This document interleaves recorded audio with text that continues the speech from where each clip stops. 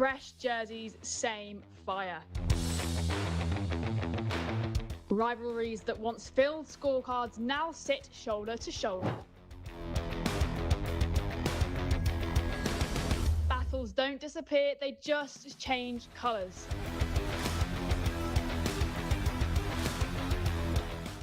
This isn't about the points table. It's about the moments that refuse to fade. Goa sets the stage. Legends answer the call.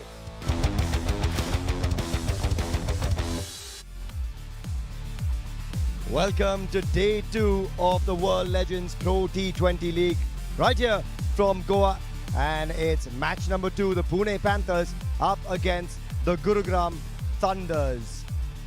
We've got a special day in the offing, a doubleheader, the first of plenty here at the league. And if day 1 was anything to go by, we've got plenty of entertainment in store for you right here with the sun shining in Goa. It's been an incredible first day. But before we get going, before we jump into a chat as well, first things first, it's toss time. Farvez Maroof standing by.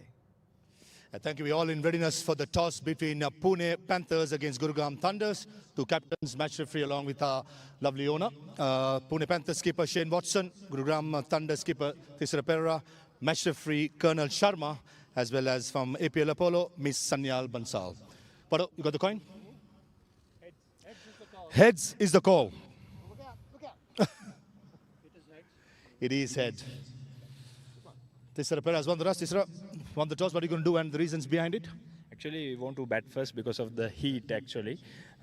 So it's not easy to stay in first half. So that's why we want to bat first and put them under pressure. We want to put some score on the board and let them to pressure, you know. I'm watching the game, I'm pretty sure, yesterday. How did you see the pitch behaving yesterday? Yesterday, because I talked with some players, but there is a lot of dew. So, but in the day game, I don't think it's happening like last night. So I want to play good cricket here. And looking at your side, it's very strong on paper, but most of the guys are playing after a while. Boys are ready as well as you? Yeah, always. You know, we had a nice practice sessions last day, so I think we're good to go. Formation of your side? Actually, it's really good side. All the best, Panda. Go well. What if you had won the toss, I'm guessing you would have batted as well? I'm not sure actually, but I'm happy to bowl first. Same question to you after playing after a while, strong on paper. Looking forward to it? Yeah, it's super exciting to be able to have another opportunity to be able to get out with some of your mates and some of your foes that you played with or play against. It is really a true joy to be out here, being able to show a bit of our skill that's left, and we're all excited and ready to go. We are excited as well. And looking at how the surf is played, I'm sure you'd have watched it as well. What sort of a goal you think you'd like to defend the Thunders for? Yeah, it looked like a really nice surface. Obviously, the dew came in to cause a bit of a problem for the team bowling second. So it'll be interesting to see with no dew around exactly how good it is to be able to chase. But look, with the skill that's in the opposition team, we're going to have to bowl very nicely and bat well. And looking at your side, what's the formation for today? Yeah, it's a nice combination that we do have. We've got a lot of firepower, a lot of legends. So to be able to name everyone is going to be difficult, but we're ready to go. Nice to see you and good luck. Thank you. Cheers. Right, the news out from here is that Gurugram Thunders have won the toss, elected to bat first. Thanks for that, Maha. That is the news out in the center. The Thunders winning the toss, saying with the heat around, we're going to have a bat first. And that's pretty logical, Michael Clark and Dominic Cork. Guys, yesterday gave us plenty of entertainment. And if that's anything to go by, today, doubleheader, double the fun in Goa. Yeah, well, the heat is certainly around. It is warm. When we first stood here, there was a slight breeze, but that's disappeared as well. So I can understand what I wanted to bat first. I think we saw a beautiful batting strip last night. Interesting to see if it plays any different throughout the day. There was a little bit of dew last night as well, so the board just skidded on nicely for the batters, but let's see what today brings. Yeah, I think when you look at a YSI wants to bat first, I think they think probably get the runs on the board, put pressure on. I'm a little bit different, especially with legends. I just think when you've not been out there for such a long time, I'm going to see some bowlers who haven't bowled for a while, get them all together, see how you go, see how you feel, see what you've got to chase. But ultimately, it's about which team turns up and wins, the same as any game. Guys, at the end of the day, when you have 100 scored on the opening night of the inaugural edition of a league, you know things are going pretty well. Yeah. Let's just look back a little bit on that Chadwick-Walton 100, because it was honestly quite special to watch. honestly, amazing. From ball one, he just timed everything. Again, I think people underestimate, it doesn't matter how old you are, how much cricket you've played, when you walk out onto a cricket field, you want to score runs as a batter, you want to take wickets as a bowler, and you want to win as a team. This performance last night, if there's better than this in the tournament, I'll be very surprised. And that's in game one. Yeah, I think what was really interesting with watching that innings, and what good players do, this man did it throughout his career. They pick length really quickly. That's what he did, even though probably the pace wasn't there as we've seen, but he picked length, he picked the spinners, he hit downtown, straight towards the side screen. And an excellent start for him, and good to see if you're a batter, get yourself in and reap the rewards. Guys, we spoke a little bit about the toss, but Corky, what I was saying, I don't know if I wanted to bat first or field. Tisera Pereira was very sure. Wado was like that when he played for Australia as well, let me tell you. He wasn't bothered about much, Wado. The one thing I know he won't be doing, I don't think he'll be bowling, Shane Watson. He'll be having a bat. But you look at them, the way that they line up with Guptill and Watson in the same side, good luck with the bowlers. That's two that we can talk about. So he's probably not bothered whether they bat first or chase. It doesn't really matter to them. Yeah, we saw close to 400 runs yesterday with that sort of a batting lineup. We're certainly in line for plenty more today as well. But what does that surface look like? Time to find out right here in Goa with our pitch report. We've got a little bit of joy coming our way with Monty sprinkled in. Well, it's warm, but it's breezy. It's beautiful here in Goa. Pitch number 5, the same pitch that was used yesterday, centre pitch, which means 65 yards around. With me is Monty Panissa. I know you would have loved to bowl on this one, but for now, decode this pitch for us. Well, firstly, I must say I absolutely love being here. Being in Goa, what beautiful conditions, 32 degrees, and it feels really hot here. Now, Vikram, come here, let's have a look. This is the area. This is that Stewart broad length. What we talk about. He's a multi-format winner. He's won the World Cup in 2007. And I tell you what, he's going to be looking around this area to hit that length. And we've got him playing here today.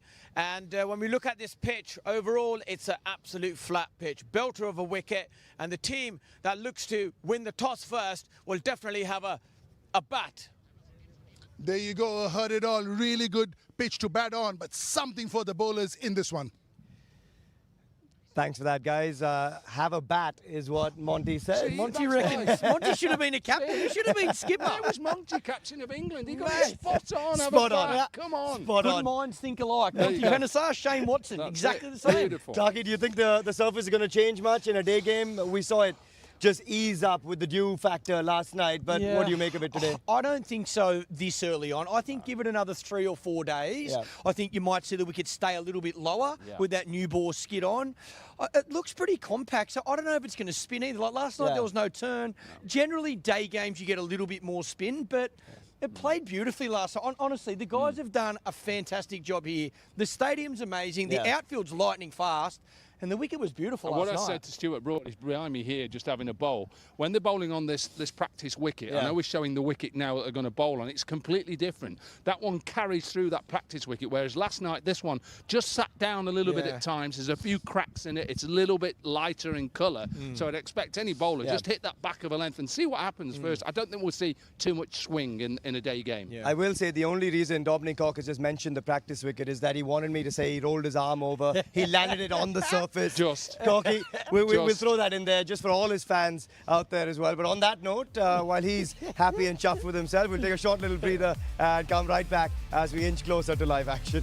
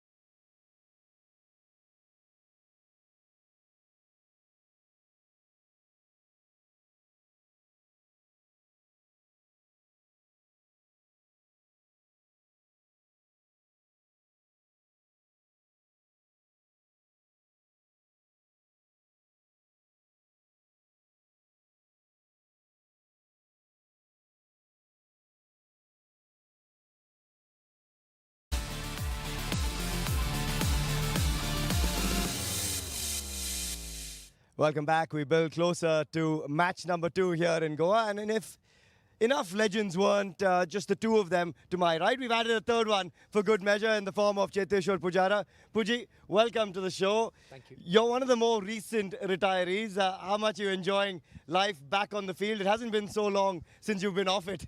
Yeah, it's been almost a year now. I miss being on the field. I've been doing some media work, but at the same time, lifting that cricket bat and hitting some balls is always a pleasure as a batter. And being on the field, meeting some of the teammates you have played with or played against, I think it's good fun. I'm enjoying this, and hopefully this league goes well. On a lighter note, how hard is it to train when you come to Goa? As it is the surrounds here, we've got our colours going as well on our t-shirts. Just a perfect location for this. It is. I think it is one of the best places to visit in India. Most of the people, they travel here for holidays. For players, I think it's good fun. At the same time, once you are done with the game, if you have an off day, you do enjoy the scenery. Yeah. You do like to go to the beach. But personally, yeah, after retiring, when you start playing again, you need a little bit more time to prepare, because I've just started practicing before a week, and I can feel the difference. When I was playing, you're in the rhythm, but when you're not playing, your body takes it all. Lock him in for 100. Yeah, exactly. Just started practicing straight out. Game 100. I was just going to say, wait till you get to 50. That's even worse. When you get to 50, you can't even walk to them. Yeah. Pooja, he's just bowled one ball on the practice surface. He's asked for an ice bath after the show. He didn't even hit the course. Needs the physio to come out. Papi was talking about how he's missing being on the field. Are you missing being on the field at all? No, I like this side. I like sitting in that air conditioning box. But I retired 2015, so a little while ago. But look, I think for all the players, even watching last night, I think you can see the guys that have been out of the game a little bit longer. And you just takes a bit of time just to get back into that sort of game, you know, where you're bowling, picking up the line and the length. But you can tell when players haven't been out for long, they walk straight back out there and they're ready to go. The timing's right there, isn't it? I was going to ask you, what have you done? Obviously, we've not played, you're now 11, 12 years, I'm 15. What have you done? So for any youngster out there, what have you done to try and get back into a little bit of hitting the ball? Well, it's just been a week. What I tried doing was just try and time the ball first, because when you're out of the game, sometimes you lose that rhythm. You don't feel like you're not seeing the ball well. Your body doesn't move. Sometimes your mind tells you that you can hit that ball, but your body doesn't support it. So you need a couple of practice sessions to get back to that rhythm. So what I was doing is just try and time the ball and then start playing a few more shots, because when you just try and muscle the ball out of the park, then it doesn't come when you are starting after a long time. But once you find that rhythm, then you can start playing big shots. It's funny. It's one of the things I think we always talk about as a player as well. When you're batting your best, you try to hit the ball the least hardest. When you're batting your worst, you try to hit it as hard as you can. But it's one of those things, you know, that word timing as a batter is so important. And I think that would be the challenge coming back from certainly not playing over time, just to get used to the pace, the bounce, and back yourself to be able to time it rather than really, because in this format as well, you're looking for boundaries every ball. But you can do that by timing the ball, not slogging the ball. Well, I guess the good thing is this man has timing par excellence, and this outfield is lightning quick, Pooji, from what we saw yesterday as well. So it should suit you guys. Just a word on the bowlers you're going to be up against. We normally, when your playing career was on, I'd always ask you who you're looking forward to facing. When it comes to the legends, we just want to know who you don't want to face. The guys who are still bowling a bit of gas. Anyone that you've identified at all? Well, when I was playing, Dale Steyn was one of the toughest bowler I've faced. I don't know how he's bowling at the moment, but if I have to face him and if I can play a few shots, it'll give me a lot of pleasure, because I couldn't hit him for big sixes when I was playing. I mean, I was facing him more in the red ball format, but he made my life difficult. My first tour to South Africa in 2011, I had a tough time. I had to work on my game, and 2013 I had a good success against him. But yeah, he's someone I'm looking forward to. In some ways, though, it might help with a bit of pace that you don't have to create it. You know what I mean? Use the pace and just deflect him. If he's bowling 140, just put him down to third man. Easier in the box, I can tell you, than it is out there. Guys, this is what happens in Legends. Dominic Cock offers batting advice to Cheteshwar Pujara. Absolutely. This is generally what we get. By the way, I averaged 18 in Test cricket. That was decent, let me tell you. Decent. But Puji, coming back to just the team environment as well, how much fun is it to share a dressing room with guys that you've faced up against, the likes of Stuart Broad, so many others in that change room, just to spend time with them, Roscoe as well, to have not so much of a foe relationship, but to have a bit of friendly banter on the same side? Yeah, look, I've played some county cricket with Brody when I was playing for Nottinghamshire, so I know him well. I've played some games in the IPL with Ross as well. So when you have a chat with them, you speak about what you are doing after retirement. Some of them are into media work, some of them are still playing other leagues, and you talk about the family, what you have been doing. So yeah, it's always good to catch up with them and know what they have been doing. But yeah, in the dressing room, I think the atmosphere is very light. All the players are just very relaxed and talking about what they are doing after the retirement. But it's always good to be around the players whom you have played with. You feel like you are still in touch with the game. I think when you talk about legends, and there's one thing that I love watching them, is that you just remember. You know, you just watch a Pujara shot today, and it might not be, you know, smashed out the ground. It might just be his typical, you know, whatever it is, extra cover drive, clip through that, and that just brings back the memories of why this man was a legend for India. And you watch them all, you know, from the bowlers to the batters. It just clicks something that brings back the memories of why this man was so good. And Pop, that's one of the beauties of the Legends League, isn't it? I mean, yesterday we saw it. We all talked about the battle between Bhaji and Shikhar. That played out beautifully as well. We saw vintage Shikhar Dhawan through the offside. For the fans at home, it's perfect. Well, I think you grow up watching, you know, players like that we get to see throughout this tournament as well. And then there's been a space where they've retired or you haven't got the chance to see them, and now they come back. So, yeah, even seeing, you know, watching Shikhar first ball, I think he played a little pull shot for four. It was like, you could still be playing. You know, guys are still, they've got so much talent. It's just, there comes a time in everyone's career when you walk away from international cricket. But that's why I think these tournaments are good. You get to see so many players that you watch throughout, you know, your childhood growing up. Now they're back for, you know, one last dance, one last show. So I think these tournaments are great for the game, great for young fans to either come or watch on TV and see their idols and role models. And also from the player's perspective, when you are talking about the game, how the game has moved forward, the popularity of T20 cricket, but at the same time, some of the players still love red ball cricket, the importance of test cricket. So, yeah, when you are meeting some of the old friends, you keep talking about cricket.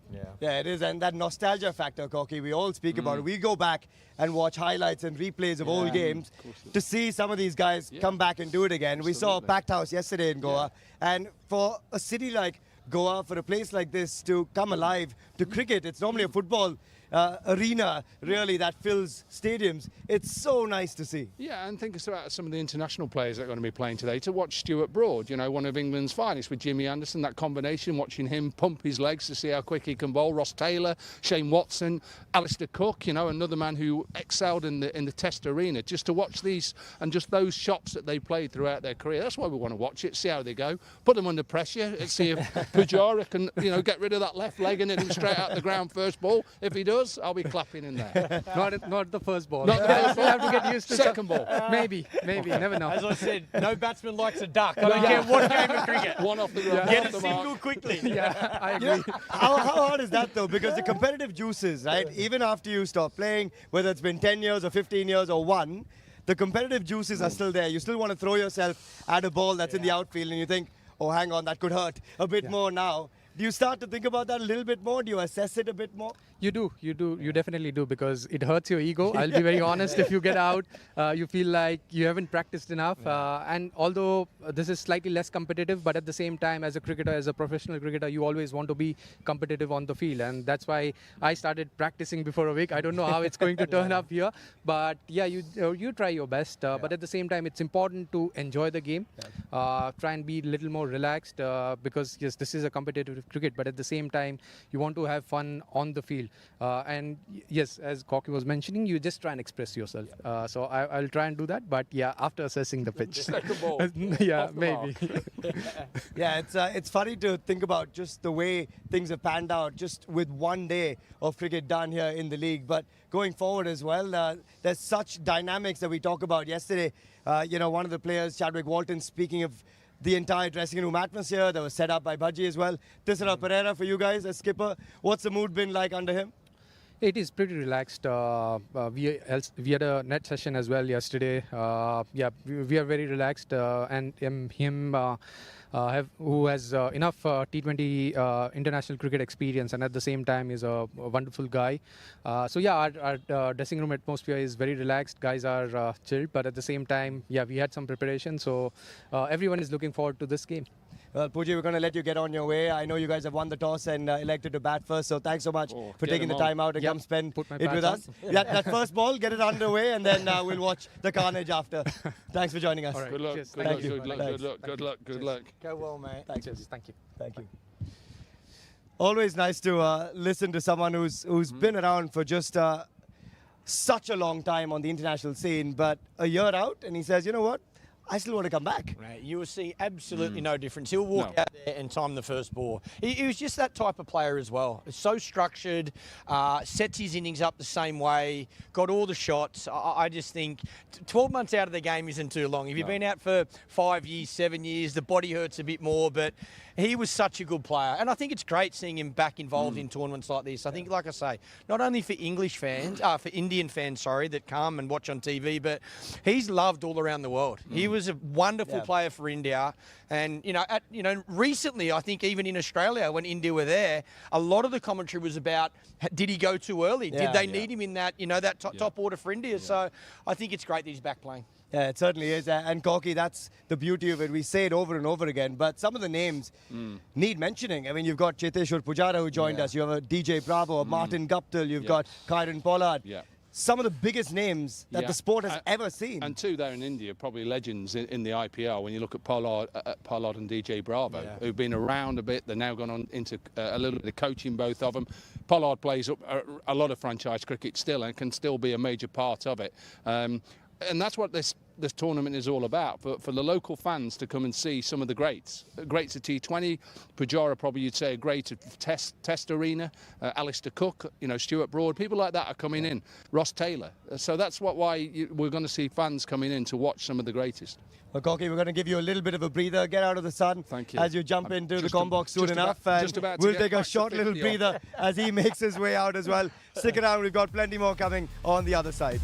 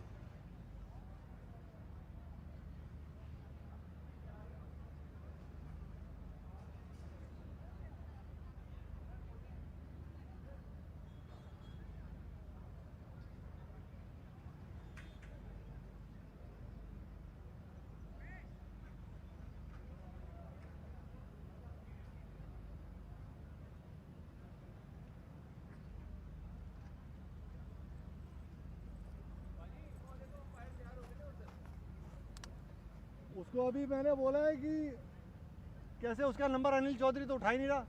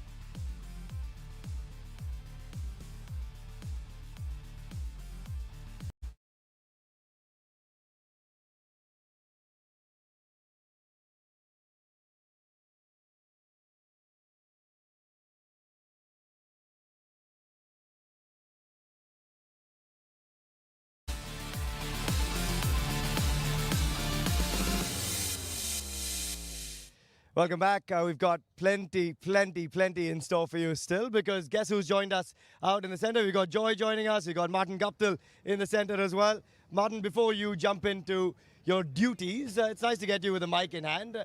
How much are you loving being here in India with a very different flavour with this league here and right here in Goa? Yeah, this is my first time to Goa.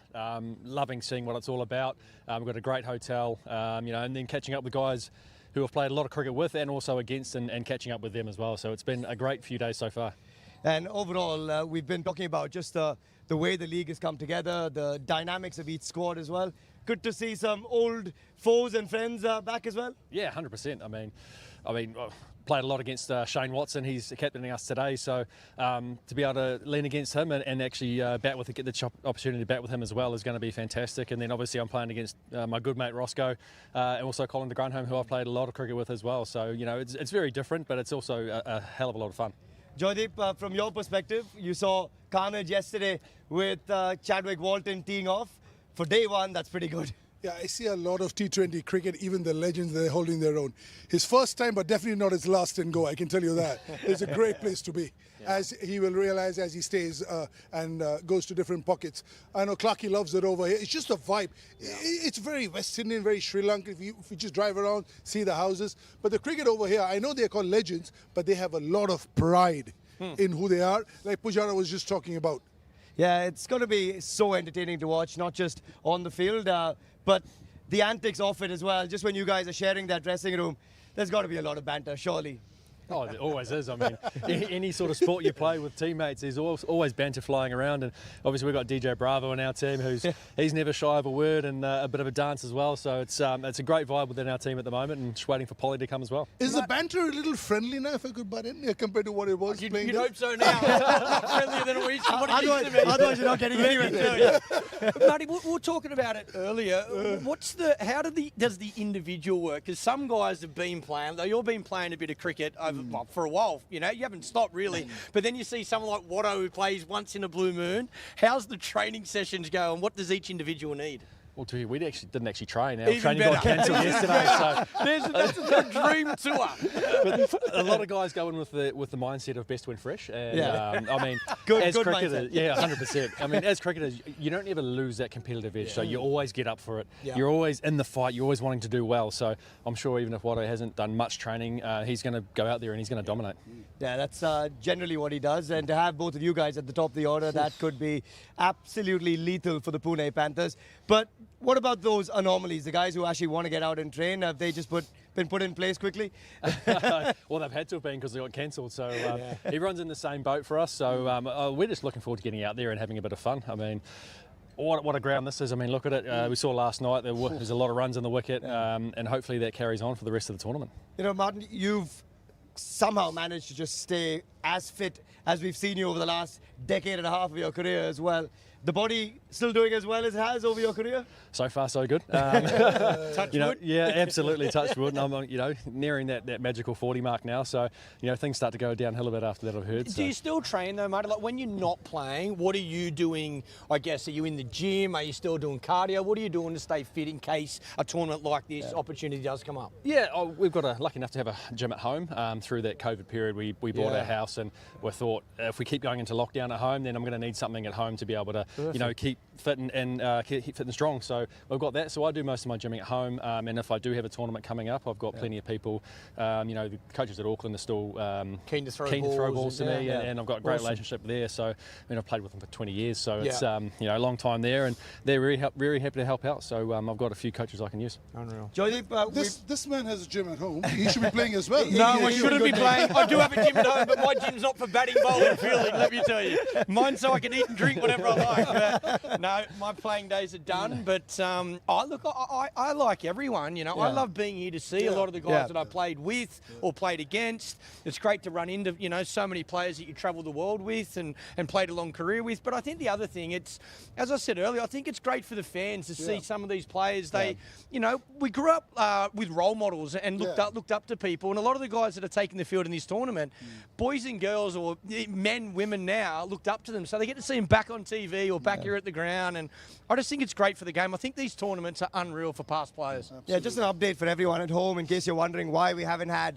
live action just yet. We have had a few technical issues with some of the stuff going on around the field, so we will commence in just some time. We've had a little bit of a delay when it comes to first ball, but Joydeep, that allows us to pinch the mind of guys like Martin Guptill. We had Cheteshwar Pujara as well.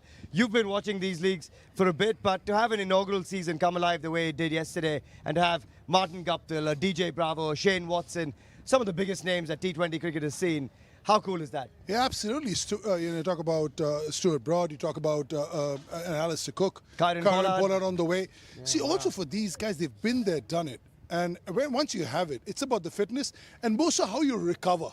Yeah. I mean, Clarky and I were talking off air. It's often the recovery, and that's the key, especially for the fast bowlers. We saw Fidel yesterday running in full pelt. So but it's great to watch. I mean, this is gold dust. Martin, you're on the right side of 40. Recovery should be okay for you versus the rest. Ask me after 5 games in 6 days. Straight to the ocean. Straight from the cricket ground to the ocean for recovery, I reckon. Pup, it's one of the better places you can play cricket, though. I mean, honestly. you think about Goa, the flavour of this entire place. It's incredible. The food's amazing. The people are great as well. And this weather, yes, it's warm, but there's a lovely breeze blowing through too. I love it here. Look, I've been so lucky through my career. We toured, I think one of my very first tours to India, and we had 5 or 6 days off. So me and a couple of the boys come to Goa for our first holiday back in 2004. So, look, it's a great place to holiday, but now you add cricket, it's a dream come true. So, yeah, there won't be anybody that's disappointed coming here and watching and supporting, or even for the players. So many players. I think that's a big reason why a lot of the guys said yes to this tournament. Because it's in Goa, a lot of guys haven't been here, but heard a lot about it. So, yeah, you'll have a great time. It'll be hard to get people to leave, put it that way. Martin, have you had a few tips of what you should be doing on the off day, the few off days that you guys might have? No, not yet, and unfortunately we only get one off day. We've got quite a packed schedule, so makes it a little bit more difficult to get out and about, but I'm sure we can organise something to go out and have a look around. Yeah, I don't want to be around you guys the day after that off day. It's going to be a tough one to get on the field the day after that. But Joy, just when you look at this venue yesterday, to have a crowd that turned up the way it did, we normally associate Goa with football, with the fervour of the feet. However, to see cricket land up in the south of Goa to this beautiful 1919 stadium, it's amazing. And this is the first time they're having a tournament of this magnitude over here.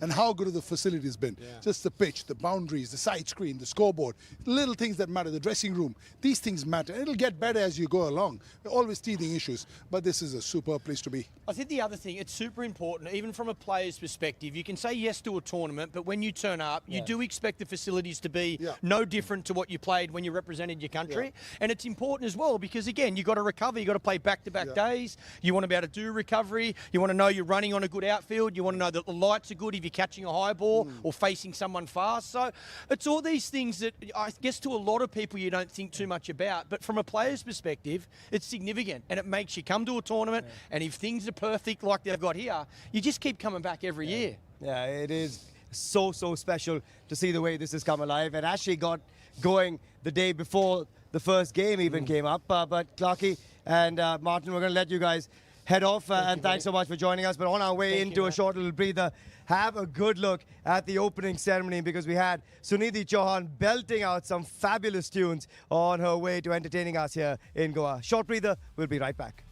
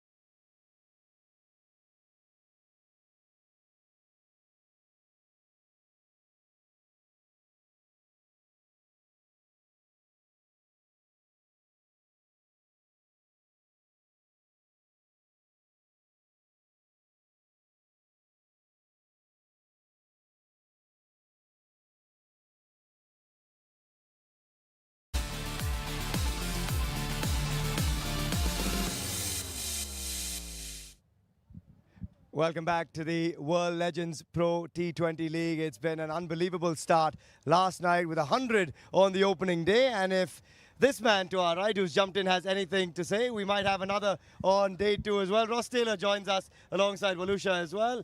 Valusha, of course, brings us all of the local flavour. But Roscoe, I'm going to come to you first because it is great to see you here. Goa is a fabulous place for cricket to arrive. Nikhil Chopra knows it as well, and lovely to have him here. And one of the iconic voices of the league. But guys, how much have you enjoyed just being here, catching up with all your old teammates, guys that you've played against over the years, Ross? Fantastic. I think when you retire from cricket, you feel like, you know, your cricket career is over, but to come back, play with guys that you've played a lot of cricket with, but also play with cricketers that you've never shared a dressing room with. And that's what I love about these tournaments. You mentioned it before, first time to Goa. Yeah. Amazing place, fantastic food, and just a pity we're playing a lot of cricket. It would be nice to go around and see a few sights in between. Yeah, it's good to see Ross, eyes bright, open. You're in Goa, you're in the party capital. That's why we've got Valusha here, who's a local guide to all the night spots, the party places, the fantastic restaurants in Goa. Yeah, absolutely. I feel no pressure. I thought he was going to finish off with, oh, great food, great people. You know. Oh, that was going to come until I was interrupted. Great people in Goa too. So Nikhil, just how good is it to have this tournament in Goa? I know you've been watching this from very close circles, but to have the quality of players as well, the likes of a Ross Taylor. You had Cheteshwar Pujara joining us earlier. We saw Chadwick yesterday, Kyron Pollard, DJ Bravo, so many others that we can name. The best of the best. So, if I may say so, you got literally the party capital of the country, Goa, and you got all the A-listers from the cricketing fraternities. You know, just the name, the World Legends Pro T20 cricket. It couldn't be a better synergy in terms of cricketainment, if I may call so. The opening ceremony, Sunidhi Chauhan performing with a live concert. She just set the stage up alight, on fire. Evening places to go out there and party. We've all seen what these guys have done when they represented their respective nations. They've entertained every single person, whoever's following them. It's about enjoying their cricket, and it's great to see these guys come out and bat with a smile. Of course, they still have pressure to go out there and get runs, but it's a different sort of pressure now, Ross, if I may say so. Oh, very much so. You know, there's only 10, 20 million 10 million people watching instead of 300 or 400 million. But no, I think the competitive juices are always there, and you sort of come in here with the relaxed state of mind. But at the same time, I think once you cross over the Toblerone, you want to win and do well. I thought he was going to say we're in the party capital of the country, and we know we have guys who can do it justice. He was being kind to you guys by saying, okay, we've still got the guys who've got the legendary names, but Universe Boss just turned up the other day. I mean, I think he's been to Goa a few times before. Valusha, for everyone that's here, including Ross, who's made it here for the first time, come on, give us some insider tips. Given your local knowledge of the spot, where should they be heading? What's the best part of being here in Goa? Listen, I mean, I can go on and on and on. Being a Goan, it makes me feel so proud to have all these legends. And a tournament like this happening in Goa, I mean, it's fantastic. The weather is beautiful. I know that you're going to agree with me on that. Very much so. You know, a lot of guys have come here from England and Kashmir and all those places. Punjab, and it's. I mean, I guess everyone's enjoying it. Oh, very much so. And, you know, it's the only time I think I've ever been to India where I've come from a New Zealand side. Oh, this is not too bad. Where a few of the boys, I thought they were joking. And then they said, no, it's 7 degrees and wherever they come from in Mahali or Chandigarh or something like that. So, But no excuses, no excuses. Then you've got the likes of Stuart Broad, who's probably saying, thank God I get away from the English winter and I can get into a bit of sunlight. He's been commentating the Ashes, so I suppose Australia is hot. But yeah, Phil Mustard's in our team, coming out of an English... Peter Trago yesterday. And he did well too. So, no, I think any time the sun's out, you know, sun on your back, then you can't complain on this game. Trago is probably saying, I'll just stay out in the sun as long as I can. Let me keep batting. That's it. Yeah, but speaking about that, because I had a conversation with him yesterday, and he said, you know what, I was here and the sun was out, and I thought, okay, let me just sit in the sun. And he's like, I got burnt 2 days. I'm done. But anyway, speaking about night spots, I promise you guys, you win, we go out and we party, because there is no dearth of party places here in Goa. Yeah. All right. You had me at par. This is the place where it happens. It all goes down. We've got so many places, great eateries. I mean, if you into spicy food, something tells me you are into spicy food. Yeah, very much so. Any food. Any food. At this So- point, any food. Well, doesn't So we- doesn't look so. I'll tell you that. What is But he said Do a he's prawn into it. So, balchao. yeah, Yeah, do a prawn balchao. prawn balchao, a chicken shakuti that has to have Some good Come on, let's calamari. go. Yeah. Let's Some go. great calamari. You've got- Sorpotel. I mean, we can just keep going on about that. Stop it's like great food, night spots, Hideaway, Tito's, where else, Bastion, some great places here. But tell us, Ross, I mean, you've played cricket for so long for New Zealand, different franchises, the IPL. Apart from playing the Legends Pro T20 or the retired cricket, what else is happening in Ross Taylor's life? Are there businesses that you're looking to run? How does he spend his day? Yeah, I think I travel more now than I did when I played. Apart from commentary? Commentary, a bit of coaching. I've just started up my own wine company. Lovely. So, so I'm looking to sell some wine here in Goa. Guess, so, I was going to say, Yeah, guess you you're know, on the there's right three, place. there's three bottles that could go around. so New Zealand Pinot Noir and Sauv Blanc is very good. India obviously love their whiskey and things like that, but it's a developing nation, the palate of the wine. So, you know, here's to in a few years' time when we can go to a hotel here in Goa or anywhere in India that there's some RT wine somewhere around. I know. Flem, he does a lot of business into India as well. He supplies a lot of meats from a lot of New lamb. Zealand as well. So that's a different side of all the cricketers. They turn into entrepreneurs. So why wine? I've always Is enjoyed it because you age better? The red wine they always said it's pretty healthy as well. You know, just Is it? it thins With the all the blood. Just fermented flavonoids in grape it, but juice. Just fermented grape juice. Yeah, exactly. It's wine. You know, it's got to be had, and no, we just got to get in there and try some. So Ross, watch the space. on a lighter note, how hard is it to hold the body back when you see a ball a few yards away? I know natural instinct sometimes kicks in. We saw that yesterday with a few players that were feeling it after some big dives, but does the mind still try to do what the body can't sometimes? Oh, very much so. You still feel like you can go out there and you watch games of cricket and you feel like, oh, I could still do that. I think you can to a certain extent. As I said, your competitive instincts, but I think it's probably waking up in the morning and just feeling those little those creaks in your back. I mean, I think that's going to be the test for. There's going to be a lot of fun, but I think how the teams, the players, especially the bowlers, can handle playing 5 games in 6 days. That's going to be tough. So us batters have to step up and contribute in some sort of way. There's also a mix. Sorry, Nikhil, go ahead. Go ahead. I was saying there's also a mix, isn't there, Nikhil, of guys who look a bit more serious, you can tell, and are maybe training a bit harder. And then there are guys who are like, I'm going to sit back on that one. That dynamic is interesting, isn't it? Well, without a doubt, and Gail Storm is one of them, isn't he? I'm going to take it easy. I'm still the universe boss. See it, hit it, no pressure whatsoever. But there's certain guys who still practice really hard. That's Peter Trigo. You know, but he hits the nets. He's turned into a professional golfer. He spends a lot of time on the golf course as well. But he takes his cricket even now really seriously as well. But coming from a coaching point, Ross, you've played the game, the T20. Every year on year or every 5 years, do you see the pace of the game change? Very much so. I think it's evolving for the better, and I think at the moment you've got a generation of players that are coming through that have all they've known as 2020 cricket. Obviously, when I grew up, 2020 was in its infancy. We'd only just started playing international cricket at that level, so see these guys come out and smack the ball from ball one out of the ground. It's like what we've been seeing in the India-New Zealand series as well. 200 plus runs are getting chased down in 16 overs. 150 and 10. Yep. So it's a different sort of pace. I feel sorry for the bowlers. Am I allowed to say that? Well, we saw it last night, yeah. We did. It's but ridiculous. Is it something, are the batters training like that during net sessions? Does it come from within, or do they have that sort of pressure? It's all about strike rate, the number of deliveries you play. There's no more in T20 cricket when you're saying, well, let me try and pace my innings. Yeah, no, I think players are playing 360. A few times people were just hitting it in a certain area. But I think their fearlessness and when players used to bowlers bowl bounces, now they're ramping. Reverse sweeps. It is very hard for captains and bowlers. So I think there will be a switch at some stage where the ball will start dominating a little bit more and bowlers will come up with things, just as batters are doing it at the moment.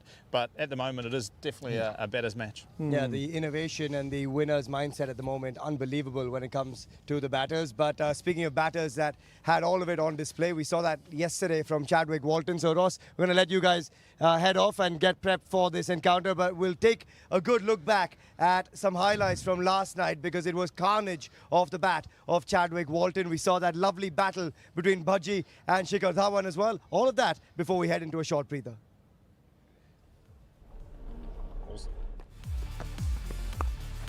What a marvellous start it was to the World Legends Pro T20 League. It was runs galore, wasn't it, Georgie? Yeah, it was a hell of a start, really. We thought, 196 in the end put up. This was the first missed opportunity. We thought it was going to be the first wicket. Bhaji came on, and then the very next delivery was like, right, you know what, I'll do it myself this time. Gets rid of his old mate, Shikhar. And a little apology wave as he was sent on his way. And then Peter Trigo, well, he really came to the party. We know he can hit a hefty golf ball, and he was having a hell of a swing at the cricket ball yesterday. A half century for him. This was put down also by Srivat Goswami, and they really did start to free up the arms. Not the biggest of boundaries here at the World Legends Pro T20 League, and didn't they take advantage? And it would have been a really healthy wagon wheel, that, for Peter Trigo, finding the boundary in all directions. And, well, it wasn't just boundaries coming from one end, boundaries from both. These two really started to accelerate. It looked like we were going to push up towards the 200 mark.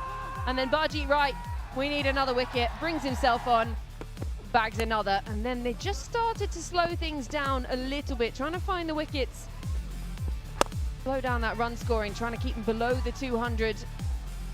Few misfields in there. That was an absolute peach of a delivery. Trigo had been hitting it so nicely, and it was going to take something special to get rid of him, and that really was. And then just, again, just the wickets tumbling later on, slowing down that run scoring.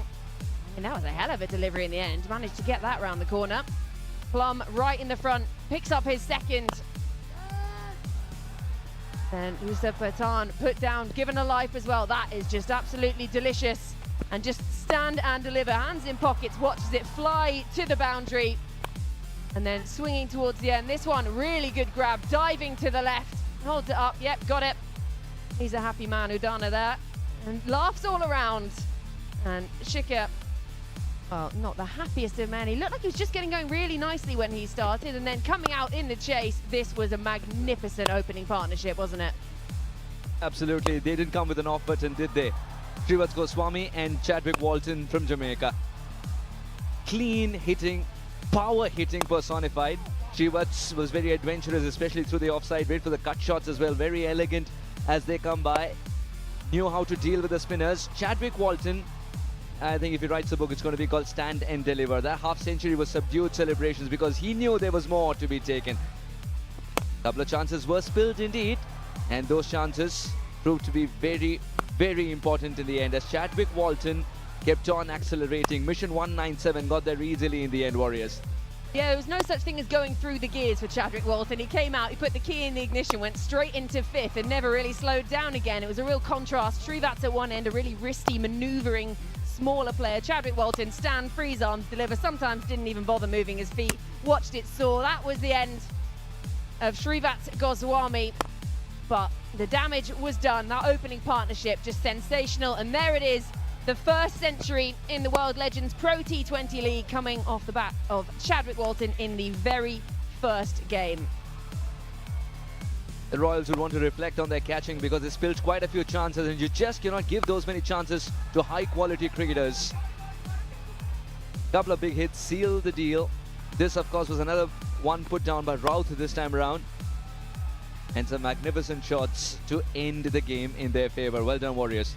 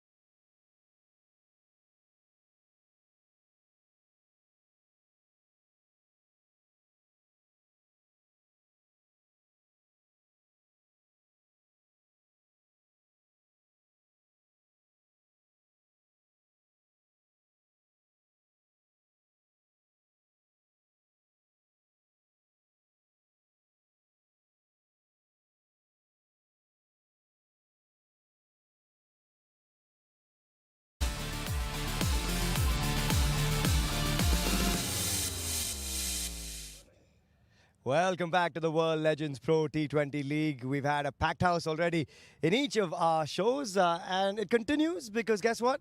We've got a packed lineup to my right. Monty Panessa, birthday boy Chaminda Vas, and Farvez Maroof as well.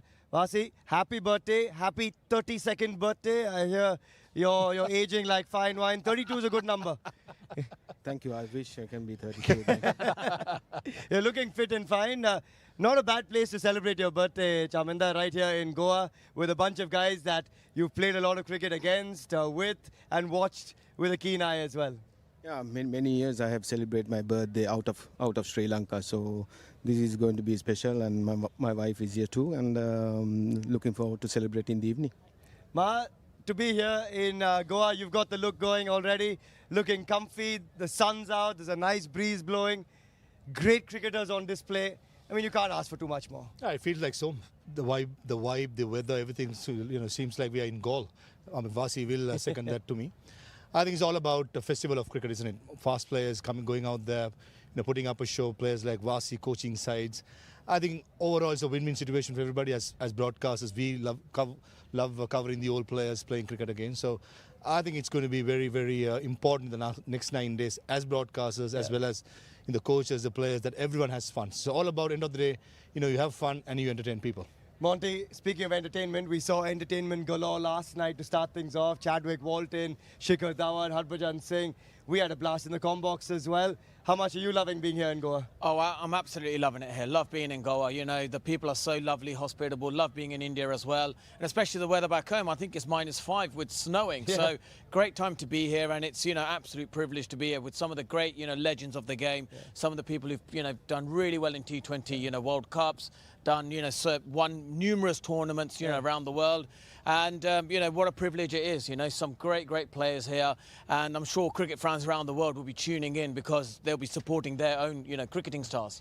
Vasi, I have to ask you, when you come to a Legends League, how does the coaching style change? Because obviously you can't quite push these players the same way you'd push a youngster who's trying to make their way into a Sri Lankan squad. So how do you adapt your role as a coach as well?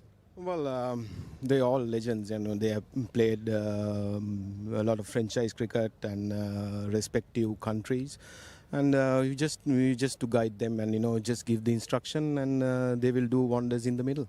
Are they listening to any of the instructions? Or are they saying, you know what, we're in Goa, man, we're not listening to too much here? Well, there are certain things you have to apply and they absorb really well and great to them, they will do wonders. Maha, when you speak of the man to your left, a legendary name himself, what's he been like around the dressing room, and what do you think the players are going to benefit from to have him as coach? Playing days, he was a nightmare to have because he used to train like dogs. You run kilometers after kilometers. We are in the gym, late nights. But first up will be him. He'll give us the wake-up call. Okay, 7:30 gym. So that's how we were brought up, and we were lucky. Youngsters like me, Kulasekara, and all these players, train under him. I mean, played alongside a lot, but as well as trained. So we understood the game the hard way. Yeah. So that played along with. That's one reason why I respect him a lot, because he knew as a player then when to push, when not to push. So similarly, I'm sure he would have carried that philosophy in his coaching as well. So that's what respect having each other, while playing days as well as now. So overall, as Vasi said, it's about the legends going out there having fun. It's not about training for 2 hours, training for 3 hours. It's not that. These players have it in themselves. Basically, we'll take one or two games to get back to it. But once you get back to it, it's just, it's just on a cruise control. And when you have someone like DJ Bravo in your team, Vasi, I guess you can't not have fun, especially when you have him, you've got Shane Watson, you've got so many characters of the game in such a tight dressing room. What's that been like, just seeing the different dynamics come together? Well, some sort of experience they can, all the local players can learn from these guys. They have done wonders, and it's good to have these guys playing once again this kind of tournament. I'm quite happy. Monty, what about you? Coming into a tournament like this, we always wonder how the cricket's going to shape up first up, and last night gave us a sign of things to come. That was only day one. We've got 9 more days of scintillating action. Doubleheader today. For the fans at home, they're being treated to something quite special. Absolutely. Look, I thought the cricket was brilliant yesterday, and that was a tremendous 100 from Walton as well. The cricketing shots that he played were strong cricket shots. It wasn't anything. We've seen obviously the ramps and all the other shots that people play, but that was brilliant.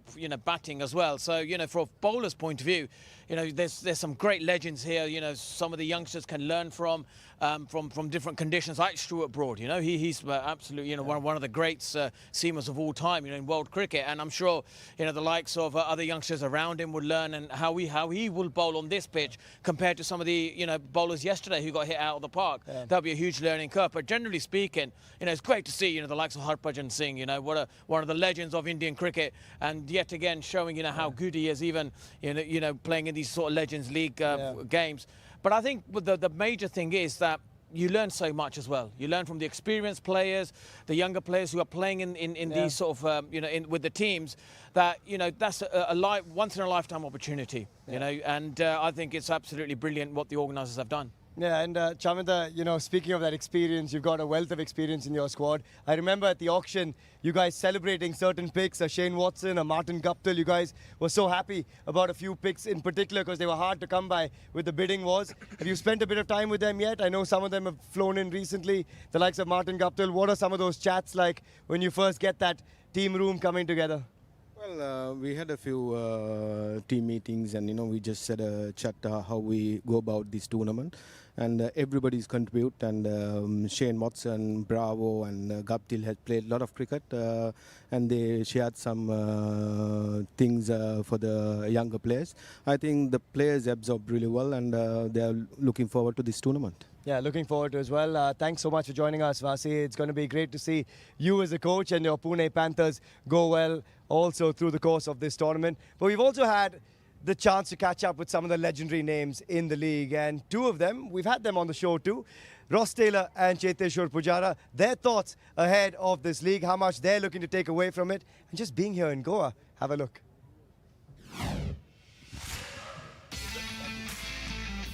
It's good to be back on the field. I've retired recently, but you always want to be in touch with the game, and this gives me an opportunity to be playing with some of the greats of the game whom I've played against.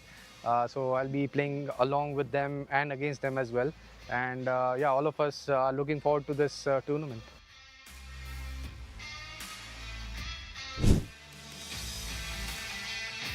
And when you're playing at this level, the competitive juices don't ever leave. The boys want to get out there and win and do well. So hopefully the body can hold up with such a high intensity game of 2020 cricket, but playing so many games. But we'll just have to wait and see.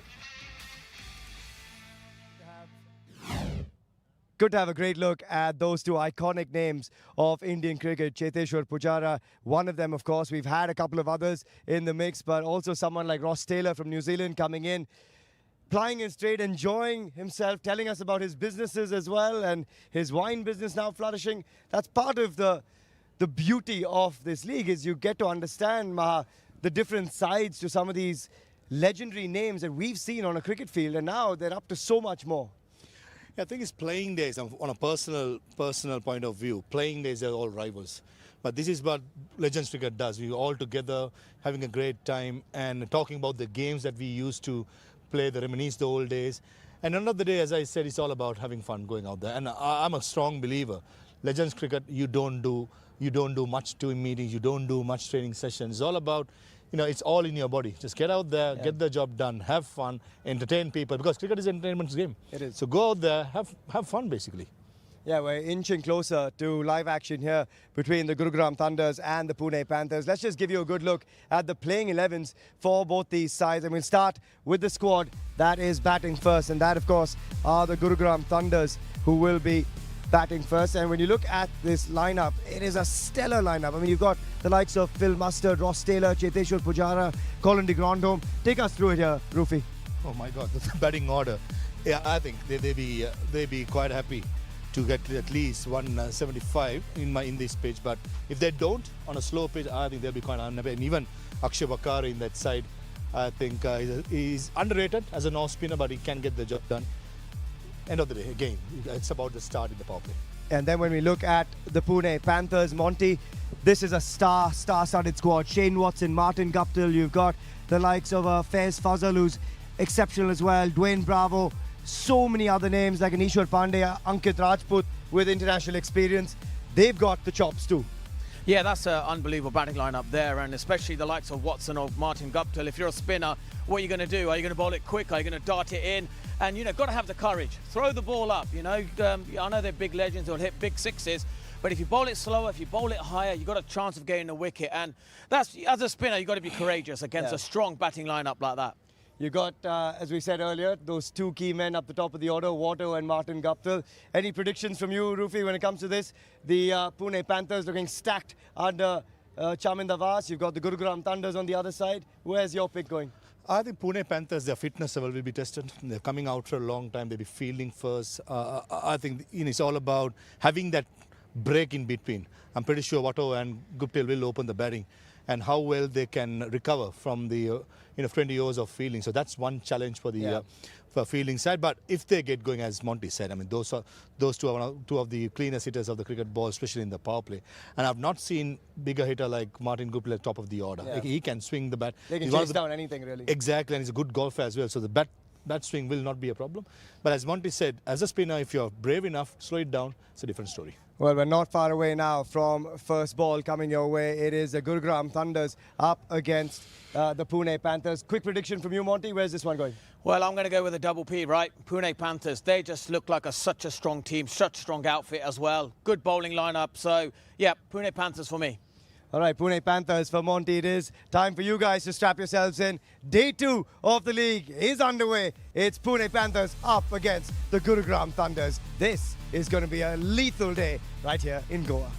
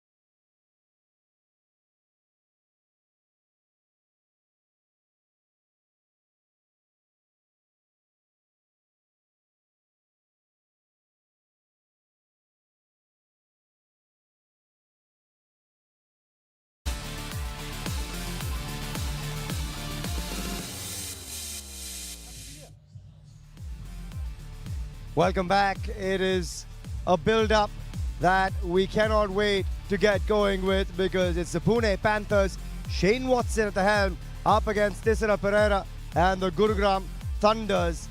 This is match number 2 of the World Legends Pro T20 League 2026, live here from Goa. Still got Monty Panisa and Farvez Maroof alongside me, guys. We continue to build up to this second and third match, our first doubleheader, but it's such a good lineup of matches that we've got coming up over the next 8 days as well. So much entertainment for the fans, Monty. Absolutely, you know, they're blessed with so much cricket here, and we're going to have, some great cricket, obviously, matches here, but some legends that played, all over the world. And obviously, what we have seen is bringing cricket to Goa is hugely, so important and so, big for the state here as well. So it's going to be, unbelievable. Yeah, Maha, just the first look we've had of the teams, it'll give us a good look as you go through this match schedule over the next 9 days, including today. It is so nicely poised for what's coming your way. As we said earlier, we have the Panthers up against the Thunders today, and that's going to be live in just a bit. We've got the Rajasthan Lions up against Maharashtra later tonight, and then tomorrow as well, another doubleheader. Dubai Royals, we saw them yesterday do a great job against the Warriors. However, they did come undone. And then as we turn our attention closer to February, the stacked up lineups continue. And this is what the beauty is. Night after night, as we head towards those playoffs and the final, the semi-finals coming your way on that critical day, the 3rd of Feb, before that final on the 4th. Every night, Maha, every single night, you've got the opportunity of watching some of the biggest names in the sport go head-to-head, share dressing rooms, and for the fans at home, not a single day's break, doubleheader after doubleheader. It doesn't get better. I think I'm just counting back of my mind how many runs and how many wickets within the players. Easily can be about 20,000 plus test runs, close to 3,000 plus wickets. Oh, more than that, yeah. So that's what Goan people as well as the entire people watching this coverage in the world will be watching out. So I don't have to say much. These players have made them for themselves as well as their brands. So basically they come out there, have a good time for 10 days, play cricket, enjoy the atmosphere in Goa, the vibe in Goa, and go back home happy. Yeah, Monty, that's the cool part, isn't it? He mentioned just guys with tremendous numbers. Ross Taylor alone has 18,000 international runs. We saw Shikhar Dhawan with close to 10,000 T20 runs. This is the caliber of names we're speaking of here. Absolutely, with Dwayne Bravo, who's had 17 titles in all this 600 plus wickets. Yeah, 600 plus wickets. We've got Kieran Pollard, he's played over 700, T20 games. And it's just unbelievable. There was Shane Watson who scored 100, in the IPL final for Chennai as well. So, some of the big names here who have done, so well in, some of the other leagues all over the world. Just to bring them all together here, you've got to put your hats off for the organisers, for people in Goa as well. Everyone just trying to, bringing this tournament together must have been, not easy, and they've done an unbelievable job.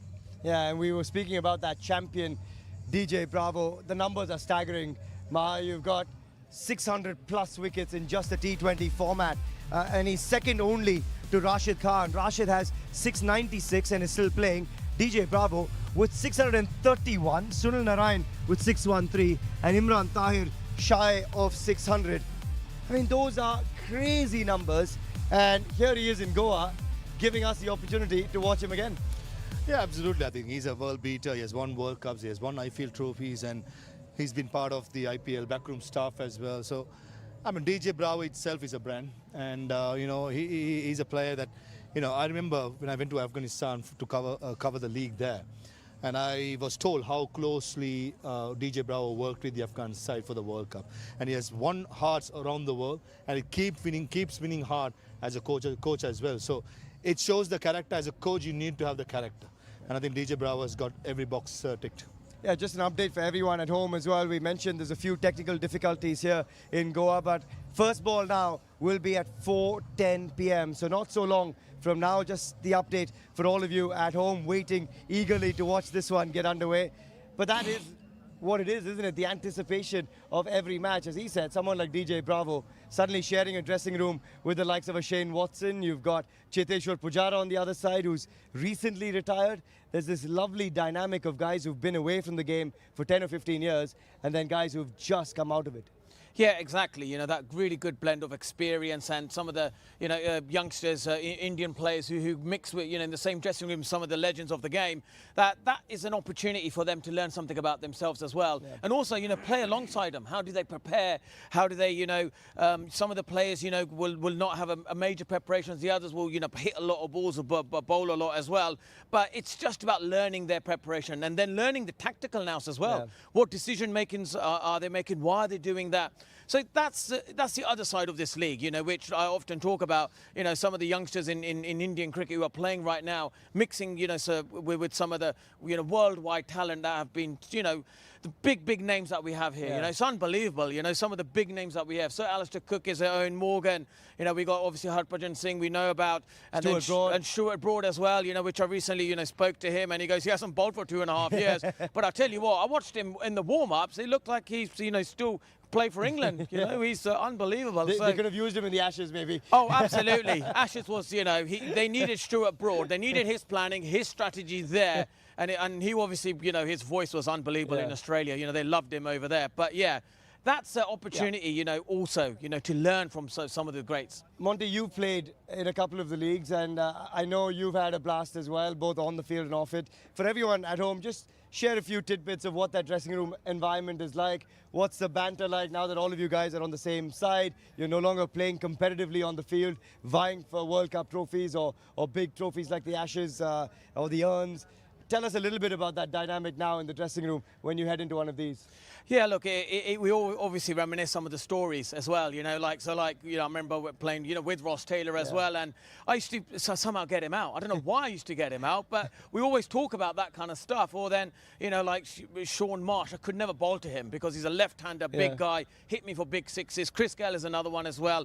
So what it is, when I've played alongside some of these great players, it's just lovely just to be in the same dressing room. You learn so much about just how they went about their preparation and what they're doing right now with their lives as well. And we're seeing the likes of a Priyank Panchal there on your screens, mixing it up with the rest of that squad. It's so nice to see, as you said, guys like him who've still been around the game and are still continuing to play a lot of cricket, rub shoulders with some of the big names and some of the biggest names that have ever played the game. And Maha, for someone like Priyank Panchal or anyone else along the Indian lineup, such a cool experience too.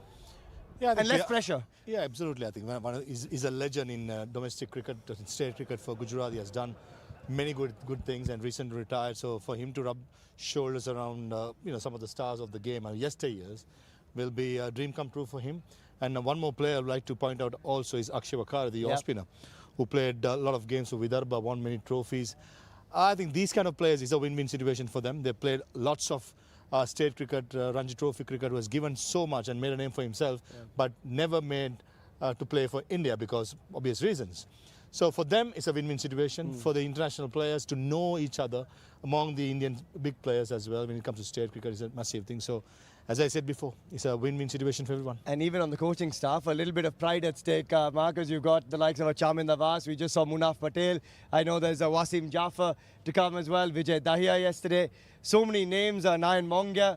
A lot of these guys too, they go back a long way. Their relationship goes back a long way. And there's some bragging rights up for grabs too. Yeah, absolutely. I mean, as a coach, you will have to have that ego of not losing to the counterpart who used to play against you. I'll talk on behalf of Charminder Vas since I've known him very well. He's a bad loser. He's a sore loser. He hates it. So I just can imagine if one game his side Pune loses, I can imagine Vasi going to his own world because he's that sort of a character. He thinks a lot about the game.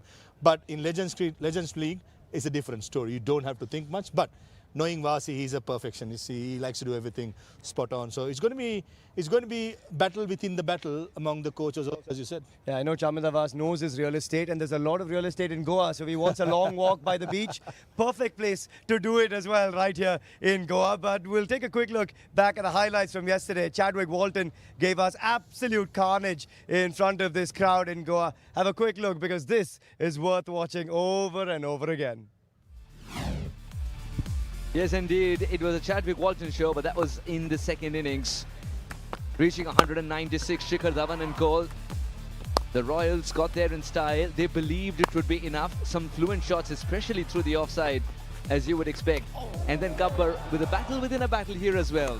The second one knocking the middle for the inside edge, and that's exactly why camaraderie came through there, not just competition. Michael, you enjoy those little battles, don't you? Did I ever? This pitch was beautiful for batting in both innings. Have a look at some of these shots. We saw a couple of missed opportunities. This was one of them. High in the night sky, tough to pick up. Trigo was on fire. From ball one, come out and hit the ball sweetly. I guess the key in this format is being able to find the boundary, and he did that. Timed the ball beautifully. There's a good look at how he used the pace of the quicks, but also the power. Use that power against the spin as well to be able to pick up the boundaries. Budgie was the pick of the bowlers though, kept tossing it up, found a way through. Got Shikadawa the first one, that was the second. But yeah, it was the partnership batting. They would have thought they had a very competitive total. Some good finishes as well. Good partnerships at back end. Thought that about 200 was par, and that was the big wicket. That was the defining moment. Getting Trigo with absolute beauty. Indeed, and Subodh Bhatti continued to bowl in the right areas, picked up 2 wickets and also took a fabulous catch, which you would see in a bit. This was so well controlled, but was also very, very short for Rishi. Subodh Bhatti keeping it tight, picking up wickets at regular intervals. He was a little miffed with that effort, but that's when the Royals decided to tread on and on. 170, then 180, eventually 190. It was an absolute perler of a catch. Didn't pick it up. Went the other way. Flew to his left-hand side. Took an absolute beauty. Could not believe he hung onto it. Shikadawan. And got the opportunity out in the field. I knew what they had to do. There was a little bit of swing early with that new ball. But the dew had set in. The wicket had quickened up. Skidded on beautifully. That brand new ball was probably the best time to bat. And this opening partnership were phenomenal. Indeed, the righty-lefty combination went hammer and tongs. Sometimes subscribing to the deft touches was Srivat's, but there isn't a word called deft when it comes to Walton's dictionary. Everything was muscled outside the park, and they had to pay big time for those drop catches because these two put on a great show for the Goa crowd. It went quickly onto the bat and even quicker outside the ground. Some of the fluent strokes through the offside, especially for Srivat's, was rewinding the clock, and Chadwick Walton from Jamaica wanted to send the ball back there. Yeah, tremendous partnership batting, getting the opportunity, really going on, capitalise. I think that right-left-hand combination just put the bowlers off. There was the wicket. They needed that. You could see the frustration, but this man here, wow. Talk about an innings. What a way to start the tournament. Take a bow, young man. Brilliant 100. Another one that was eventually put down, and it was too late by that time. A couple of good hits, and it meant they were getting closer and closer. This would haunt Raut, who was underneath this one, as he botches it up eventually. And within a pebble's throw away from victory, this shot sealed the deal.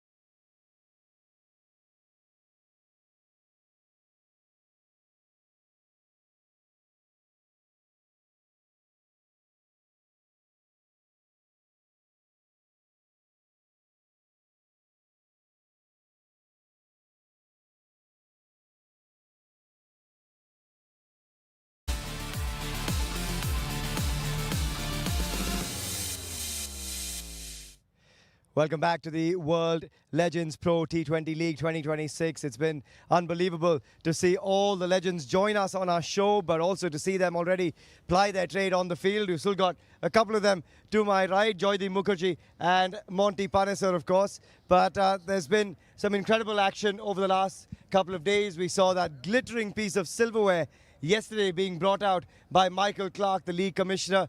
And that's what these guys are playing for. There's so much at stake. There's pride at stake as well. But these visuals, fantastic to see someone who's lofted World Cup trophies in his name, to see what he's done with Australian cricket, to come out with this glittering piece of silverware. Outstanding moment for the tournament as well, Joydeep. But the crowd around Goa being treated to a spectacle thereafter. We knew that we set the tone early in this tournament. Some of the biggest names in world cricket are here, and you would have probably not got all of them unless they had retired. So for me, this is a congregation that wouldn't happen otherwise. You wouldn't find players from New Zealand, West Indies, South Africa all together in one go. And some greats from England as well. And if you just look at the big players that are here, some massive players, we couldn't have gotten close to them in their playing days. And here they are playing in Goa, just awesome. Yeah, we saw Irfan, in between overs, signing a bunch of autographs. That battle of Bhaji versus Shikhar Dhawan, who've, gone back such a long way as friends as well. They've played each other. Bhaji had him 3 times in their T20 careers. He got him a 4th time yesterday. Monty, these are some of the small battles within the war that people come out to watch. Yeah, absolutely. And I think that's what the great thing about the league is, that you reminisce those battles that happened maybe 10 years ago. Now you're seeing it here. And, that was a lovely moment there, when obviously when Bhaji done him in the air, Shikhar Dhawan, and then the next ball he got him out again. Yeah. So you can show, that some of the great players, like the Harbhajan Singh, has still got it. And I'm sure there's some of the other legends who are playing here as well that they want to see this. It's lovely bowling from him. He obviously said sorry, but he kind of said, sorry, I did you, in the line and the length. You weren't able to pick me, and, that was a brilliant piece of bowling. Yeah, it was. I spoke to him after in the post-match presentation. He made sure, Joydeep, that he mentioned, I almost had him the previous ball. Yeah. He got that little inside edge that beat Srivas Goswami, unfortunately, and missed the stumping. But then, next ball, chopped on, he'll take it. It's all about the bragging rights, and this won't finish last night.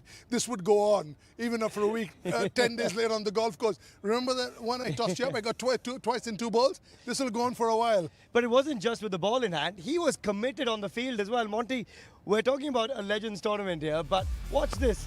Harbhajan Singh on the field, diving around, sliding everywhere. Wow. The commitment, incredible. I know, unbelievable, isn't it? Like, even now he's so athletic in the field. Agility is amazing. And he's probably just telling everyone, yeah, I still got it. I still got it in the field. And certainly has. He's never lost it, and he's always had it. But it's funny, isn't it? Because, as you said earlier, there's that competitive juice that stays within each of these guys. No one wants to lose. Parvez Maroof saying Chaminda Vas was such a sore loser during his career that when he's now here as a coach, there's no way he wants to lose to another coach. You had a great question to, I think it was to Ross Taylor, where it says sometimes it's the mind that feels. It was, 10 years back. Yeah. It's the body doesn't back it up. Yeah. But in that split second, it's very difficult to differentiate the natural that. instinct. You actually go for it and say, oh, shouldn't have. Yeah. You've won a Legends League, haven't you?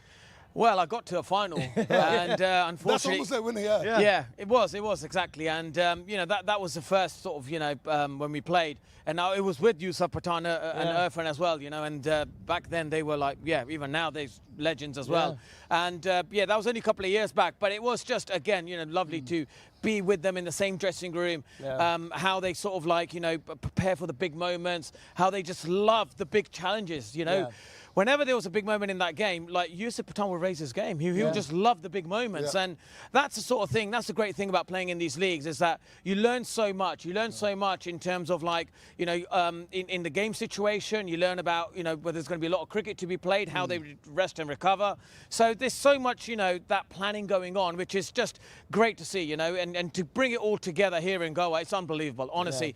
Magnificent effort from everyone, putting this together. Yeah, we know that first ball is going to be at 4:10 p.m. but it's worth also going back and looking at the schedule over the next 9 days. It all started yesterday with the Warriors from Delhi up against the Dubai Royals, but the next 9 days the schedule is so packed as well, because when you look at the matchups you have through the course of these 9 days, Joydeep, for the fans at home, we've said it before, we'll say it again, just the caliber of players you have on display starting today with the Pune Panthers, who've got the likes of a Martin Guptill, Kyron Pollard in a couple of days, DJ Bravo, Shane Watson, Upul Taranga, Amit Mishra, so many big names. You've got up against them the Gurugram Thunders. They will play later as well on the 31st against the Rajasthan Lions, who've got a stacked squad themselves. But just some of the names that you've got: Stuart Broad, Sreesanth, Ross Taylor, Cheteshwar Pujara, Tisara Pereira, we saw yesterday, Bhaji, Shikhar, you know, the biggest of biggest names, Stuart Broad in the mix today as well. 9 days of raw entertainment still to come, and in Goa, it doesn't get better. Alistair Cook and Karen Pollard to join the party as well. There I you mean, go. this is massive. I can't think of a tournament because even in the IPL, it's only 4 foreign players. So there are 7 Indians playing in every team. But over here, there's no bar. So we could have 7, 8, 9 stars in 11. This is unbelievable. Yeah, it's outstanding to watch, and we're building closer, as we said, to 4:10 p.m. first ball in this matchup between the Pune Panthers and the Gurugram Thunders. We'll take a short little breather, and we continue our build-up on the other side. Stick around.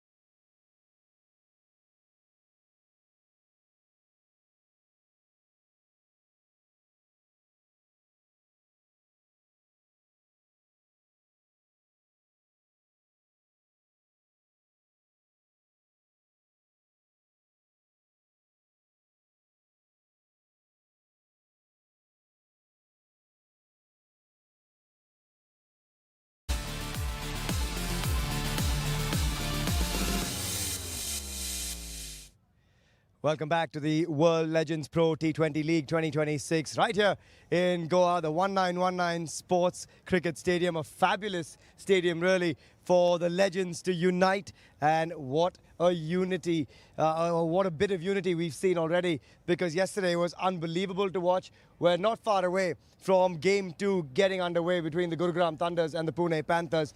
Would love your predictions, gentlemen, because we've got two sides that are heavily stacked. Thunders are batting first. Monty, your pick? Yeah, Thunders, I think, they need to get off to a really good start, like maybe, 50 or 60, runs of those 6 overs. You've got Phil Mustard, who hits a really clean ball. I think Pujara as well, he's opened the batting, for his Ranji Trophy team. So, yeah, they've got a really good, strong batting line. Ross Taylor's there as well, and Colin de Graham as well at the back end, sort of middle order period. So, yeah, they need to get off to a really good start.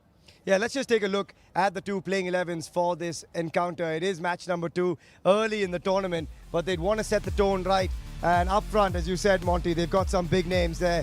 You wonder who might open the batting. Phil Mustard, certainly one of those names. Cheteshwar Pujara does open the batting for Saurashtra as well. Colin de Grandhomme through that middle order.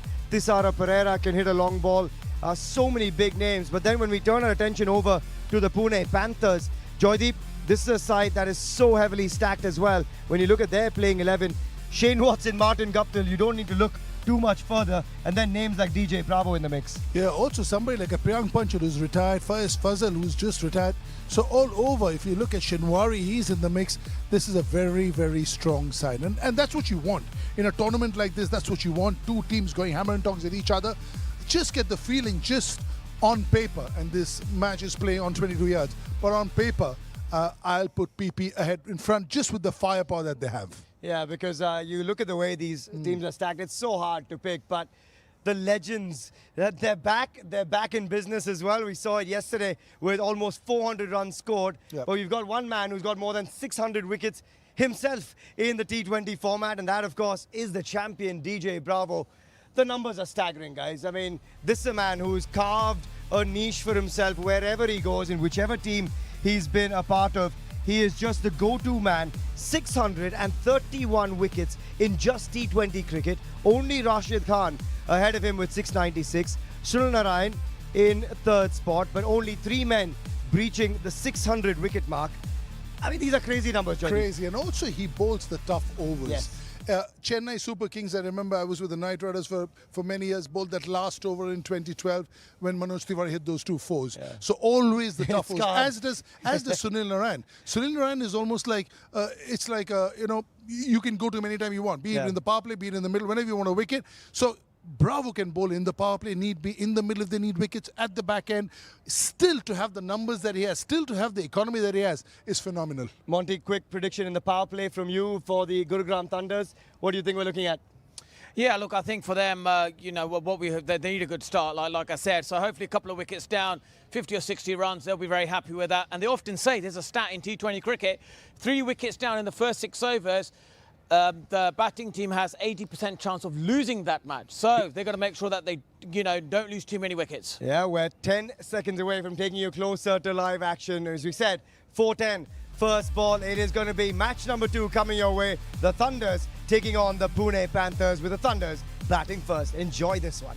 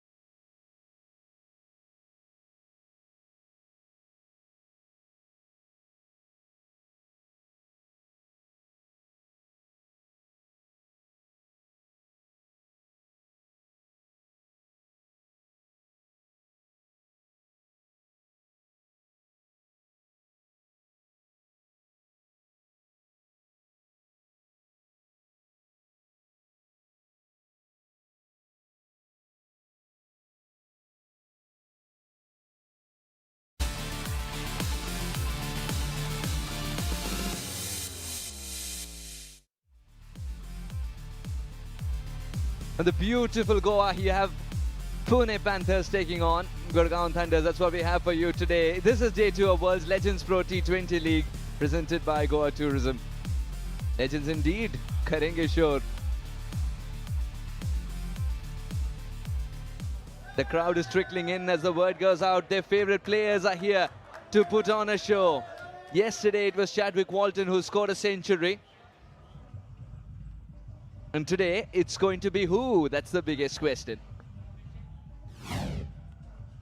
Now the surface is always an enigma. And just the right time to introduce Parvez Maharouf, who had a close look at the surface as well. What do you think, Parvez? Same pitch it was used yesterday, probably on the slower side. Once the ball loses the hardness, I think the best time to bat will be with the new ball, as it in the subcontinent. Toss happened a little while earlier. Tisera Pera of the Thunders won the toss and elected to bat first. Yeah, Gurugram Thunders winning the toss and saying they want to bat first indeed. Captain Tisera Pereira wasted no time in saying that Jermaine Blackwood would be very, very vital in these conditions because he can stand and deliver the big hits. Phil Mustard, you would love to see him open. The Colonel, Chirag Gandhi, again in great touch in leagues around the world of late. Ross Taylor being in the side is going to add that stability and experience required to maneuver through the middle over. Cheteshwar Pujara will be a treat to watch as the Goa crowd waits for him to come out with a bat in hand. Colin the Grandome can provide that big finish with Stuart Broad, Vakre, Amitosh Singh and Faiz Khan taking care of the bowling as well.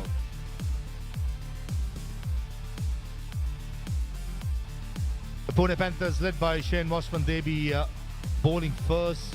Watson and Guptill, that's an opening partnership to watch out for. Abhishek Sakuja, Priyank Panchal, a big player in the domestic setup, as well as Faiz Fazal has done wonders in the domestic setup. Samir Shinwari, the all-rounder from Afghanistan. DJ Bravo in the house with his medium pace and batting at number 7. Rahul Yadav, the wicket keeper. Asad Pathan, the batter, probably batted in the top order.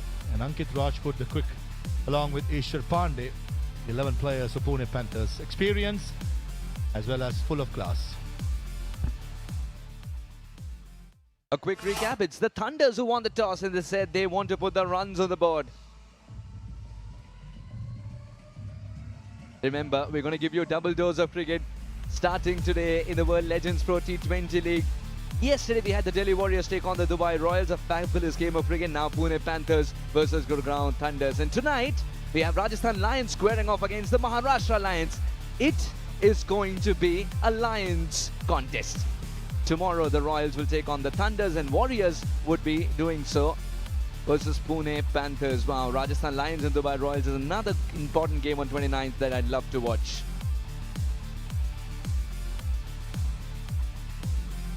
And that's going to be plenty of games. On the first, you've got the Pune Panthers, Maharashtra, Delhi Warriors, Gurugram Thunders.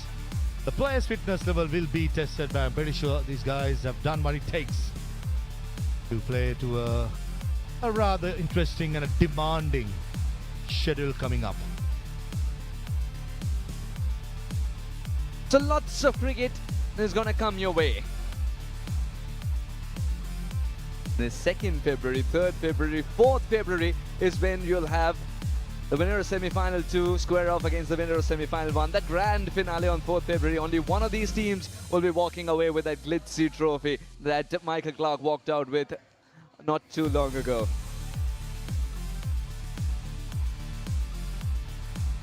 They're all geared up, itchy to go, because this is the World Legends Pro T20 League. 2 masters of the game in the same side. When was the last time you saw this? It's been a while. Munaf Patel eagerly looking at that surface as well early on. Wanted to know how it's behaving for the fast bowlers, especially after the Walton show we saw last night. It looks like Jermaine Blackwood will be top of the order. One West Indian player who likes the pace on ball. Coached by Chamin Dawaz, who is celebrating his 52nd birthday. I'm pretty sure he would have measured troops. This happened yesterday. League Commissioner, fellow commentator, former Australian skipper, wearing the trophy in a colourful ceremony which happened last evening. What a game we had on the inaugural curtain raiser, setting the standards for the rest of the players to keep out for. Isn't that a magnificent trophy indeed? And to see those players walk out and get a taste of that trophy as well. As they held it, they try to manifest. But remember, only one of these teams will be living their dream on the 4th of February as they play the grand finale. These two in discussion, especially about how to go about this particular game. The first game is when you test out the combination. Remember, in franchise cricket, they are proven commodities, but they come together for the first time and they need to implement their plans in a manner that they're complementing each other really well.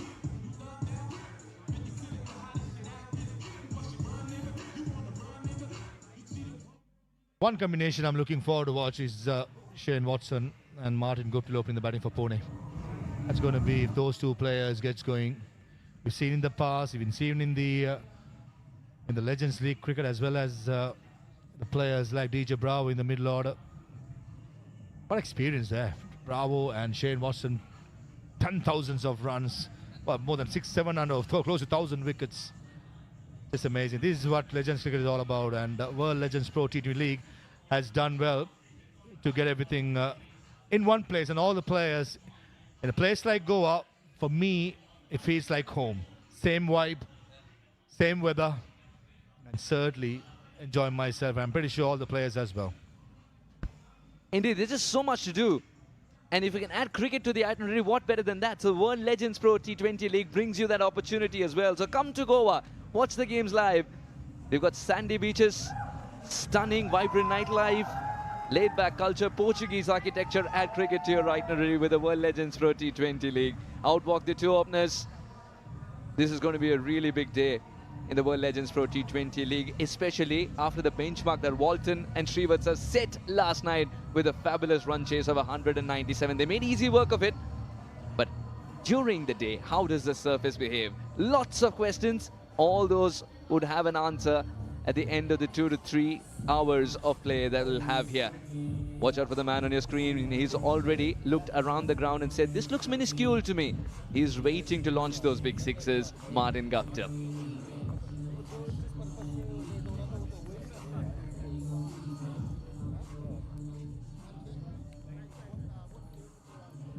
Now, two cities as well in Pune and Gurugram who are taking on each other, who take their cricket very seriously. They will stand behind the legends every time they step onto the field. And Gurugram Thunders have trusted Faiz Khan with the opening slot today. And Blackwood, who speaks only one language, that is to hit the maximum. Be prepared for those wonderful sixes when Jermaine Blackwood gets going. Be very interesting to see him take on Ankit Rajput, who's got that hint of swing, just enough to tease the batter, drive, make him go into that drive. Gentle breeze as well out there. Nice and sunny. Wonderful to play cricket. A gentle breeze will aid probably a bit of swing that Rajput can be dangerous at. In his younger days, he used to hit the deck much more harder, with probably lacking pace now. Best thing to do is to make use of the breeze, whatever is available. But got to be really careful with the length against a player like Blackpool, who likes to go down the ground, the ball being pitched up. So certainly one area that Rajput got to be mindful when it comes to bowling to Blackpool. Countdown is on. Moments away from achieving greatness once again in Goa when it comes to cricket. Cricket's back on the map when it comes to Goa, and quality cricket it is. The big board, let's play, it says. Umpire says, let's play first ball. And runs to the board right away. A quick recap, it's the Gurugram Thunders who won the toss, and they said they want to bat first. Starting with a righty-lefty combination. Confirmation, the Thunders won the toss and elected to bat first. No hesitation there. Sun beating down, is not going to be easy for the fielding side to come back in the second innings time to chase it down, because the fitness levels will be tested. Rajput will probably enjoy bowling to the left-hander. I should take it away from Faisal Khan. This slip in place, so the length could have been very crucial. The DJ Bravo in short fine leg and deep square leg and deep third man. the two fielders outside the circle.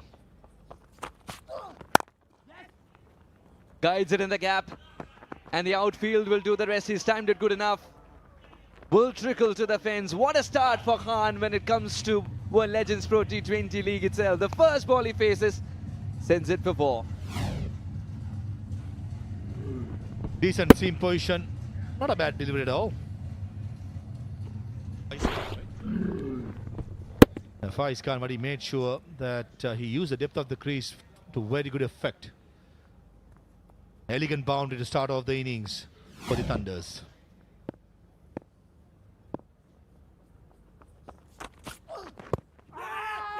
That line's not going to test him much. As far as Ankit Rajput's concerned, the skipper has given him a slip. He would love to operate around the offside, isn't it? Is that a sign that he's still getting warmed up here as a fast bowler? But you got to understand, these players have been retired for a while, especially the fast bowlers will take more than a while. It'll take a long time for them to warm up. But certainly a good comeback after the couple of deliveries. Length much better. Now he gets it right. To the right hander. A beauty from Rajput. A beautiful delivery.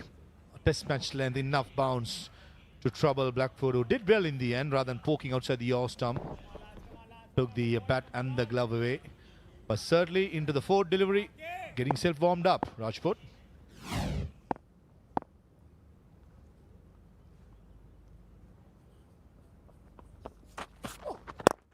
Now the rhythm is back.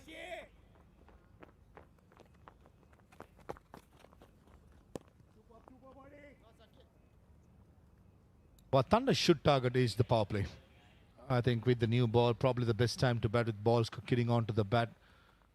Once the ball loses the hardness, the shine, the seam getting softer, that is going to be the real challenge for the middle order batter. So I think Khan as well as Blackfoot should target probably the first couple overs just to get a sighter and then really go after in the power play.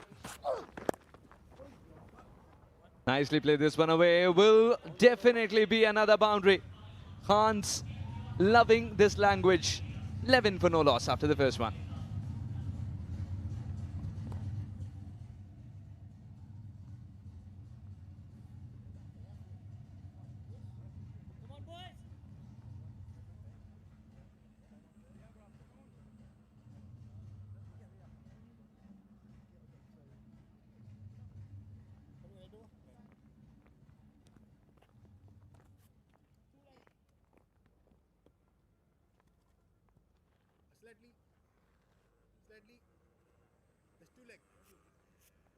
Now Gurugram Thunders winning the toss and choosing to bat first, which remain Blackwood out there with Faiz Khan. They've got a lot of batting to come. Ross Taylor, Chirag Gandhi, Phil Mustard, the Colonel, who's actually sacrificed his opening slot. That's what we see him mostly do. Cheteshwar Pujara is in there as well. Colin de Grandon. There's a long batting lineup indeed. Amitosh Singh can wield the willow too. Pune Panthers, on the other hand, are trusting Shane Watson and Martin Guptill to give them a good start. Priyak Pancha has been terrific with the bat. Faiz Fazal's also in form. Samyula Shinwari, boy, is there a ball that he cannot hit outside the ground. And with the ball in hand, they're trusting Ishwar Pandey and Ankit Rajput. Pandey for the first time. Lots of it. And Blackwood latches onto it. All right, if one Jamaican can do it last night, why not Blackwood? He wants to continue hitting those wonderful shots too. Gentle loose now by Pandey, asking to be put away. And Blackwood, as I said, he loves anything full. Got to be much more straight here, Ishwar Pandey. The pace may not be there, but the lines, the lengths got to be really, really good. If not, Blackwood will certainly take a liking towards Ishwar Pandey. Yes, there is swing, but the swing of the bat wins there. Gets just enough elevation. Back-to-back boundaries for Blackwood. Yeah, Blackwood just loves anything full. Throws the real kitchen sink that is probably not the best of elevation. Would have been a little worried that the field at mid-off could get to it. But boy, oh boy, that was hit with fierce power.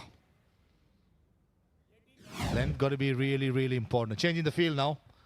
Third man comes into the circle and mid-off drops back to long off.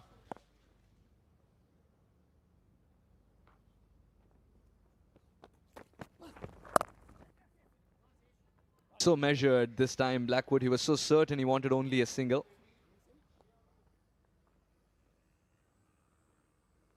It's a good start for the Thunders. Ishwar Pandey, little unsettled in the first 3 balls, has given away 9. To the left-hander, however, would he feel much better?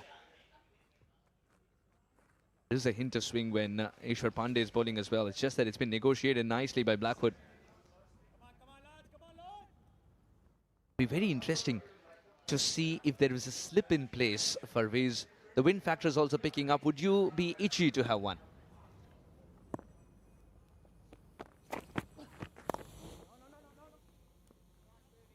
Gets away with this one, Pandey. Yeah, got to be really careful here, Ishwar, with the fine leg in the circle. That's one line that you want to stay away from. Yes, there is a bit of movement back into the left-hander. But if he can start around the 4th off stump, finishing around middle stump, that will be a line that Ishwar Pandey should be targeting. Nothing straight, though.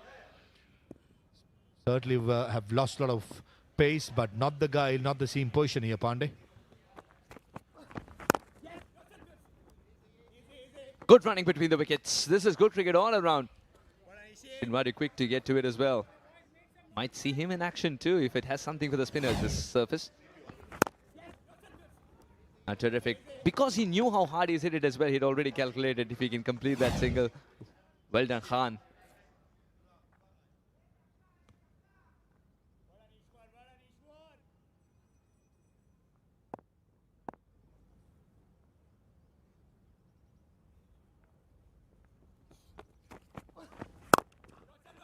Not for the best part of the bat. Still a single available. Will retain strike. Blackwood 11 of Pandey's first. 2 gone. 22 for no loss.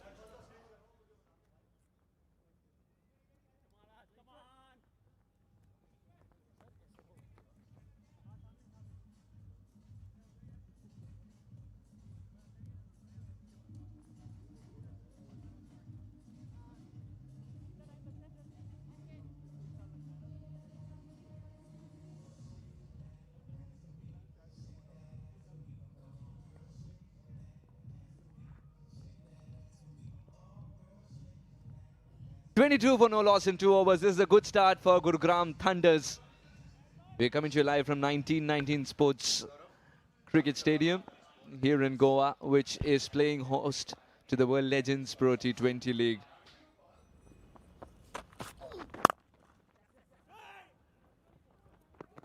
Marvelous effort that. There was no one backing up. Still the dispatch rather quickly. Rajput loves it.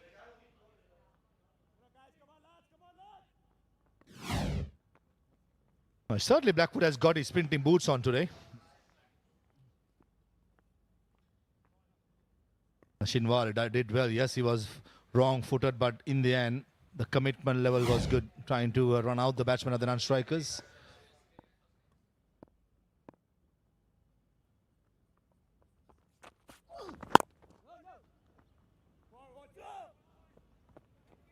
Dot ball after a while. Will allow Rajput to get into the groove better. Irritating for a bowler, doesn't it? With a righty-lefty combination, quietly tucking away and picking up a single, even in the power play. Got to handle that well. Pandey struggled with it a little bit. Ankit more in control.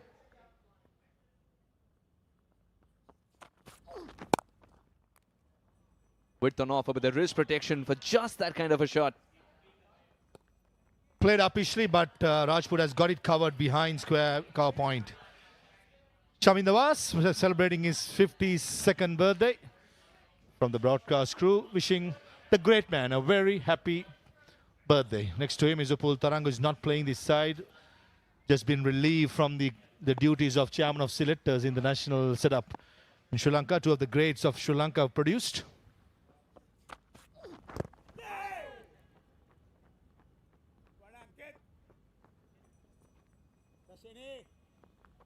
Rajput has successfully kept Blackwood and Khan quiet after a good start in the first 2 overs.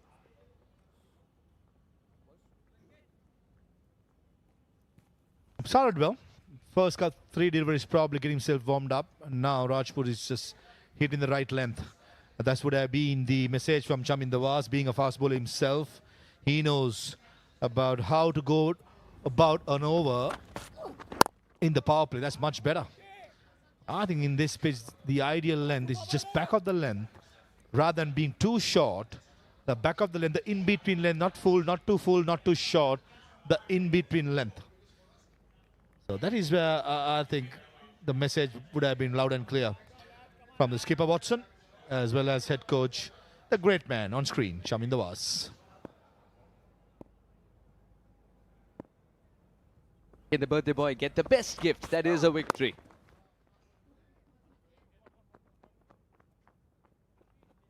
He's been kept busy there, the fielder. What a collect this was. Yadav take a bow. 26 for no loss.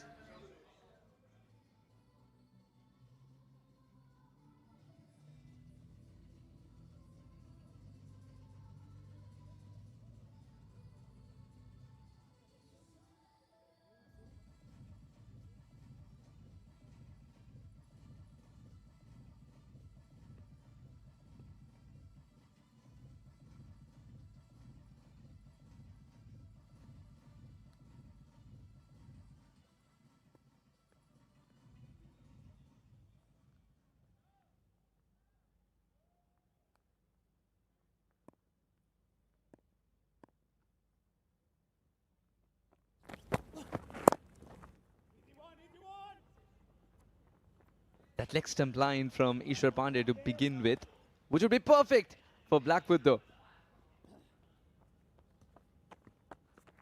The captain decides to go for Ishwar Pandey once again in the power play. So 2 on the trot for Pandey. Very interested in seeing how he's going to space out Pandey's overs. He's worked on his fitness. He's even started bowling 3 on the trot. This one came back in a little. The boundary balls have been kept at bay suddenly. Both the bowlers have realized the pitch is on the slower side. The length has been pulled back. That's impressive. Watson, who lost the toss, would have loved to bat first in these conditions. Not going to be easy, as I said, with the overhead conditions quite hot and humid.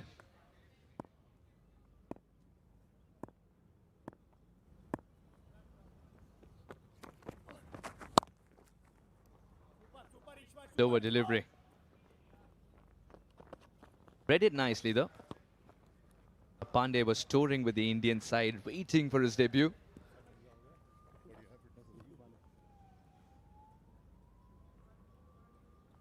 I did remember Ishwar Pandey, even in the IPL, has played well for, I think, Mumbai Indians as well as CSK. Lovely seam position.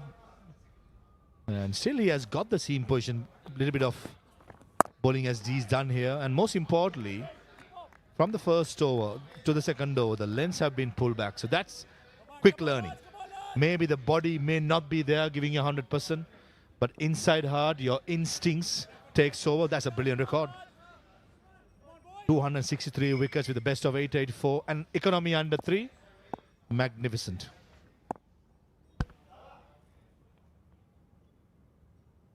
$14 deliveries since the last boundary. Very impressive. He's such a quick learner as well, Pandey. Doesn't mind the binary digits. Right, 5 deliveries, no boundaries in this over. Only 4 singles. So pretty sure Faiz Khan will be probably waiting for something full or something short to tonk it over mid-wicket or over the offside. So this would be an important delivery to finish off the 4th over.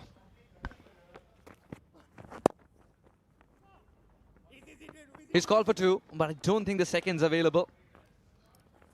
6 of this one, tidy from Pandey. 4 gone, 31 for no loss.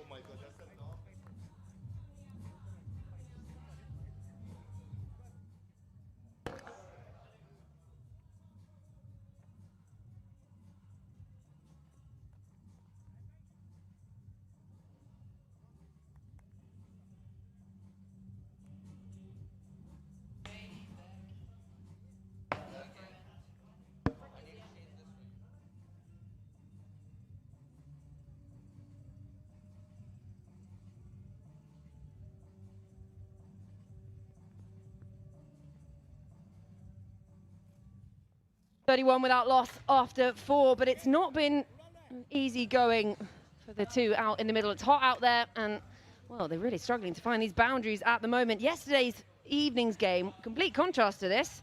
Boundaries in all directions, 197, chased down easily. But afternoon game,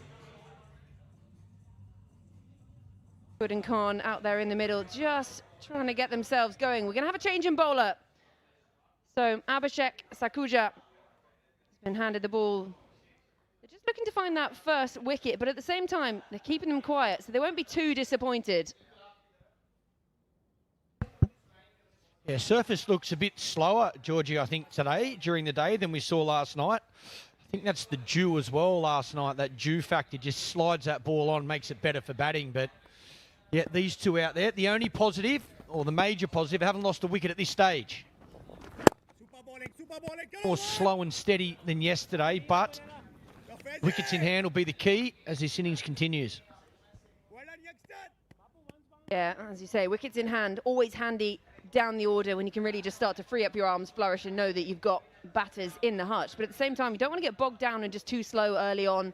Coming towards the end of that power play as well, they've not really managed to capitalise at all. I think in this format, this is the time where one of these guys, both 15 off 12, 15 off 13, one of these guys can really go hard the back end of this power play. I think, again, only 2 fielders out. You see Shane Watson making some changes to his field here.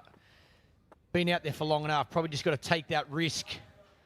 Look to really get towards that 60, as close as you can to 60 off those first 6 overs.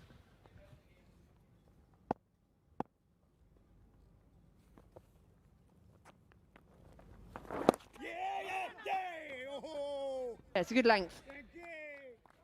Turned away, but dealing in singles at the moment. 18 balls now since the last boundary, and they were beautiful, some of those boundaries early on. Brought back well, bowling team. Getting a good length here at the moment. You see that angle into the right-hander. Letting him free his hands.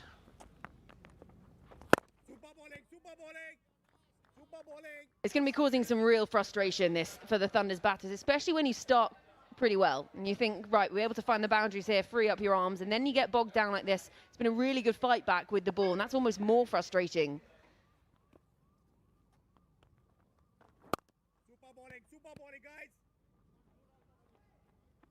Hitting a good length. You've got to find a way just to put that bowler under pressure, not allow him just to bowl that one area. Good change of pace. He started well, just 2 singles off the first 4. This is where the batter's got to make a play. You got left, right hand. Might be that sweep shot with the spin.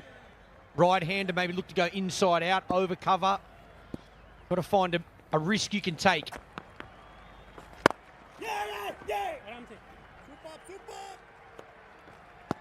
Left armour to the left-hander. As you say, with that continual right-left combination, having to adjust the field every delivery as well.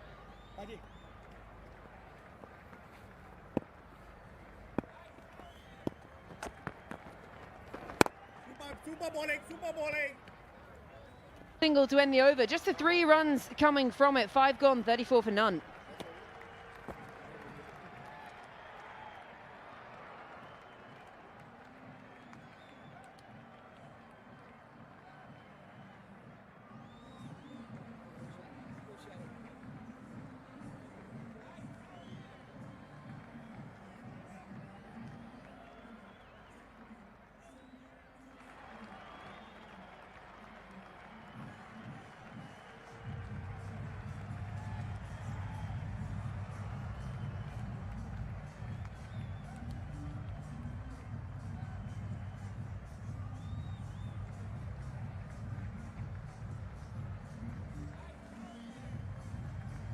Beautiful from above.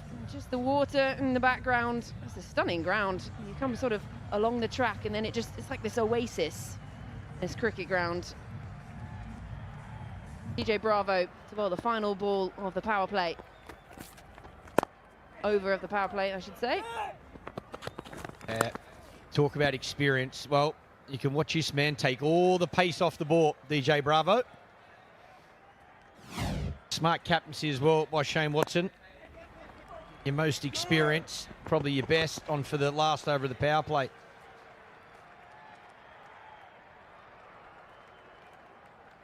Yeah, he's happy with that. Good effort from his keeper. Saved a couple of overthrows. Yeah, 35.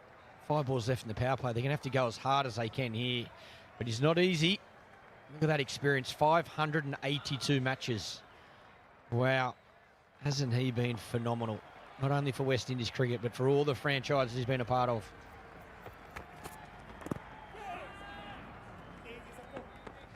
One of those players, when you look him up on the internet, on your Crick Info or wherever, you have to keep scrolling down and down and down because there's just team after team after team.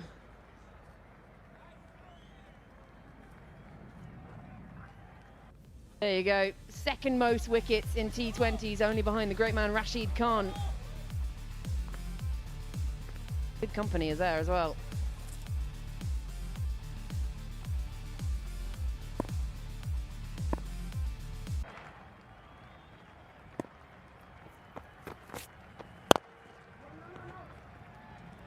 Again, change of pace. Top 4. Yeah, just having a look at those top 4, I think it was. 3 out of them spinners. Goes to show the countries you're playing all around the world how important spin bowling is, even in this format. Talk about spin. Just had the Ashes series. Didn't see much spin bowling at all, which was devastating for cricket in Australia. I'd like to see spin in at least one spinner in every single team, no matter what format you're playing.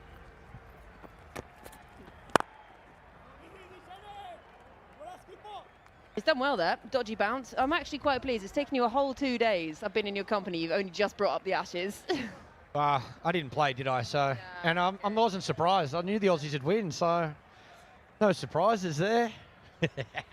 No, it wasn't. It was great for Australia to win. Don't get me wrong, but I think the series let a lot of people down. I think the fans expected some really tight cricket. So, but as a past player, anytime you win, you're happy. You don't care if it's by 1 run or on day 2 in Melbourne.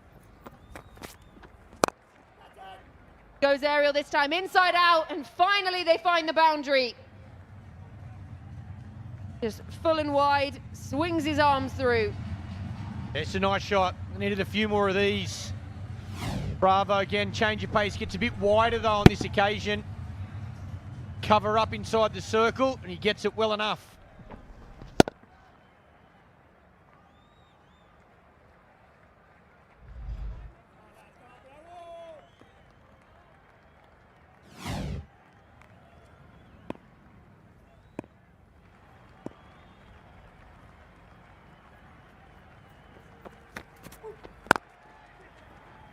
Yes, well bowled. Good response. The misfield. It's gone for 4. Did it go through his legs? So it took 23 balls for a boundary to come, and then 2 in a row. Another look at it. Just a check drive. Might have got a nasty. Oh, maybe a nasty bounce. Might have went underneath the hands. End of the over. 44 without loss.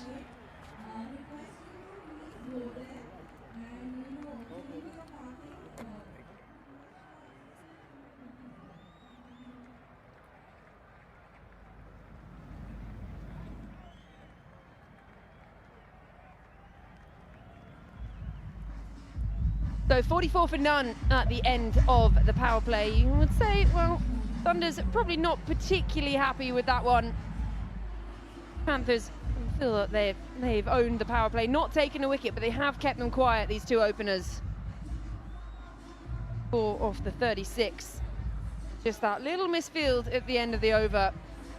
Give back-to-back boundaries. It's one of those ones you just don't want to be making eye contact with your bowler when you misfield like that. Just a little extra bobble. As Clarkey was saying, just think one of these has really got to try and be the aggressor in this partnership now.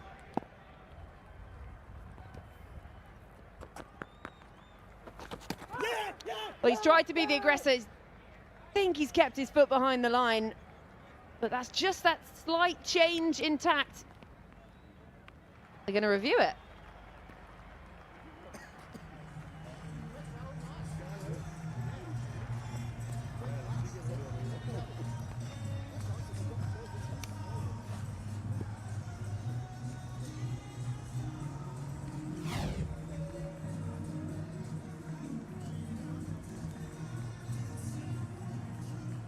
Well, very happily behind the line there. So absolutely no problems with that one. Just as we were saying, they needed to sort of put their foot on the accelerator, try something different. As soon as he tries to have a big swing, looks very happily behind the line.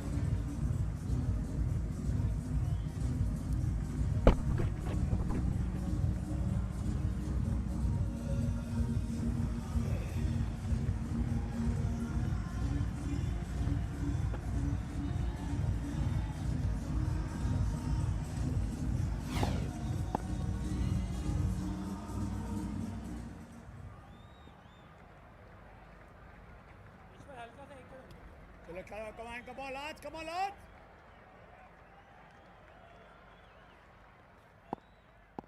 Yeah, there it is, not out. Foot still behind the line. Gives himself a little bit of room through the covers. Yeah, you're going to have to keep trying to find these boundaries now. 5 fielders out.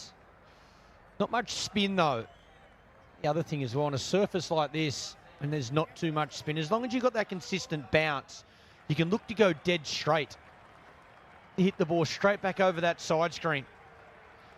The danger is when you try and go across the line, look to play that sweep too fine. If it just skids on, brings in LBW, bowled. It's what the bowler will be looking for the batsman to try and do, go across the line.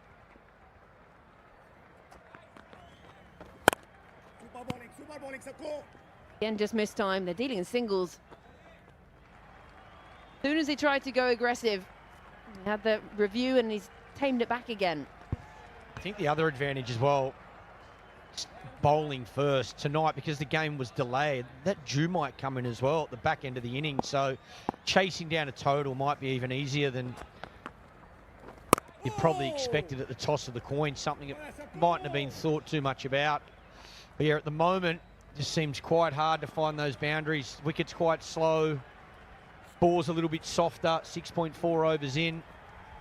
5 fielders on the boundary as well. Partnership's building, but one of them, if not both of them, have to go very soon. He tries to go, definitely not where he was aiming. Not at all, had absolutely not a Scooby where that had gone. And Watson nearly got a catch here, short third man.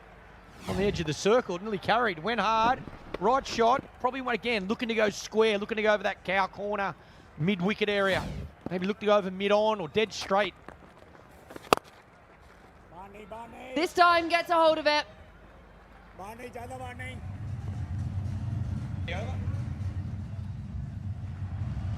And it's gone all the way. 6 to end the over. Finally a bit of aggression. 7 overs gone, 53 for none.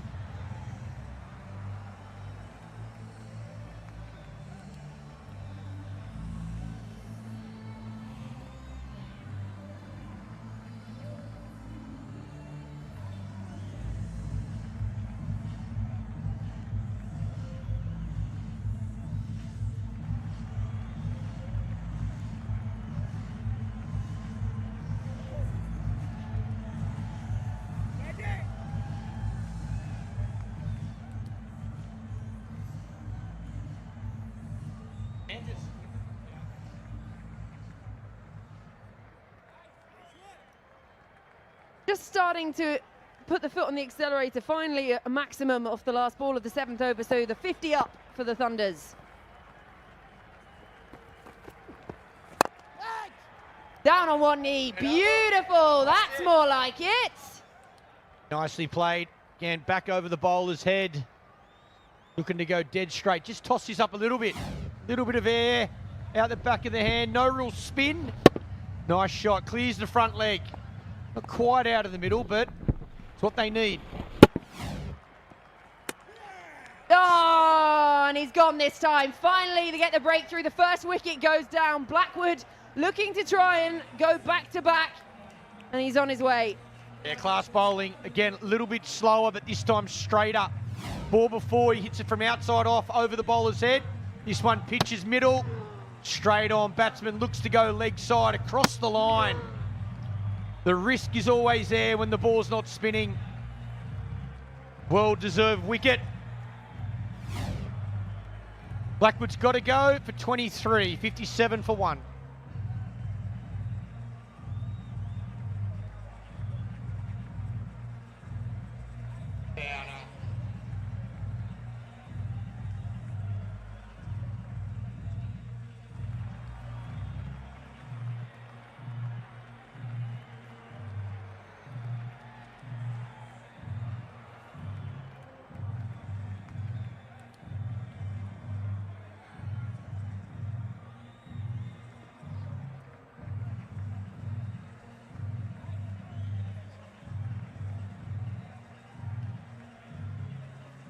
So Blackwood looking to try and push the foot on the accelerator.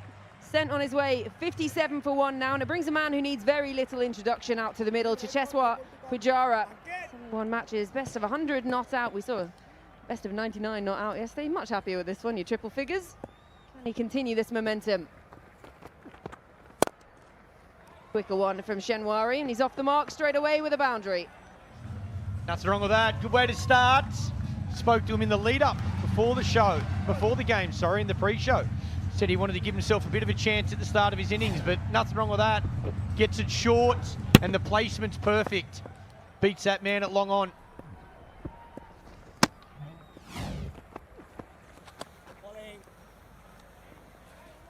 Genuine leave. Bowling.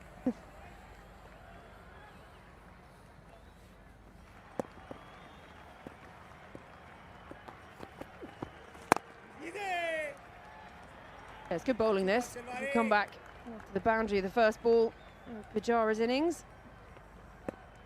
One still to come in this 8th over.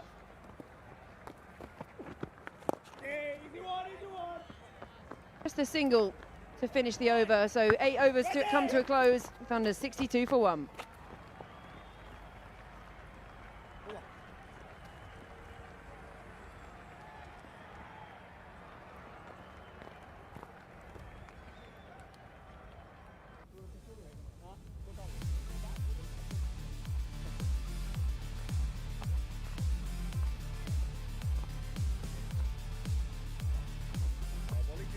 Right here.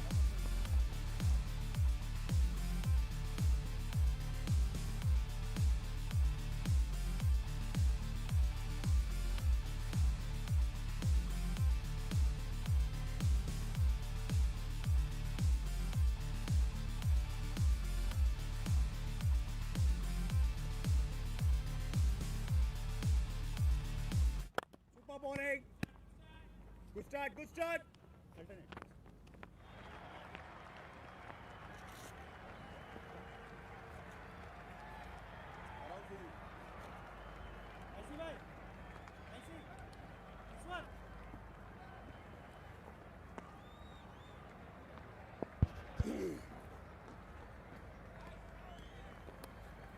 $63 for 1 in 8.1 overs, and if you have a look at the score at the moment, currently going at 8 runs per over, just close around 8 runs per over.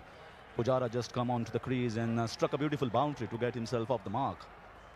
Yeah, it was really good to see Pujara off and running. We spoke to him in the pre-show and I said I wanted to see the first ball hit out the ground.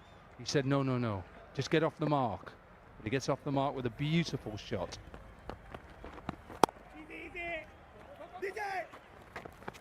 So that's a good piece of fielding there, but they scamper for a single. Thunder's going at 65 for 1. Well, Dominica, don't you think that they need to push a little bit here? They've got a good start. They've got a good start in the terms of they've not lost too many wickets. They just lost one now. But T20 just overs just goes with the wink of eye. So they need to push it a bit. Yeah, well, we saw a big score posted yesterday, didn't we, in that night match, the opening game.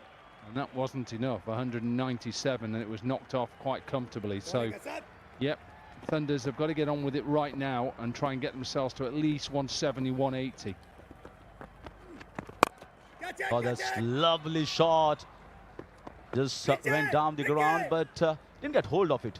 Maybe just wanted to hit it too hard and got the fielder in the cow corner region, settle it out for a single. I think also the wicket might be just a little bit slower than it was last night. I think the dew and the dew that formed as the night went on just helped the wicket just skid on a little bit. It looks like the ball is just sticking a little bit, so maybe bring that total down a little bit. This time also trying to go downtown, just not middling the ball. But certainly compared to the last night's game, in today's game, the day games, I think is going to be slightly different. 68 for 1 after 9.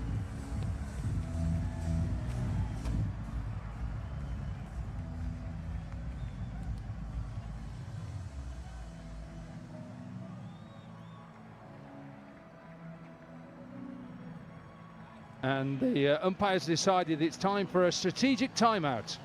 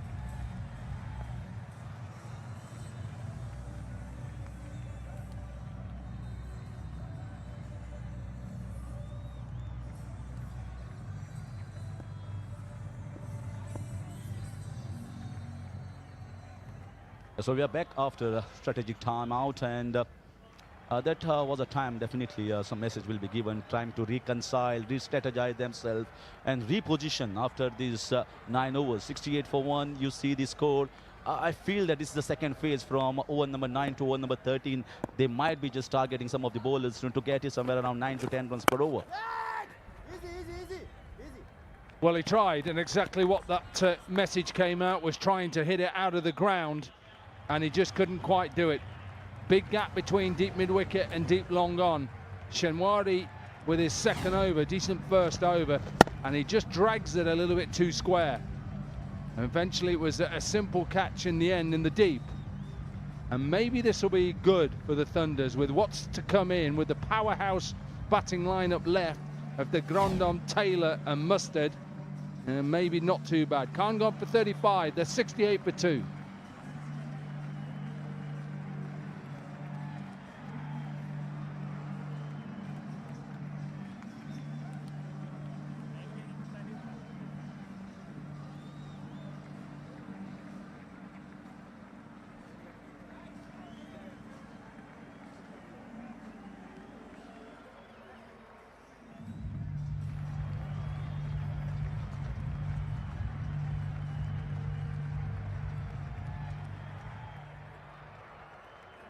Phil Mustard marks his entry on the crease for the first time in World Legends Pro T20 League. playing for Gurugram Thunders, coming in at position number 4. Come on, buddy. And now, having lost a wicket and Pujara batting on 8 of just 7 ball, will take a little bit of time to get himself in. Should be wide down the leg side. But one thing certainly I can see right from the first over, that they've tried to slow it down. They have tried to bowl a lot of off-cutters, even the medium pacers, and that has really worked for them. Yeah, and I think that's because of the surface that we're playing on now. It's the second time we've used this wicket, and I think this surface maybe in a day game won't be as bouncy. And, Phil Mustard will have to try and get on with it here. Sort of player who's been used to opening the batting in the shorter form of the game for Durham and for England, and like a typical keeper does, nice little reverse sweep. Very creative there. Realized that I have to get the move on quickly, and a creative shot towards that third man region, and gets himself the boundary straight away.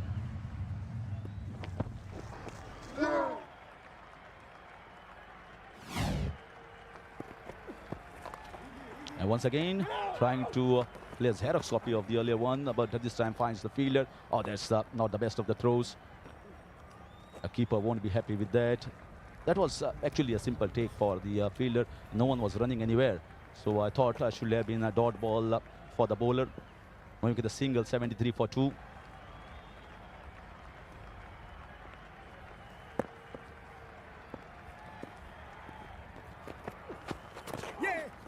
Trying to step down the ground, Pujara. Well bowled.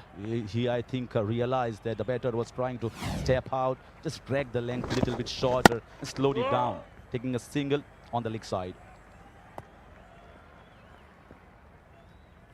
Good catch from Pankal in the deep. Bit of Khan, he just didn't get it in the middle of the bat. You see the previous ball, the ball is turning a bit, is slowing as well as turning, and they have got to be watchful as well.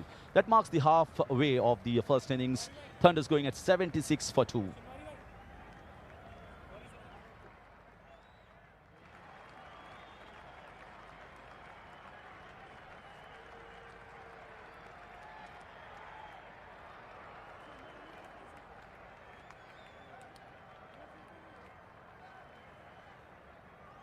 Shanwari somehow is really doing well, and it's 2 for 17 in just 2 overs. He's been very effective on this wicket, which has been slightly slow, and that's why Pune Panthers have been able to control this game so far.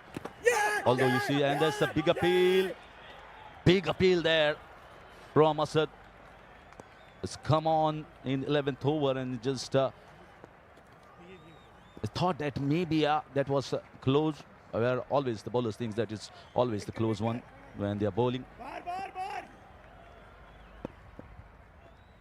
So the time is gone to take the review. 77 for 2. Straight down the ground. And what a fantastic shot that was. Super from Pujara. Clear cut intent. And he absolutely timed it gracefully. That's one thing you know about Pujara. Whatever form of the game he plays in, and I think we all remember him in the Test arena, very much he uses his feet against spin. It's a classical hit down the ground. He's such a superb touch player. Yeah, someone who has got... It's the line. Thad won't mind that. Quick from Phil Mustard, 7 from 6. They're 84 for 3.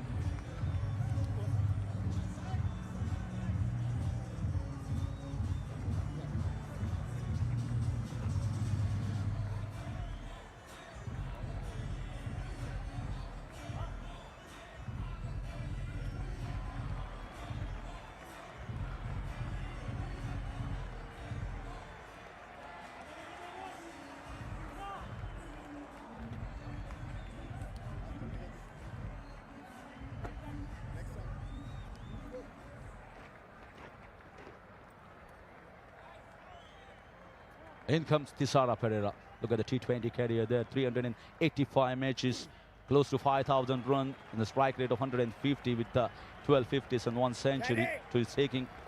And this is the moment I think they needed him in the middle.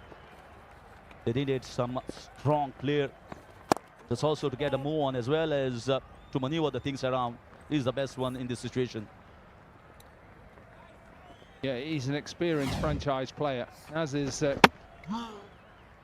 Phil Mustard, but just couldn't really get going. He's a man who's opened the innings in a lot of the shorter forms of the game, Phil Mustard.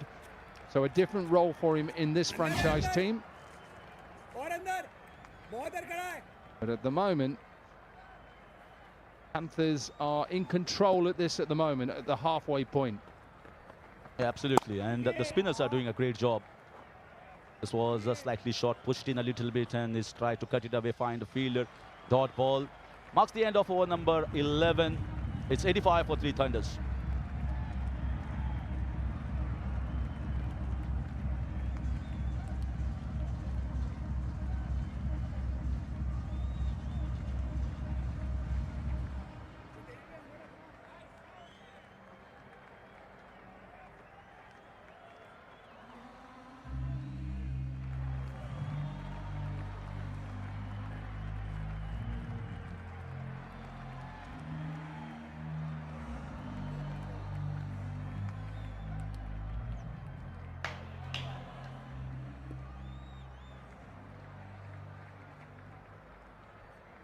In comes Rain Prowell, the man who has done it all in T20. What a record! 600 plus wickets, and only among the 3 top all-rounders in T20s as a top performer. He is to be in his own league. There's no one so far very close to him, and that's why so much of enthusiasm and spark in Goa as far as Rain Prowell is concerned. Saw a lot of young minds coming here and wanted to just take a photo with this legend of the game. And they got their moment. Some of them got their moment with Rain Prowell. And here is once again trying him, cramped in for room, and a dot ball. Well, that's why we come and watch the legends, to watch the likes of DJ Bravo, Pujara, Tissera Pereira as well. Why it's great to see these former players who have been a big part of Indian cricket for a long time in the IPL and still are in the coaching world. Pereira, who's a very proud Sri Lankan.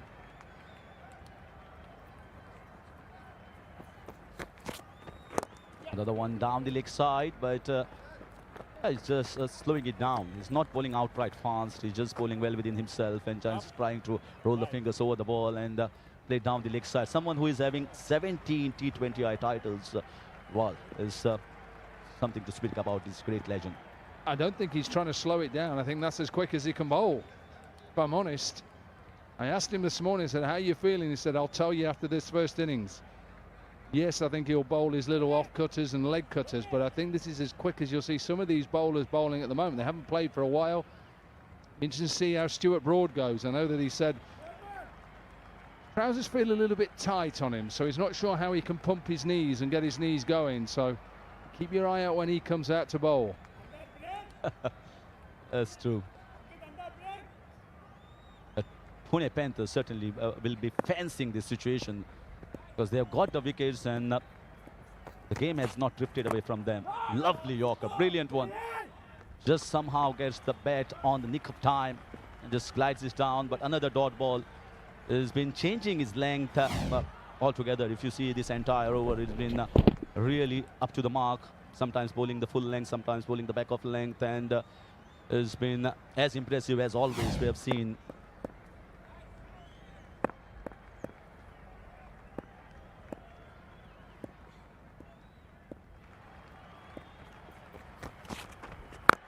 This time whacked it. There's a man down there and it's taken. It was traveling and traveling quickly, and that is the DJ Brow's dance. Here's the champion, and champion striking in his second over. Well, that was a fantastic catch. It was traveling at the rate of knots and he just picked it beautifully. Yeah, Pujara just dragged it, didn't he? Clever from DJ Bravo. He just took a little bit more pace off. We've seen that dance all around the globe. He enjoys playing the shorter form of the game. Pujara gone for 16. Thunders 86 for 4.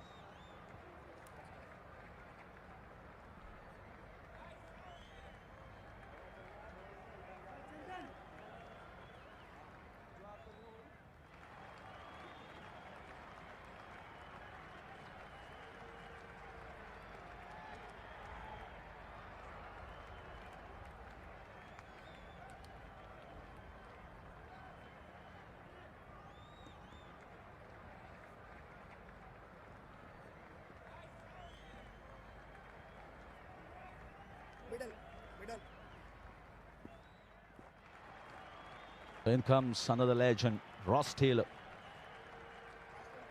Leading run scorer and leading century maker for New Zealand in ODIs. More than 8,000 runs in 21 centuries, and also the second leading run scorer for New Zealand in international cricket. Well, just behind Kane Williamson. Punches down the ground, gets himself off the mark with a single, and that's going to be the end of 12 overs. It's 87 for 4, and it's going to be the change in voice here.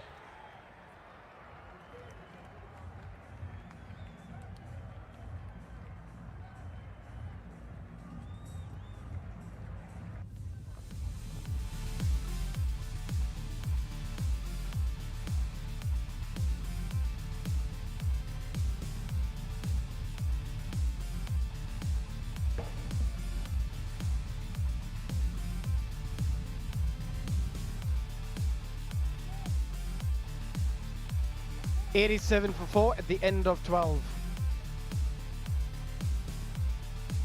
It's been a difficult period for Gurugram Thunder, especially for the batters out there in the middle. They all got a bit of a start, but just couldn't capitalize. Blackwood 23, Khan 35, Chiteshwar Pujara 16 of 13. Bill Mustard was a big one. He could be dangerous out there in the middle. But a lot would depend on Taylor and Thisara Pereira, how they carry the innings from here. They still got plenty of batting.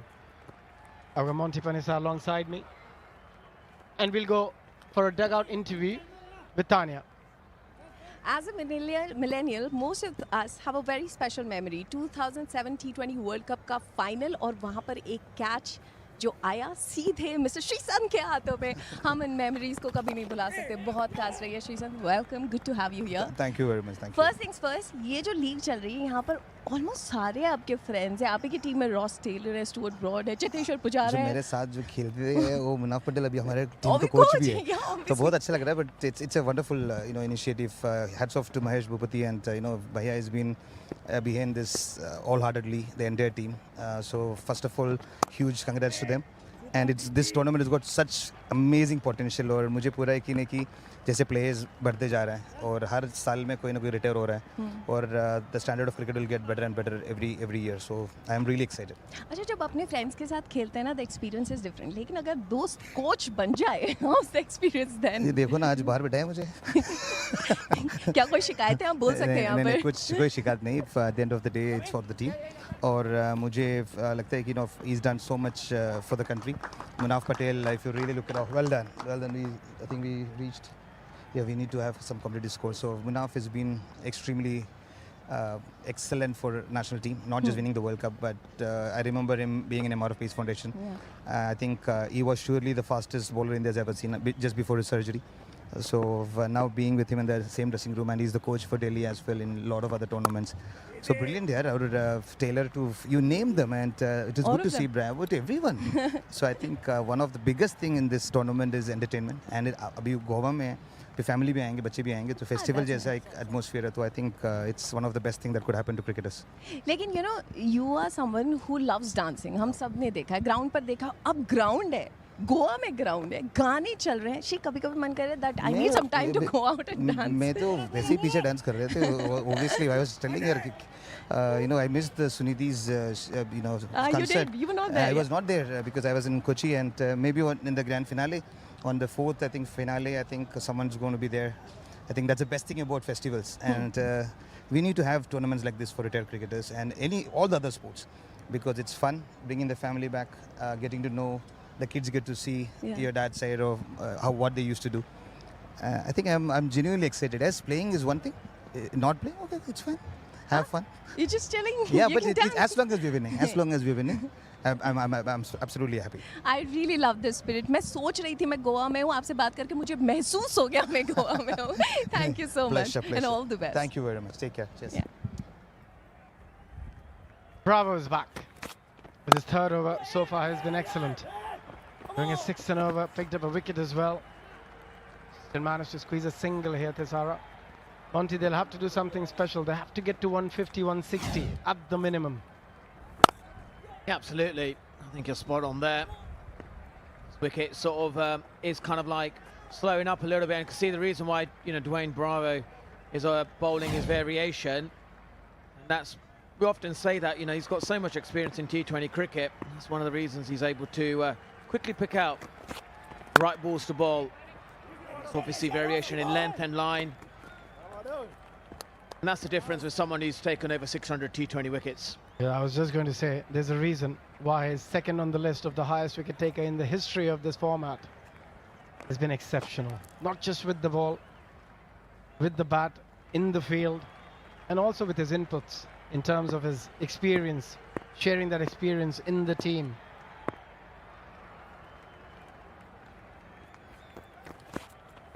Another slower delivery, and you know, he's somebody who reads the game better than most, and hence he's been so successful. Absolutely, I couldn't agree with you more, Abby. And again, you can see that his stock delivery is actually the slower cutters. That's the ball he wants to bowl more often, because he knows on a small ground like this there isn't much movement off the pitch.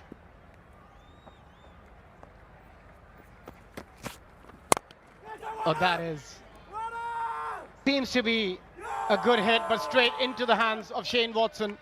He hardly drops a thing. And DJ Bravo doing what he does very often, picking up yet another wicket. Number 2 for him, and that's a huge blow. Thisara Pereira is such a dangerous campaigner. He's got to make a walk back to the pavilion. Yeah, this is a great example of just using his experience. He knew Pereira wanted to hit him. They needed a boundary, and then he just completely did him there with the length and the line. That's a great catch by Shane Watson. And he's so good. You can see why he's so good here.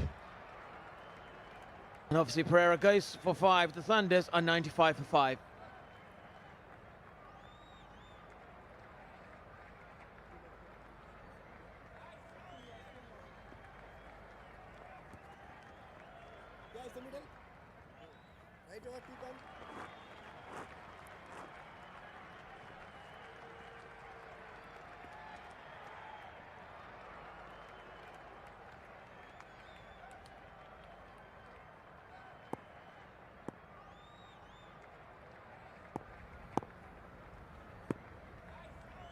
Ball into Grandhome, another power hitter. That is as slow as it can get from Dwayne Bravo. It makes it so much harder for the batter to go after the delivery, especially when it's the first delivery you're facing. Yeah, and again, you look at, here's the wicket moment here. The length was slightly back, hit the pitch a little bit harder. Pereira couldn't quite get the elevation, and that was a neatly catch taken by Shane Watson. And making sure he lands softly on that surface, Watson. A bit of swing, though it was full, but still an exceptional over. 3 from it and a wicket. 14 gone, 5 down for 96.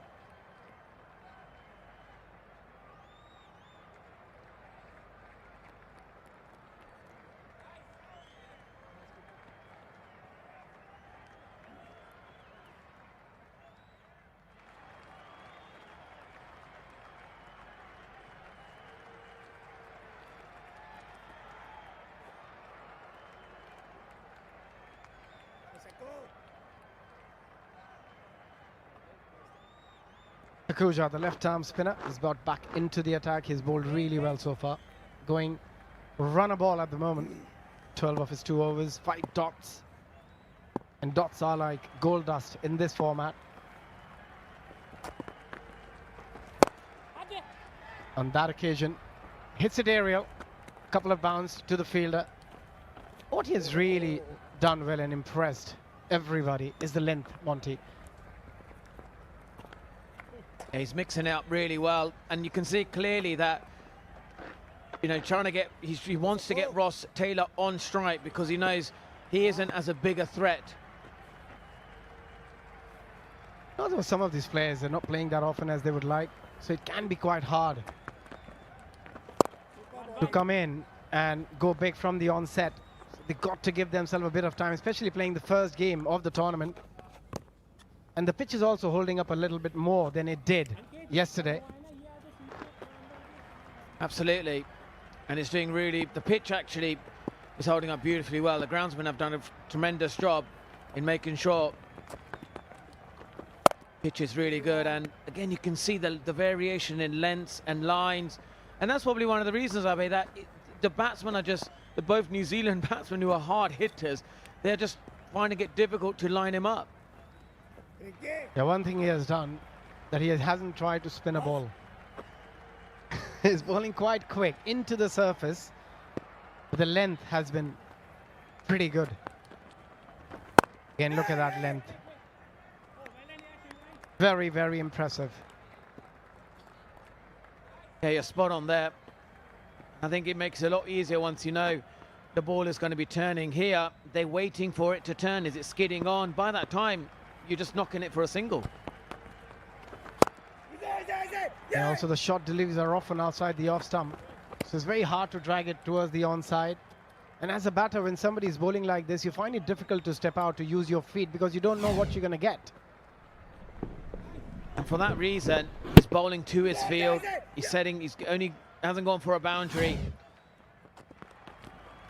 This is a really good example, and we've seen often the last ball, how many times has it gone for a boundary in this innings? I think that's something which is very common in T20 cricket, and that's why you put that much more emphasis on that final ball. Oh, brilliant. Absolutely brilliant. 15 gone, 5 down, 101 on board.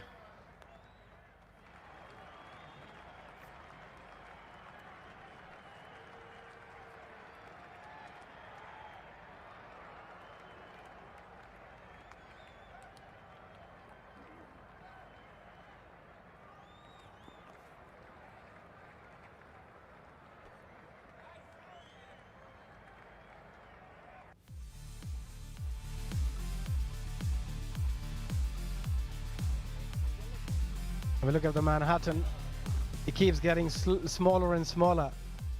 But at this point, you'll expect it to get taller and taller. Hopefully, in the next 5. They've got 2 power hitters, 2 big hitters. Another spinner, Shinwari. He's picked up a couple of wickets too. Times it nicely into the gap. We'll pick up couple. I think they need at least 10 and over from here. 150 is the minimum. I couldn't agree more with you. I think that's what they've required on this pitch.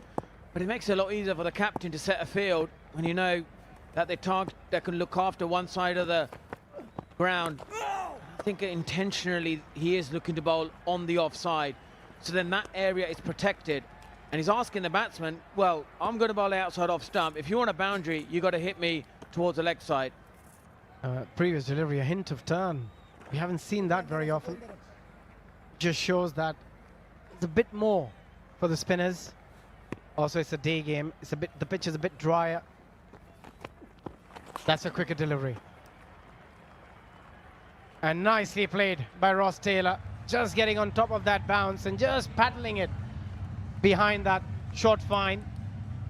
They needed that boundary.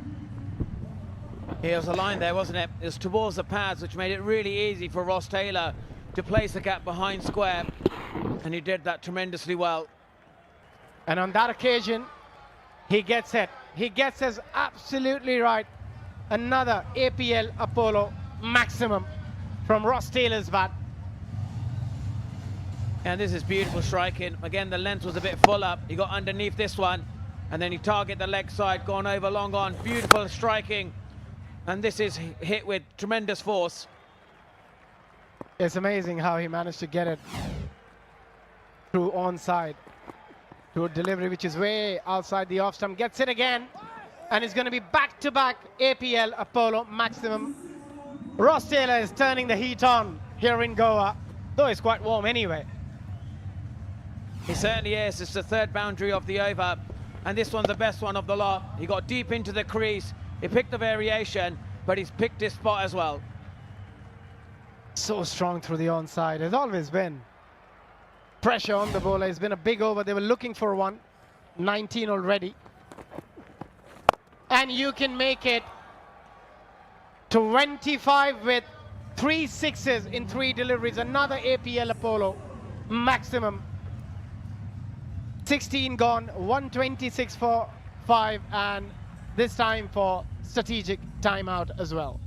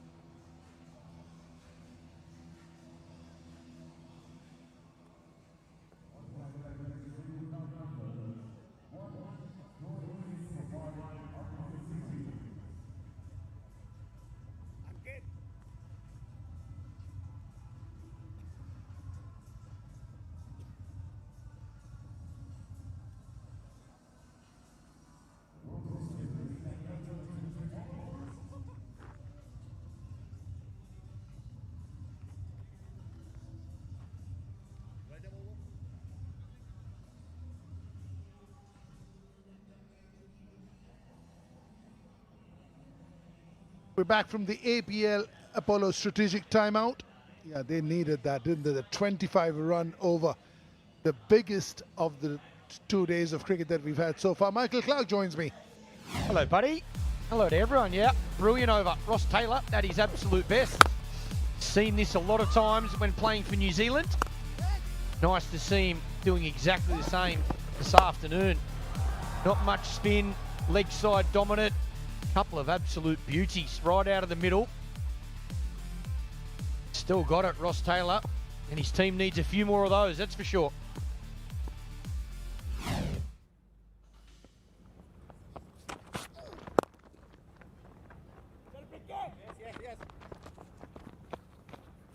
Grandham will pick up 2. What were the sort of plans that y'all as a team had for somebody like a Ross Taylor? Bowl outside the wheelhouse maybe, especially the spinners? I think it was look to attack him early. I think we thought we'd try and bowl at his stumps, whether it be to the quicks or the spinners, look for that front pad, that LBW early in his innings. But once he gets in, Ross is very powerful. Again, very leg side dominant when he's looking for that boundary. Leg side. Another single out to deep square leg. Yeah, I think you've just got to, with players like that are so strong, if you miss your mark, they're going to capitalise. So you just got to be really disciplined on hitting the right areas. And sometimes as well, you've got to accept good players. They find the boundaries, don't they? Ross is certainly one of those. He was an absolute star for New Zealand cricket over a long period of time and made a lot of very important runs.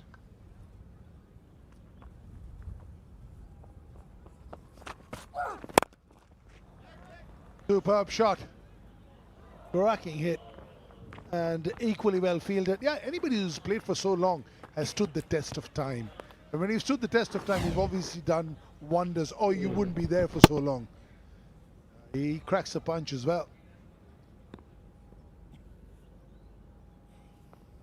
Good effort over there. This is Legends cricket, after all. A little disappointed.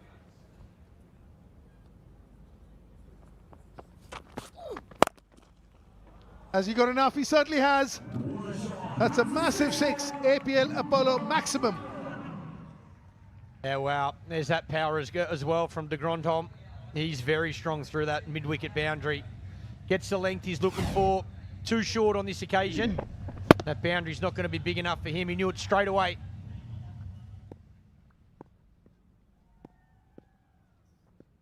The Thunders needed this upsurge.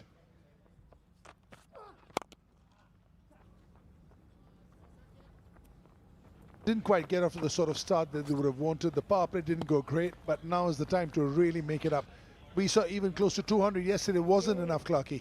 Yeah, again, I think the pitch is a little bit slower during the day than what we saw last night because of the dew that come in. But, yeah, 36 runs off the last 11 balls. They needed this a lot earlier. I think the power play probably missed a couple of opportunities. Put some pressure back on the bowlers. There's a look at that 6. Yeah, this partnership needs to go as deep as it possibly can and to continue to find those boundaries with the remaining overs. 138 for 5.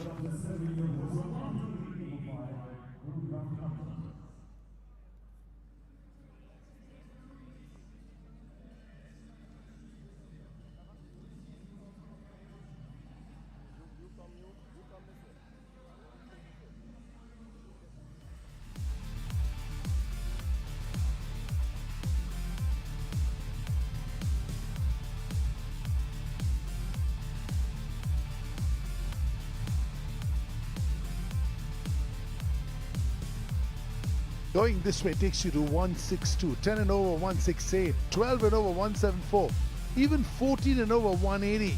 You could be just behind the 8 ball. Time will tell. DJ Bravo in the mix. Where is Taylor going? Oh, just beautiful. This time outside off stump, just slicing it. And it's a good shot from Ross Taylor again. Bravo looking to go that angle towards the offside. Exactly what he's trying to do there. He probably wanted it a bit fuller though. Look for that wide line. Ross Taylor knows he's a deep third man, deep cover, so he's got to get it up and over. That man there at point, he does that perfectly. Yeah, you can see exactly what Bravo's trying to do here. Take that leg side boundary out of play.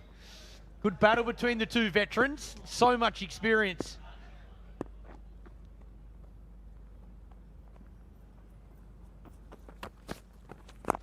Oh, beautifully bowled. Talk about the loop from the spinners. Look at the loop from DJ Bravo. He's enjoyed it. And he's huffing and puffing. Don't know if he's done an ab from bowling or an ab from laughing there.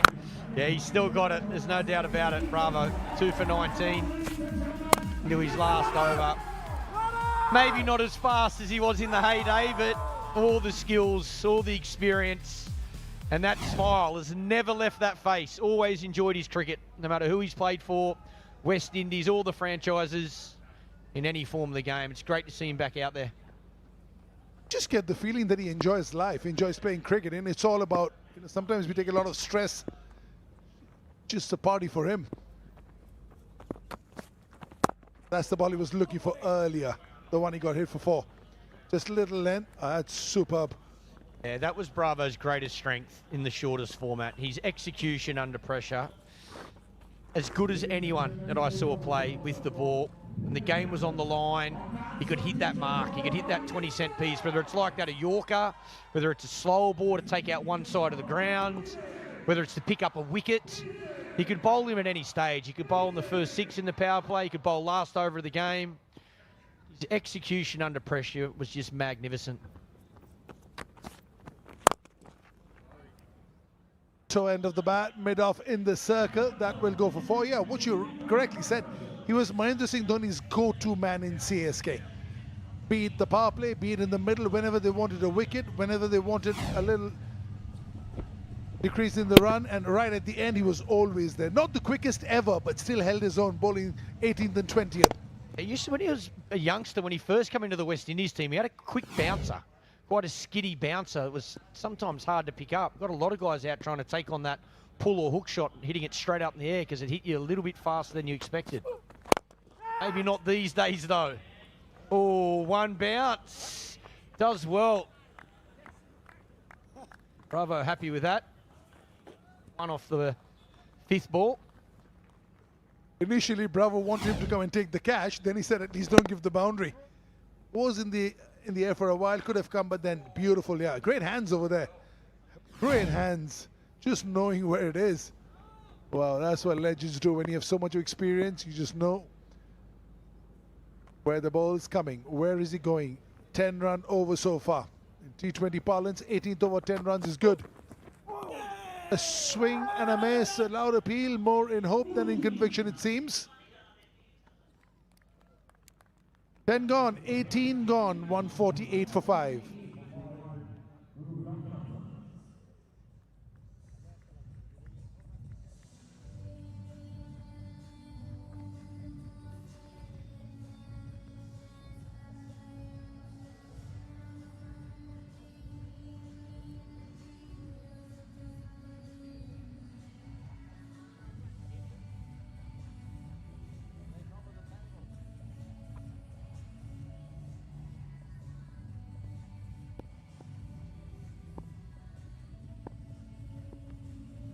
Just gorgeous, isn't it? This is such a beautiful stadium, and in Goa, there's always a party on over here, and this is added to it.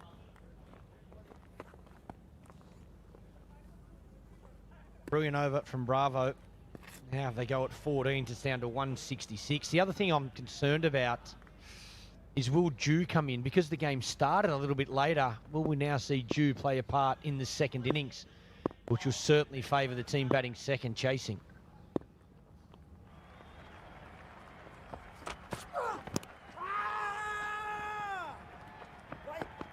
Beautifully bowled. Full and straight is what Rajput is bowling. He's been playing first-class cricket till about a couple of years back, so he's very newly retired, and that helps. 150 comes up. Will it be enough? That's a great point you make, because it was meant to be a 2 o'clock start, 2:30 start, and it became a 4:15 start. So obviously it's going much further back. Will there be a bit of dew?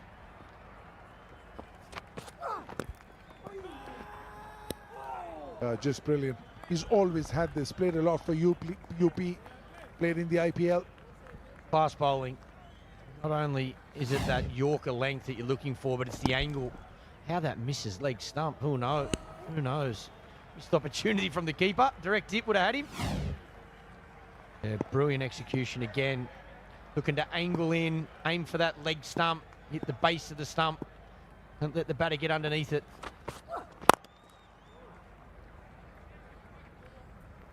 Just a single. Excellent over here. 4 balls, just to 3 runs from it.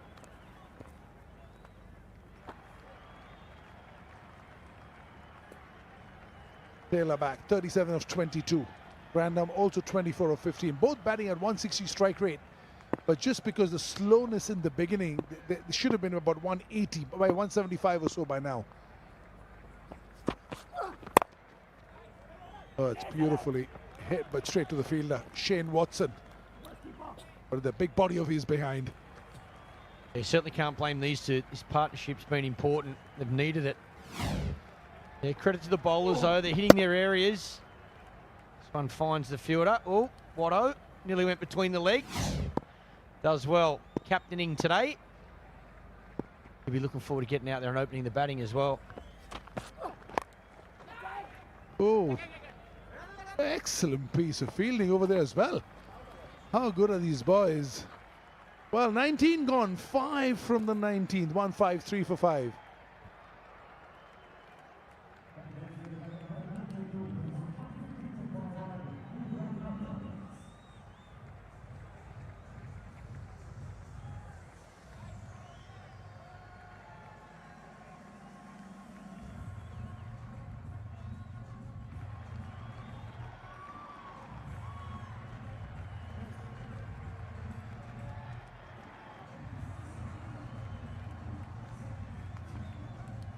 How pretty is that?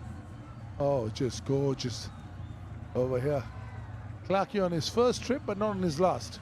Definitely not my first. This should be my 4th time, I think, to go up. Come here a few times for holidays, not so much cricket, but now there's cricket. Gives me another excuse to come back here. Yeah, very beautiful. Good people, good part of the world. Lovely food. certainly where we're staying, the food's beautiful, and this ground, phenomenal. Wish I got to play out here.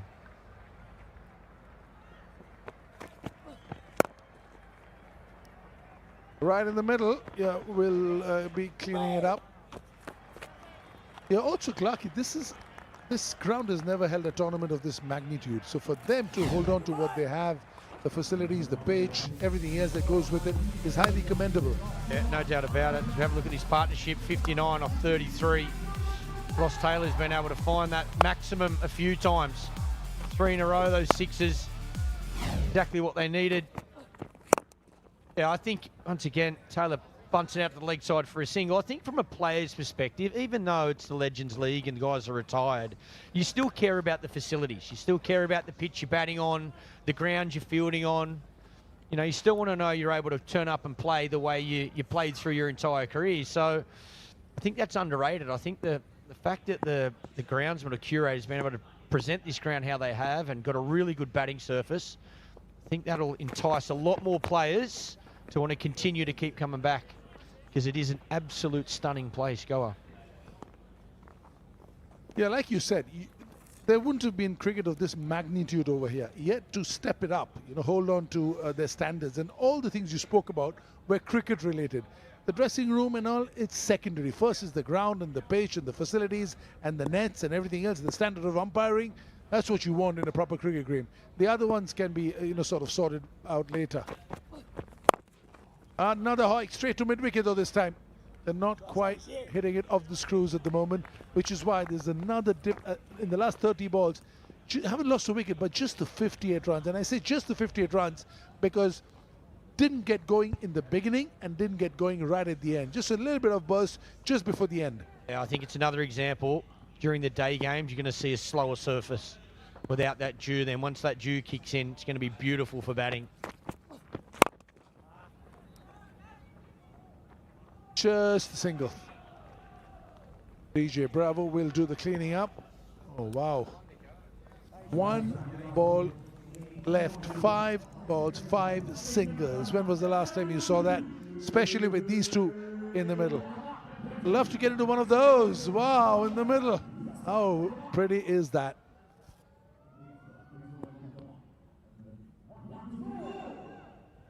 Where is Ross Taylor going?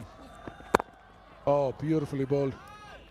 Yeah, Ishwar Pandey and Aniket have been playing first-class cricket last year, and that shows. 20 overs, just the 6 singles in the last over. 20 overs getting to 159 for 5.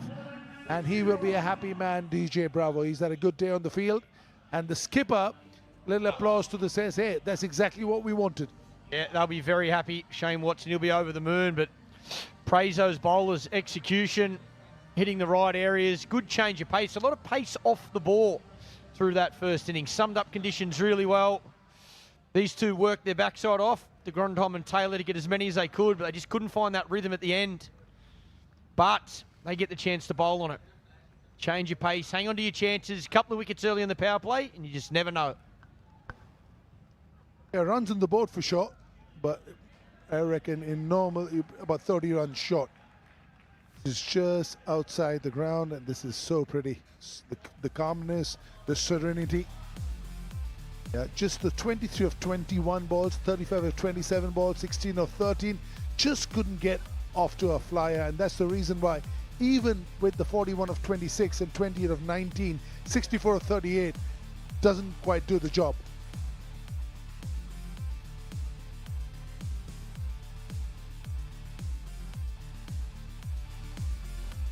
Yeah, there's the partnerships. 57 up the top, but it was off 44 balls. There's a couple of more of those 64 off 38s from Taylor and de Grandhomme. Power play up the front, so important while the ball's at its hardest to maximise. For the bowlers as well, they all played their part. Wickets through the middle. Bravo, he was the pick. Again, just his experience and class. 2 for 25 from his 4, but everyone did a good job. Alicia downstairs, let's go and catch up with her. We have with us a man who has always worn a big smile on his face. DJ Bravo, a big smile on your face today with those 2 wickets. Yeah, not bad. I haven't bowled a ball since last year, August in England. But it's good to get my first game out of the way. This muscle memory, and it's 159. I think we did a fantastic job. A very good batting lineup. So credit to the bowlers, and hopefully we can get those runs. So do you think Shane Watson, Martin Guptill are going to do the job for you today? Yeah, well, if we have to win the game, definitely one of those two definitely have to get off. And if they get off, I think we're going to win the game. Having said that, we have a very decent batting lineup. But yeah, after a very shaky start, it's good to get active and get going, and looking forward to the remainder of the tournament. There was a big smile on your face after that wicket there, Pujara's wicket, and a celebration as well. Yeah, because he's class. He's a class player, and I think the ball before was a very good Yorker. He tried to run it down third man, so I said, okay, I'm going to take pace off for the ball this time. I know he's very leg-sided player, so I wanted to take him wide and then take pace off, so it worked today. And yeah, every wicket I enjoy. Well, it did work, and we had a celebration dance as well. Can we see that again? Yeah! Well, thank you so much. Wishing you all the very best. Back to you guys at the com-box. All the best, sir. Well, the dancers never left him, neither has his bowling skills. What a cricketer over the years. Pune Panthers need 160 runs from 20 overs at 8 runs and over. We'll take a short break, and on the side, back.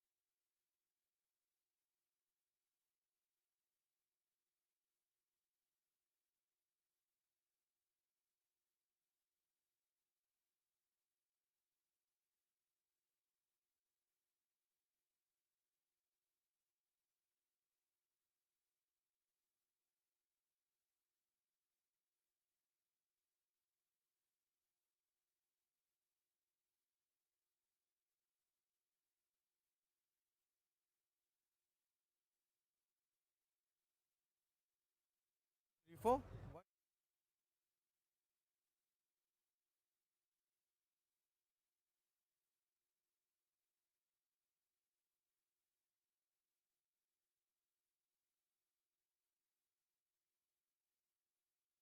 उधर गई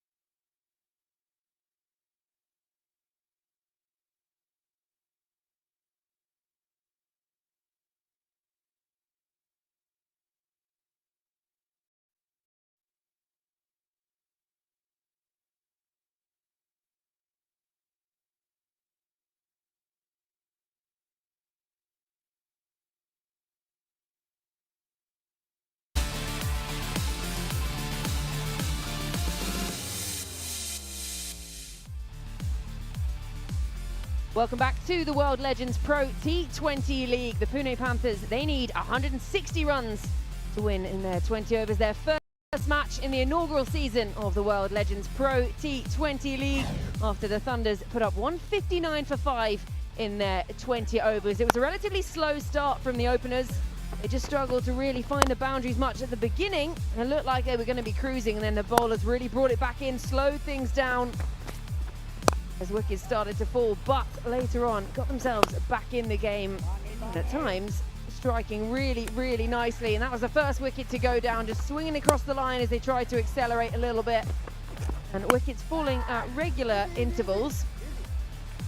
Easy enough on the boundary. Second wicket to go down, the third, Phil Mustard. And just getting into their business, the fourth one to go down, the big one, Pujara, and this up in the air, call it early. The captain, Pereira, captain gets captain, caught by Watson, and then these two out in the middle, Ross Taylor and Colin de Grandon really doing the heavy lifting, striking to all parts and swinging across the line. Some really heavy lifting later on, just made up for what had been a relatively slow start. Get themselves to 159 for 5 from their 20 overs. I'm joined by Faviz Maruf. Faviz, what do you make of this as a target? Decent score, looking at how the pitch behaved, being on the slower side. It's going to be very, very important. And Ross Taylor, boy, that he didn't bat well, did he? From the word go, even his professional career, he was very good through the mid-wicket long-on area. And every time the ball has been given on his arc, the strong wrist, he used to be a hockey player. So that's one reason why the slog towards mid-wicket is very powerful. Maybe wondering the viewers, why did he bat so low when he's batting so well? That happens. And one thing I'm still looking forward to is Stuart Broad with the new ball against Shane Watson and Martin Guptill. That's some battle. Showing your age there, Faviz. Yeah, Stuart Broad with ball in hand, obviously one of the all-time English fast bowling greats, now in action in the Legends League. So defending that 159 for 5.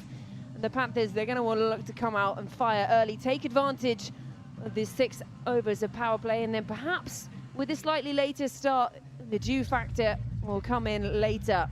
But that is still yet to be seen. They've got some really heavy striking in that Panthers side, obviously one that really stands out. Shane Watson, Martin Guptill, we know what they can both do with the bat in hand. This is going to be a good battle. Stuart Broad with a new ball with Guptill and Shane Watson, two of the most fierce hitters. Top of the order in the power play. I think maximizing the power play will be the game plan. For the Pune Panthers confirmation, they got to make 160 to win their first game of the World Legends Pro T20 League into day 2. Contrast to the game we saw last night as well, that target was a 197, so much lower, but different conditions, afternoon conditions. Yesterday was all about the dew factor, the first game as well, and just getting into the tournament. So interesting to see a different kind of chase here. Yeah, spot on. The conditions are different comparing the evening game to the day game.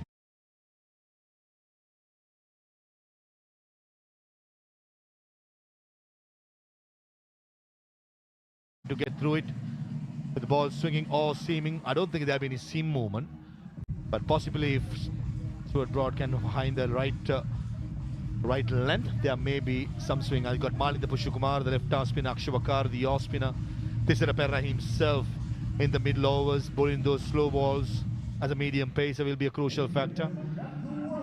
So many things. Yeah, this could be a really exciting start to this chase. You feel like these two aren't the kind of batters that are going to want to hang around. They're going to break the back of this chase early and try and get this done. Make some real, take advantage in this power play.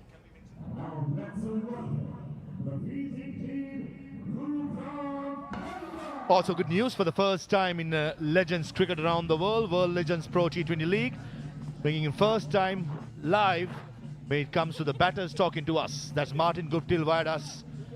Whenever we can go to him and have a chat. That's some innovation just to get into detail about the thinking pattern. So certainly that's something to look forward to.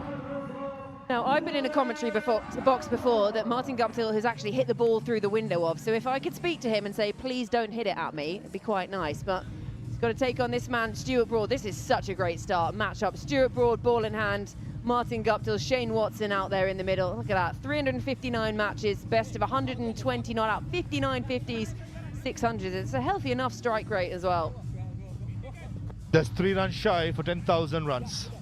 What a servant he has been for New Zealand and franchise cricket all around the globe.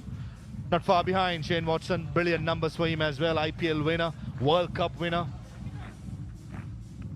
He used to bat in the middle, bat at number 7 when he started his career, but as soon as he got promoted up the order, the different force totally.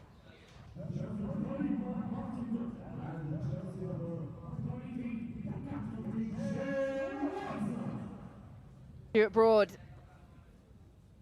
85 matches, best of 4 for 24. Back in action with the ball in hand.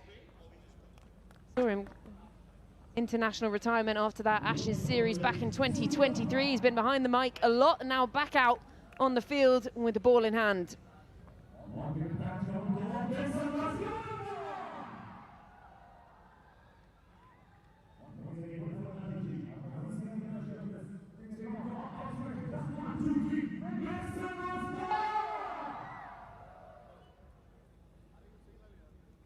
A slight delay here as we wait for the first ball. The wind just picking up a little bit outside. We can see the umbrellas and the flags fluttering around. Watson and Guptill just waiting.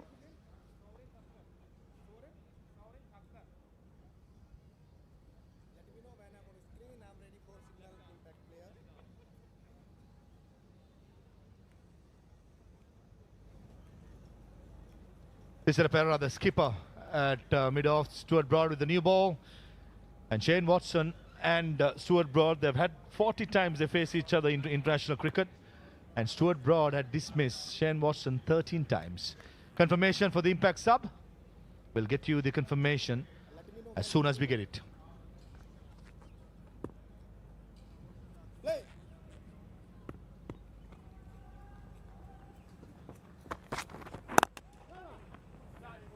Not lost it. Stuart Broad back in action. Yeah, right on the money. Big, tall, what a servant he has been to world cricket.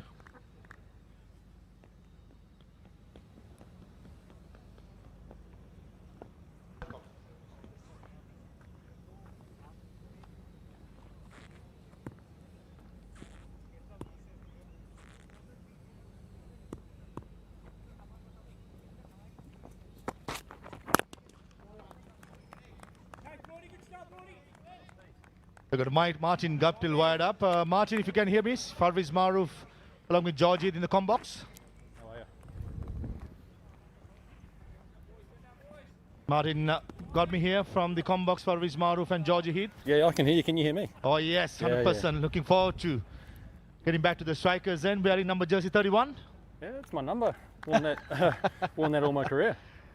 Stuart Broad straight away, right on the money. You don't lose it, do you? To be fair, Watto looks in pretty good touch.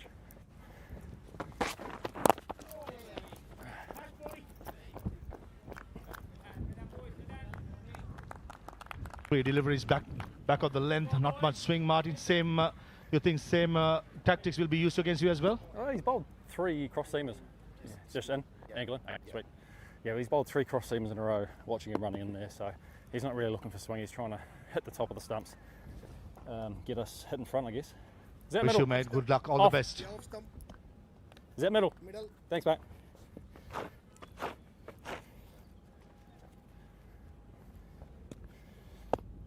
Tidy start this from Broad, just a single for first 3.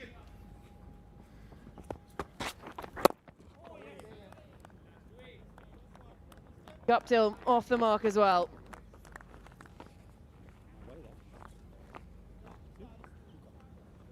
Good start by Stuart Broad. Back of the length. We understand there's not much swing or seam available, so the length's going to be important. And being a tall, lanky bowler, the natural length will be back of the length. And I think he's just ideal on a sore surface.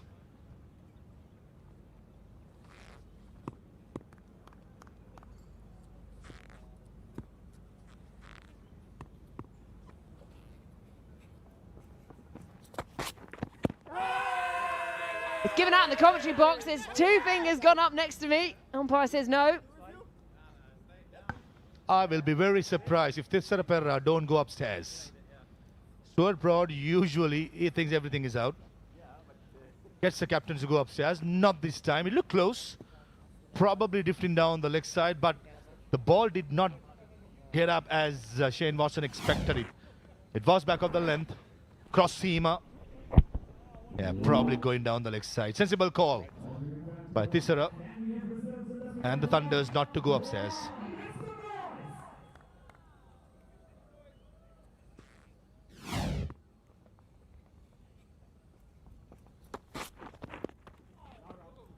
Very tidy first over from Stuart Broad. Just the 2 runs coming from it. 1 over gone, 2 for none.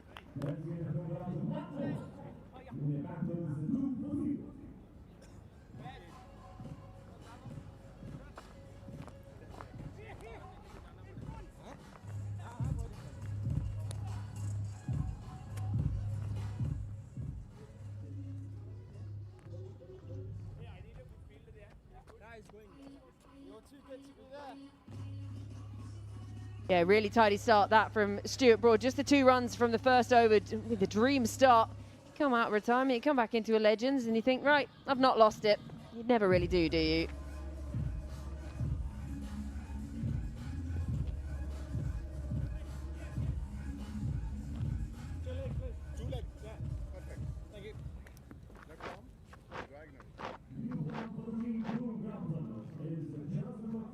Saurin is going to be the new bowler for the second over. Left arm spinner in the power play against Guptill and Watson. This is going to be interesting.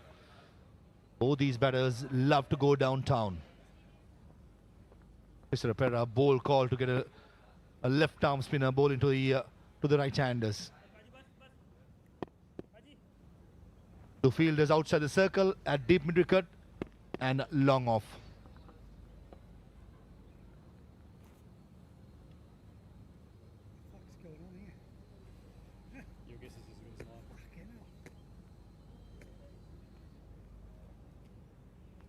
Yeah, there's a signal from the umpire, the impact sub, the impact player introduced. I think they'll tell him that the impact's been brought in. I don't know, do you have to tell him he's the fucking bowler? Yeah, so Soren Taka comes in for the Thunders. Comes in for Chicheswa Pujara. Not a bad start at all. Unlucky sometimes. Streaky runs, but the first boundary of the chase.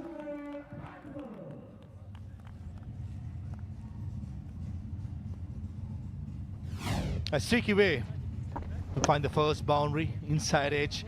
I thought Martin Guptill was surprised with the pace that the left-arm spinner bowled. Kept a little lower, but certainly a decent start by Thakkar.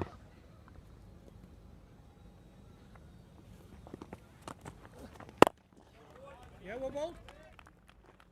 Yeah, tidy. Really tidy.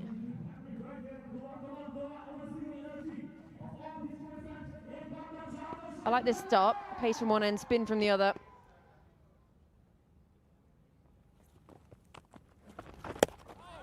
Little quicker this time, just straying in line. Nicely kept by the Colonel. Phil Mustard behind the stumps. Firing it in, Saurin. He's not giving any air. He's just going wide of the angle and making sure he's targeting the pads of Martin Guptill.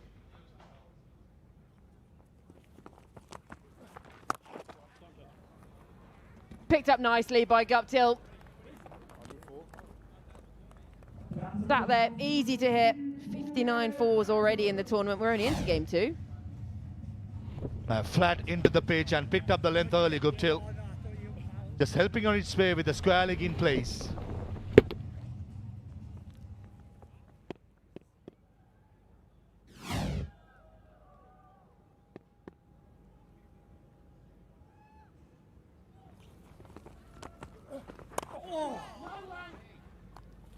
Inside edge this time. Little smiles from Stuart Broad.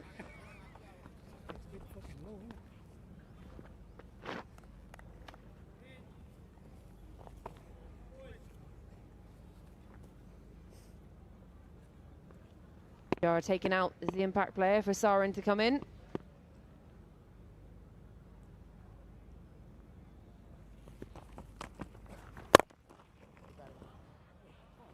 Through the gap, that's going to be 4 all day long. Power along the carpet from Guptill, and he's racing along now. Martin, that was an easy delivery, isn't it? Right in the slot, the first 4 deliveries, nice and flat.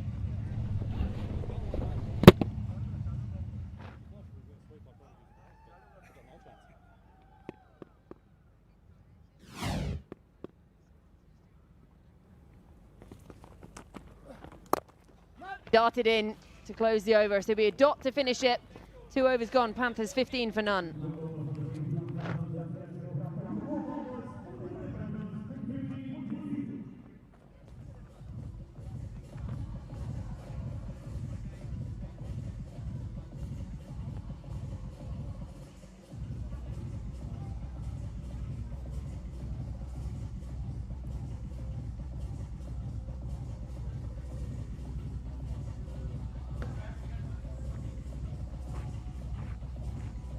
Martin Maruf from the combox. Last over, all deliveries firing into the leg stump. The only one delivery outside the off stump. Ukraine through the offside. So the game plan for both of y'all looks like trying to target the pads.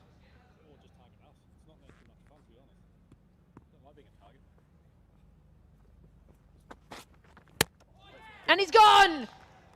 Stuart Broad strikes for the first ball of his second over. Shane Watson looking to swing across the line, and the captain is on his way.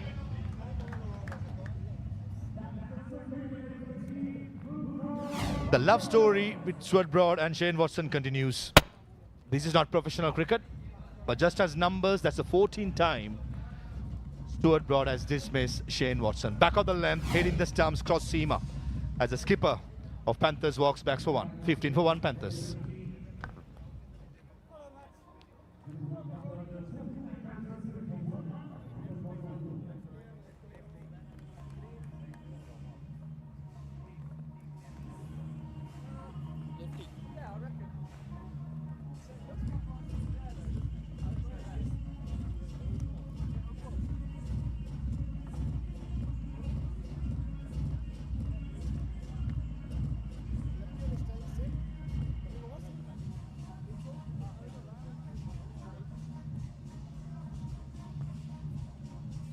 Stuart Broad strikes first ball of his second over, sends Shane Watson on his way for just a single. And there's the signal again from the umpire, the other impact player into the action. Upul Taranga have replaced Ishwar Pandey. We got the confirmation. Good play, Upul Taranga. Have not played cricket for a while, just been relieved from the chairman of selectors job from Sri Lanka cricket. Couple of years that he held that post, so he'll take a little while to get used to the conditions in the middle to get his rhythm going. Upul Tarang and Martin Guptill. What a couple, what a sensational to watch 2 of the elegant players. Finds the edge, no slip, races away, he's off the mark with a boundary. Now, my memory goes back, Upul Taranga, Stuart Broad, even in the playing days professionally, that's the line that Stuart Broad continuously attacked Upul Taranga. Question has to be asked from this Ribeiro, where is his slips? That would have into the breadbasket of the first slip with the third man in the circle. That's not a line to bowl. If he's bowling that line, that particular length, I think the third man better off saving the boundary. As I push it, just missing that outside edge. Martin. Couple of good deliveries to the left-hander by Brody going across. Well, that's the beauty about T20 cricket. There's no slips, so any nicks are 4, unless it goes straight through behind. Just on facing the left-arm spinner, the 5 deliveries you face, he was into the pitch much quicker, and only 1 delivery outside the awesome. The game plan is going to be back of the lane to your pads. Yeah, and I felt like he's bowling about 120 Ks as well. That was rapid. So we will change from left-arm spinner to left-arm seamer.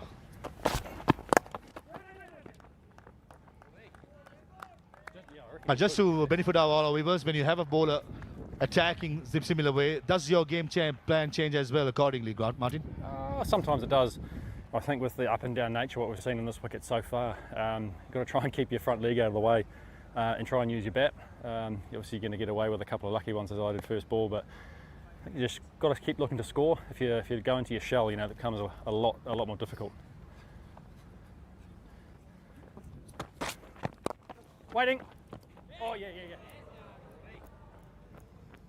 Boundary, misfield at cow point, resulting in another boundary to Upul Taranga. The 60-second boundary of the World Legends Pro T20. Stuart Broad will be quite grumpy. The ball is going through the cow point. Last final question before the over finishes, Martin. Knowing Thisara Pereira, he would have had his game plans against you, not giving nothing up to your bat.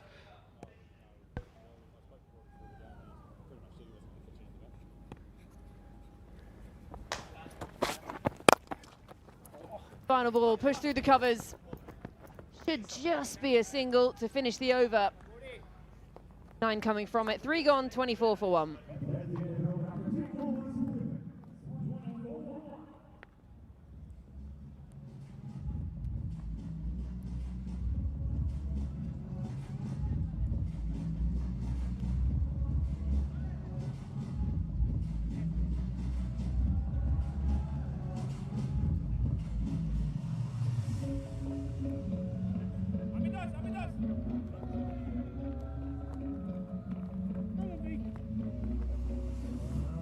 Gone 24 for 1, the 1 wicket to go, that of Shane Watson, bowled by Stuart Broad for just 1 from 6. And we heard Martin Guptill saying that he was looking in really good touch. They'll have been pleased to get that scalp early because they know just how dangerous that partnership could have been.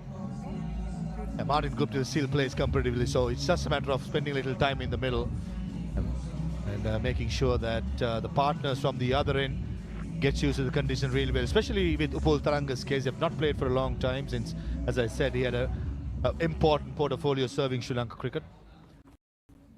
So it's all about getting back to the groove, getting a feel of being in the middle.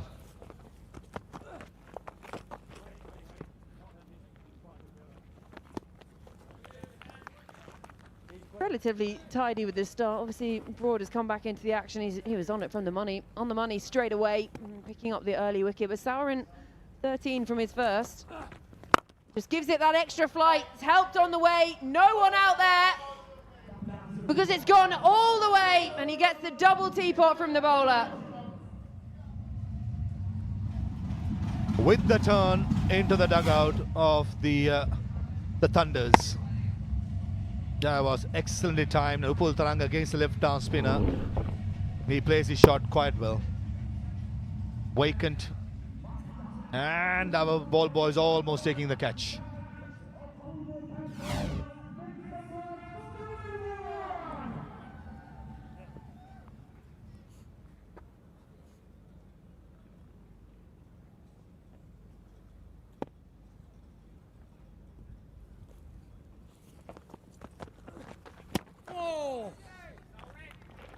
That's a good response.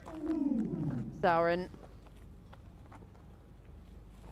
As expected, after being tonked away for a 6 previous delivery, the next delivery, as Martin Guptill described, left arm quick. Give himself room. Nice bit of manoeuvring. A bit of football from Stuart Broad. Get him in the Forest side. He's a Nottingham Forest fan, isn't he? Certainly coming in handy.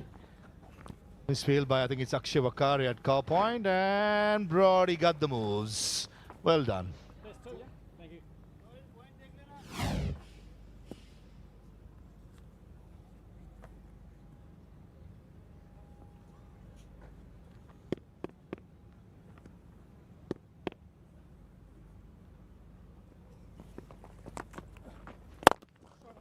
Frees his arms, Martin Guptill, that is massive, goes all the way. Second 6th of the over. Martin, in your arc, off it goes. That's something you've been waiting for a long time.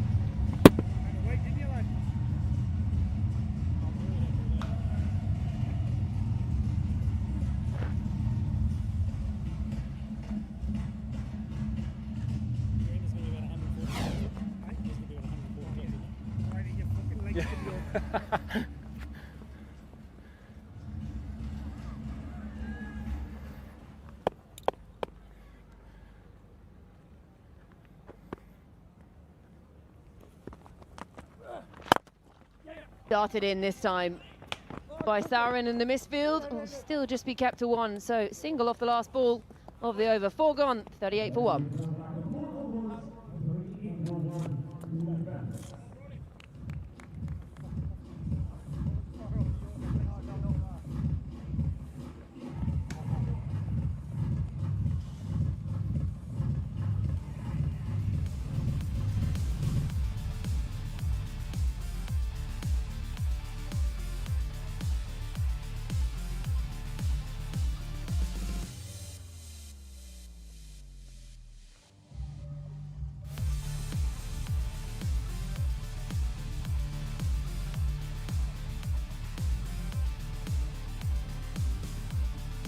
4 gone, 38 for 1. Martin Guptill looking in tremendous form, as he often does. And Tharanga has played some scintillating shots from the other side as well. A tossed up delivery. You cannot bowl like that to Martin Guptill. Another APL Apollo maximum. Terrifically played by Martin Guptill. He's enjoying every bit. Second 6 down the ground. As soon as the spinner has gone up and given it a little bit of flight, watch how he just gets that bottom leg. He collapses that back leg. It goes down, so he gets the elevation. Smash one down the ground the over before for a huge one. Let me tell you, Martin Guptill, one of the biggest hitters you'll see in T20 cricket. I think Colonel Mustard also enjoyed that 6, having a little chat. Using his long levers here, Martin Guptill.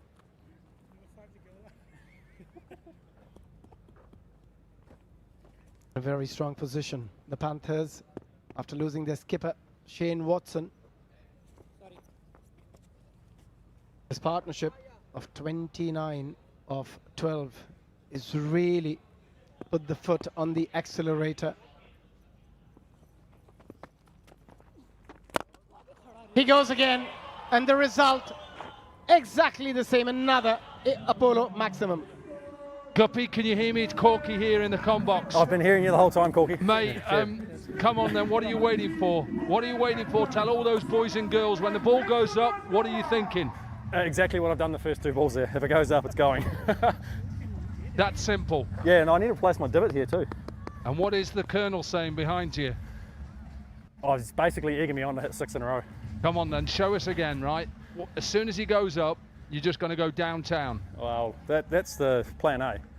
If not, if he goes into the surface, you're going to go square? We'll see if it bounces first. Come on then, show us. Show all these people in around the world you always want what to see you my can power do. fade, don't you? I just want to see that. Come on, Guppy.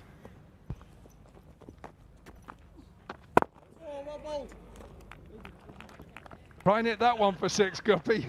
I think my backlift went high enough. No, but on a serious note, Guppy, I don't know whether you can still hear me. Yeah, I got you. 3 sixes in this run chase. Are you just trying to kill this game in the first 10? I think we just got to get ahead of the rate and then sort of just cruise. I think we saw how difficult it got when the ball got a bit softer to actually get the ball away.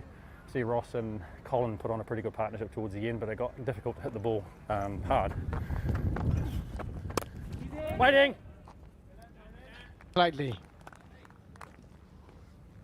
outside the off stump, held that length back a little. So you can hear me commentate all the way through, can you, Guppy? Even when you're facing. I'm enjoying it, Corky. I bet you that's a delight for you, isn't it? Oh, I love it, mate.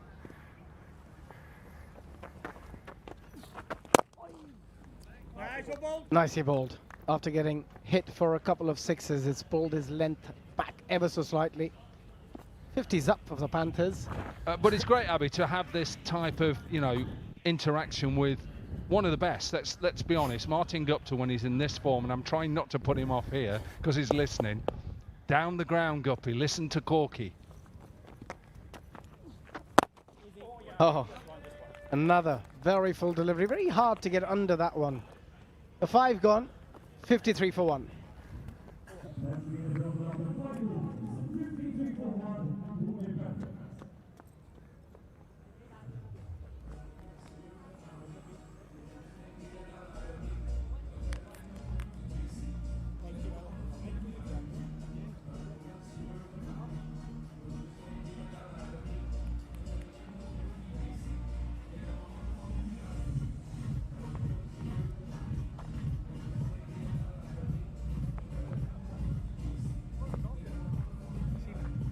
Martin Guptill, 34 of just 13.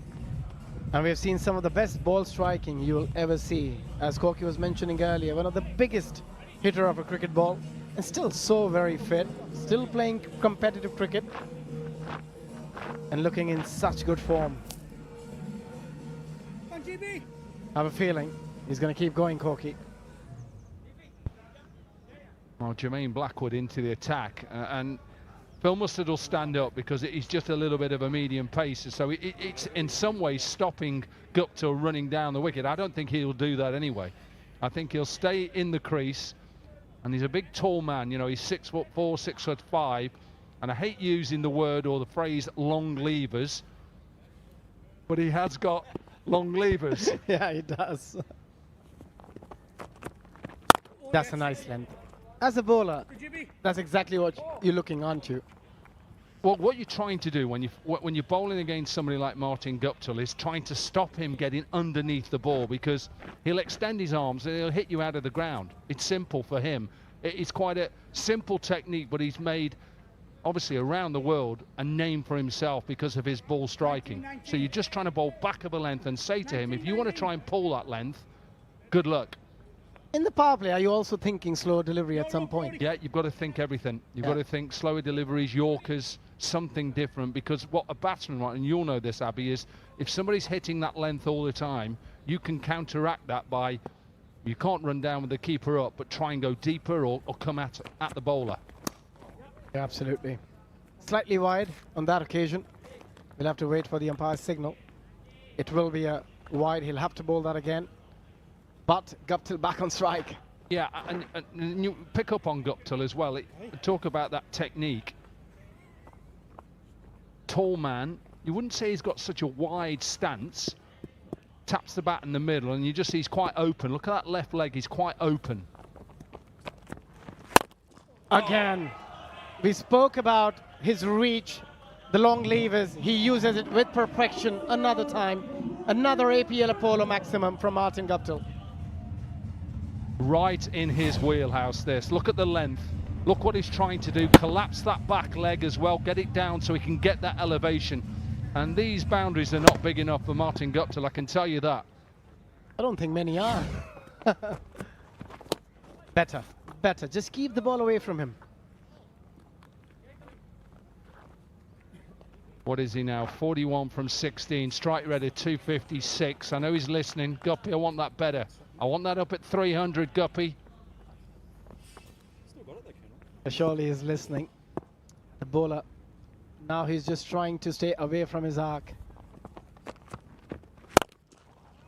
That is not gonna help.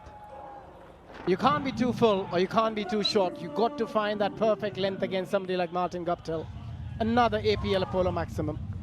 Look at the partnership as well, 47 from 21. And we thought this pitch might just be a little bit difficult to bat on. We saw that where the ball just stuck in. But when you get somebody of the class of Guptill, he's going to take the game away from you. Also, you think as the game progressed and the sun went down, the pitch got a bit better for batting, which we saw yesterday as well in the evening game. It was an absolute belter. 2 sixes in this over already. Can he go again? Oh, that's a good delivery. Perfect Yorker. And what this innings does, obviously the partnership very important, 54 from 23, but what this innings does is it just relieves a bit of pressure. You know the strength of Guptill, you know how far he can hit it, but ultimately a little cameo from him, a 60, 70, look, he'll want 100. He'd have watched last night Martin Guptill and say, right, I want to be the second batter to get 100 in this competition. And he loves getting 100, especially in this format. Loves this format, Martin Guptill. Nicely timed. Straight to the field. The power play is done. 6 gone.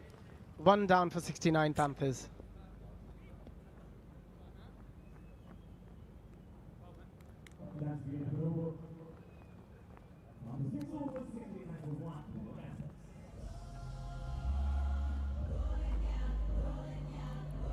TP.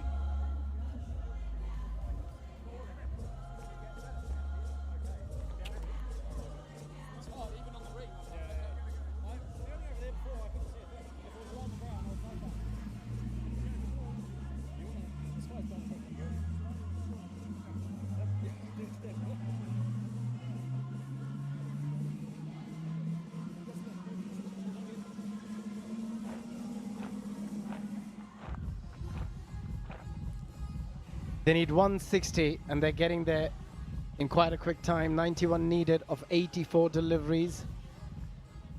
They got to find some wickets here if they want to come back into this game. The Thunders. Rain has been pretty expensive, 27 of his first 2 overs.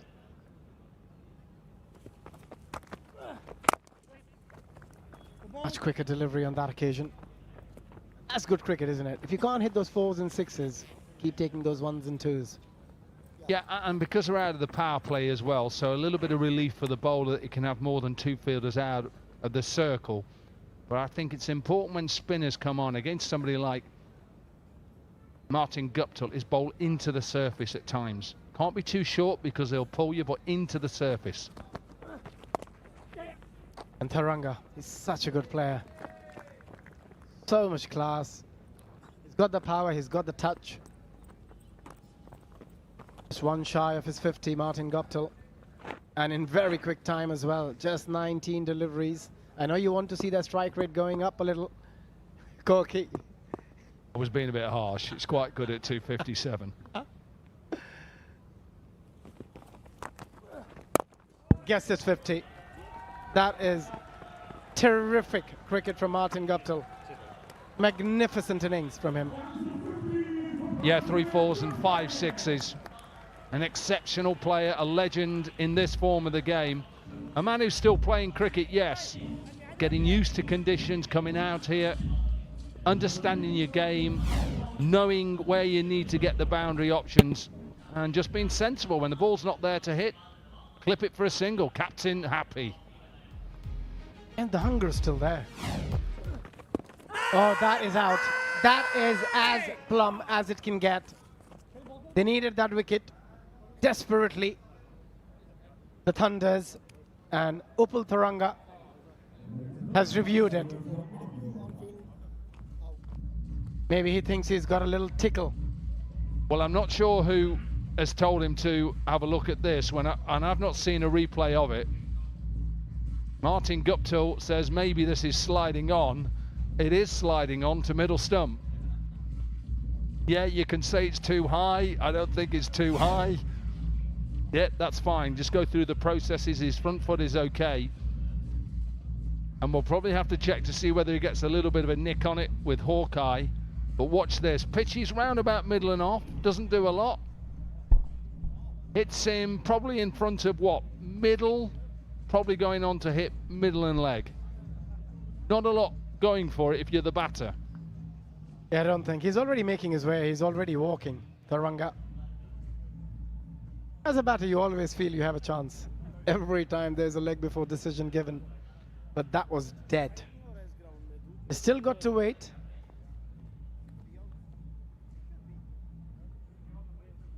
The next sense. There a tickle. Now there is plenty of gap between the bat and ball. Everything depends on that ball tracking. I think a lot of people at home will be thinking, I can tell you what the ball tracking will tell you. Pitch is probably about middle and off, middle, and then he's gone on to hit middle and leg. Guptill still saying it might be going over the top. Absolutely not. Maybe in New Zealand. Maybe. Still I'm doubtful. Here comes the ball tracking. Oh, that's going to hit the middle stump. It's as dead as it can get. Yep, I think I was probably spot on. What hit him just out in the middle of what? Middle and off, going on to hit middle and leg. Good decision on field, not the best review. Taranga gone for 18, and the Panthers 72 for 2.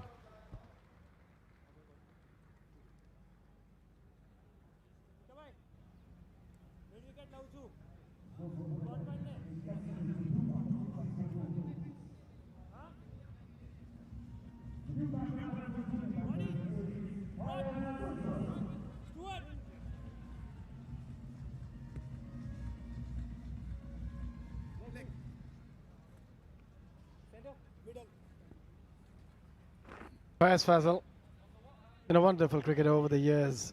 In first class cricket, has played for India as well, played a bit of IPL for Rajasthan Royals.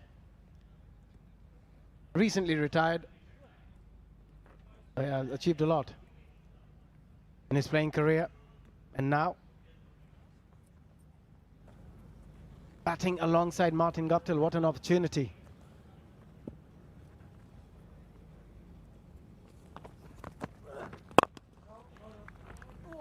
Very elegant player. There's no pressure of runs here because Martin Guptill has done the heavy lifting already.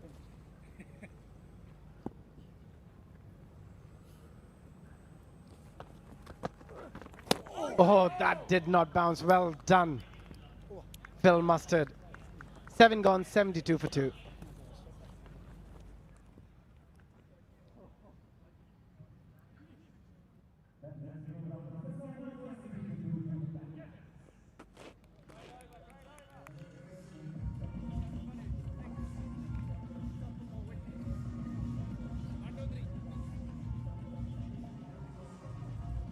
TP!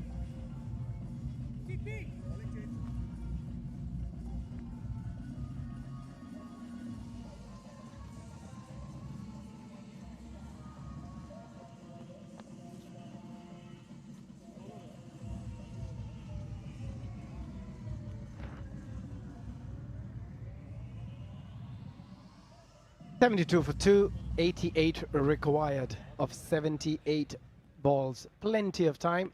But what they still want to do is try and get these runs as quickly as possible and try and improve the net run rate. If there is an opportunity, you might as well take it. Yeah, Tissa Pereira into the attack now, and he realises he's got to try and get rid of Guptill as quickly as possible, because while he's in that middle, this game will be finished very quickly anyway. So they won't worry too much about that. If he's there, he's just going to push ones and twos. This man's game will be just give Guptill the strike. Get yourself in, get Guptill back on strike, get this game done. And that's his game. It suits him perfectly. Faiz Fazal is somebody who likes to nudge the ball. He's not a power hitter. He's not a big hitter of a cricket ball. But he's a terrific timer of a cricket ball. But here, his role is just to take a single and bring the big man on strike. That's exactly what he does.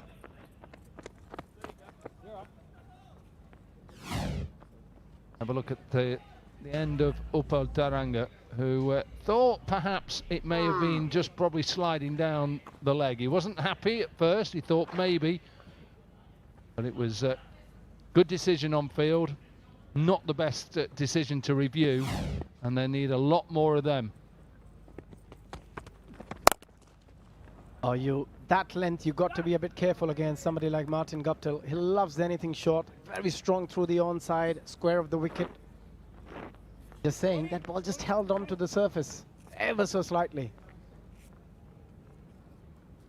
I think that's the length. You've got to try it because you're not sure how high it's going to bounce, whether it's going to keep low. We saw a couple of deliveries from Stuart Broad that just sat down in the surface. Yeah, again, similar length. You're absolutely spot on. But he still managed to get it in the gap, Faiz Fazal. And the timing was there to take it for another APL Apollo boundary. Yeah, well, this 1919 Sports Cricket Stadium in Goa, this outfield is quick. And even though you can just see this ball doesn't get up as he would have liked, because there's a big gap between short fine leg and deep square leg. He just races, accelerates through, and impossible to stop. 85 from 75. What a position they find themselves in.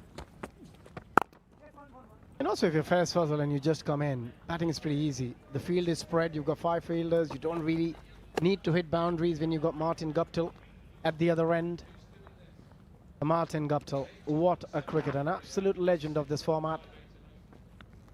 52 of just 22, strike rate 236. Been exceptional over the years. Final delivery of the 8th over. Nicely bowled. 8 gone, 80 for 2.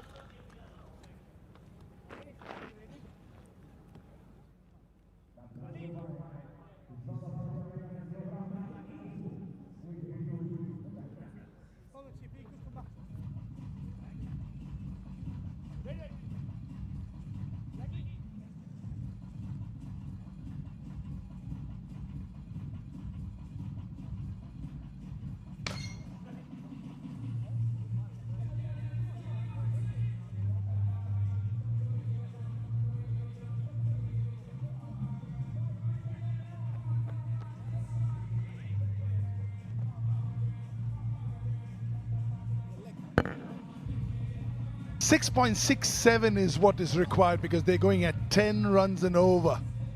So that's a really good reply. I've also got 8 wickets in hand. Monty Panisa joins me. Always a pleasure to be in your company, Mont. Yeah, it's been absolutely brilliant from Guptill, really. And especially the spinners. He's made his mind up. Anything full, he is just going to hit it straight and long. And he's done really well so far. He's already hit 5 sixes.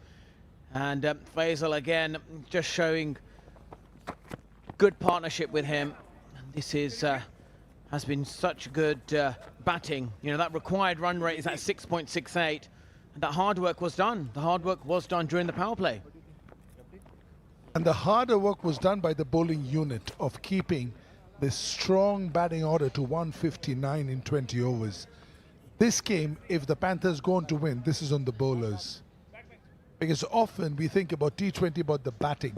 As good as Guptill has been, it's the bowling unit that has given this game on a platter. Oh, heads, heads. Is it in Goa? Is it in Goa? Is it in the sea? Heads. It sailed over us, Montpey. There you go. That's what we were talking about, wasn't it? Anything full, he knows he's just going to target straight. That's one of his strengths. He gets a big stride in, and then he just hits it nice and long. And you're probably right, even himself, even Guptill's like looked at Phil Mustard and thinking, wow, that's come out of the screws. Yeah, that's gone a long way. And that's definitely gone past us. And it's been absolutely brilliant hit. 360 on the par 5, 340 on the fly, 20 yards. It's a huge ball in golf, and I'm not surprised if you can hit the cricket ball like that. Just look at his eyes, how he keeps looking. For any young cricketer watching, you just look at his eyes on the ball, and he doesn't follow it. Even now, there he's looking down. He is looking at the ball when he's striking. Sometimes we are so eager to see where the ball goes. That was superb. And look at the astonishment in the face of the keeper. He was like, how on earth did he hit that there? Exactly, it's got the best view in the house, and they're probably discussing about that shot right now. He's probably thinking, yeah, I got that out the screws, and that was certainly one of those. Probably his best one of the lot. Another one. Has this cleared as well? This is massive. It's the Martin Guptill show. Whoa, yeah, worth your admission just to see these 2 shots being played. What a cricketer he is. This is brilliant hitting, isn't it? He summed up the pitch really well. He exactly knows what to do here. He's again gone same technique, same head position, and the result is the same, just even bigger. Look at the straightness of the shot. Look at keeping the shape of the shot. There's no wild slogging, not the bottom hand taking over. It's all about the straightness of the bat, the high left elbow. We talk about T20 cricket, it's not all about slogging. Can he go again? Swatted that, that'll take some stopping and long off. Whoa, it's all happening out there. When it rains, it pours. Absolutely, and he hit that with tremendous force. And even the fielder surprised him there. And I suppose when a batter's in this form like Guptill, even the fielders, you know, they just don't want the ball to come to them. And you've got to anticipate, you want the ball to come, you want to make a difference. Again, it's the presence of Martin Guptill, his striking. He is on fire at the moment. 63 of 68 in T20 cricket. When the runs are less than the ball, it's a good place to be for the batting team. Whoa, he's just missed that in the wheelhouse. Did he lose a little bit of shape on that one, Monty? Did he just try to slog that over? Yeah, that straightness wasn't quite there. Let's have another look. Yeah, you're absolutely spot on. When you look over here, the way he's played that, I think he's trying a bit too hard. A little bit wider, and that bottom hand coming through. And you can see he wanted to hit it towards deep mid-wicket. All he had to do is hold that blade a bit straight up. There we go. He's hit that with tremendous force. And straight to the man. Yeah, just a slower ball and slice that up in the air. But what a knock from him. He's just lit up the place. 68 of 28. Little bit of lack of pace on the offside. lack of timing over there from Martin Guptill. That's the first ball he mistimed, and unfortunately for him, it's found the fielder. Yeah, that's a massive wicket. Yeah, tap of the watch. APL Apollo strategic timeout.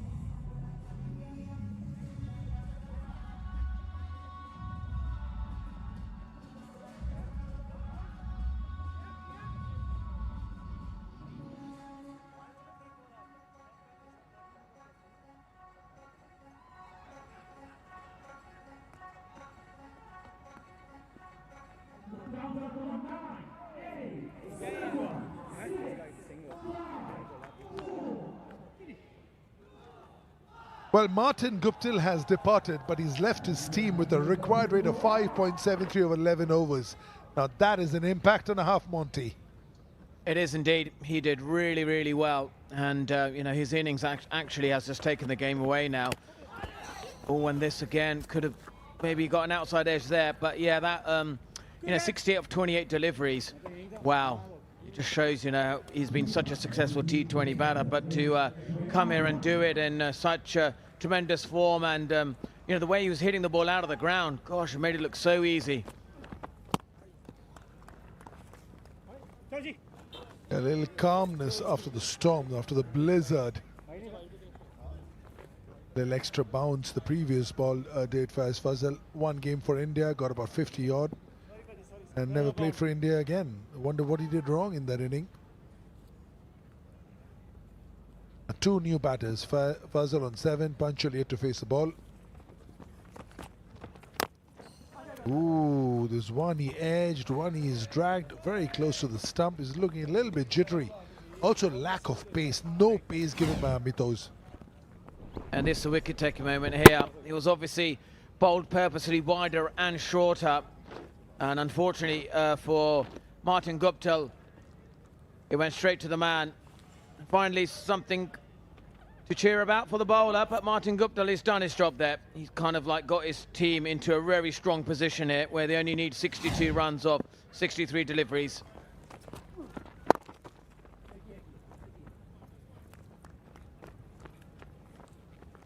Yeah, I think it was just the lack of pace that did Martin Guptill in, and I'm a little bit surprised that you know, so much space was given to him in the first place, because anybody who's known his career, he feasts on pace.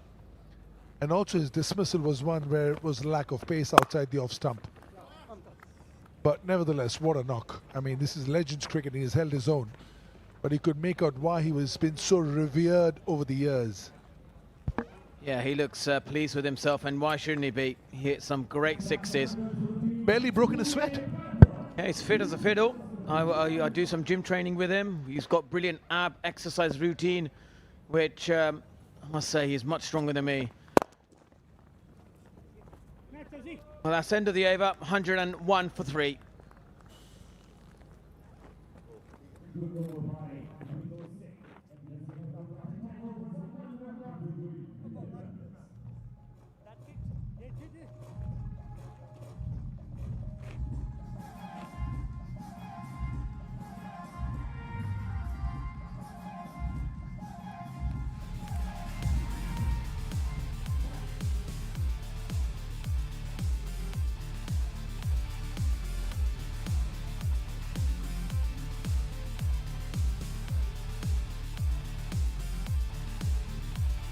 You know, the warm, not even close to each other. There's many blips in the first innings. You know, those blips always drag you down.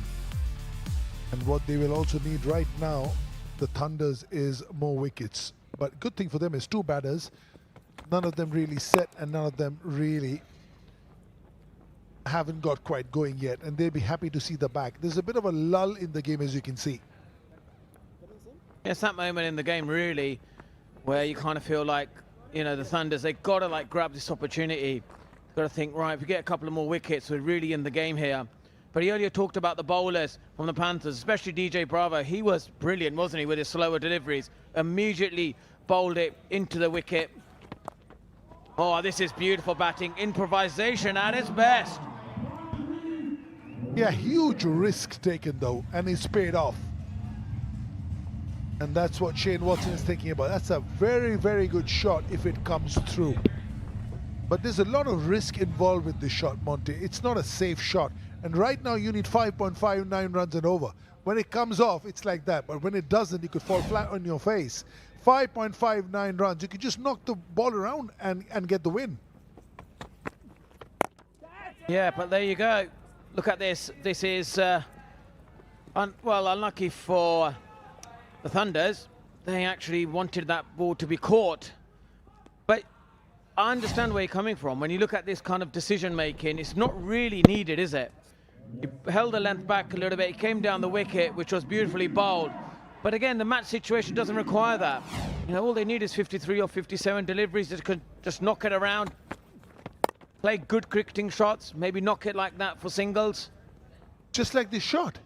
No risk involved, single taken. Because just for 5 runs, you took so much of risk in those 2 balls, and both of them could have been, you know, you could be out. So why, when somebody's done the job for you, first the bowlers did the job for you, then the Martin Guptill has done the job for you, so now the game is on a platter for you. Why do you want to let the opponents come in by giving a couple of cheap wickets? Beyond me. Yeah, again, so much of risk involved. Right now, Faiz Fazal has taken the risky route of going about it when you need 5.56 and over.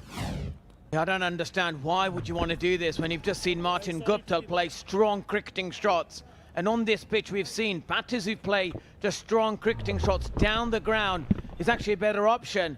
And you've got to think to yourself, is this really necessary right now? You know, the game does not require this, 51 or 55 deliveries. This is much better. Priyank Panchal, this is made out for Priyank Panchal. He loves to take a little bit of time. 11 gone, 1-1-0 for 3.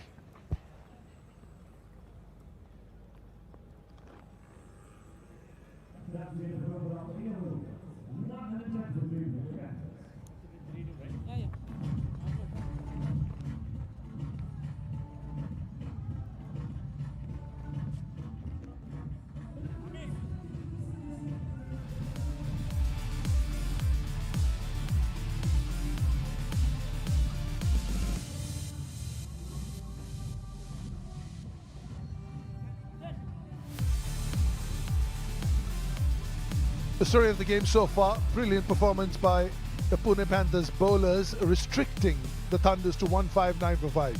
They are the ones who've got them in a really good position. Now it's the batters, of course. Martin Guptill added to that. Up in the air, has he got enough? He's in the gap for sure. That's the good thing. Didn't get enough, but in the gap. Absolutely. He kind of positioned it well. You kind of felt that, as from a bowler's point of view, that he may have done him in the air here, but you can see the weight transfer from the back foot, and he exactly knew where to hit this ball. He targeted the gap really well, and then bisect the field beautifully. This is a really good shot. Is there a chance? Is there a chance? Oh, easy now with the back pedal. Another risky shot that hasn't worked for them. Need 5.21 runs and over, and you keep hitting the ball up in the air. Yes, absolutely brainless cricket, is it? He's batting like they're requiring 10 and over. He didn't need to play this shot. He already got a boundary, could have knocked it down the ground, but now he's kind of given a chance. He's given a chance to the Thunders, and obviously, you know, they lose their wicket here.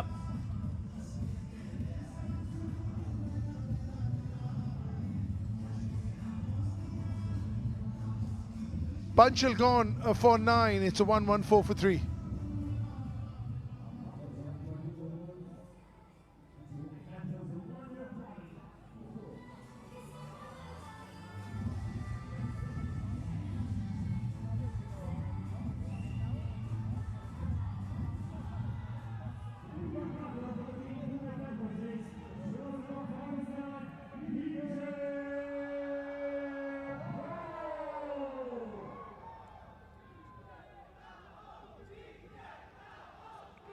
DJ Bravo in the house. He's done the job on the field with the ball. Now can he do it with the bat once again?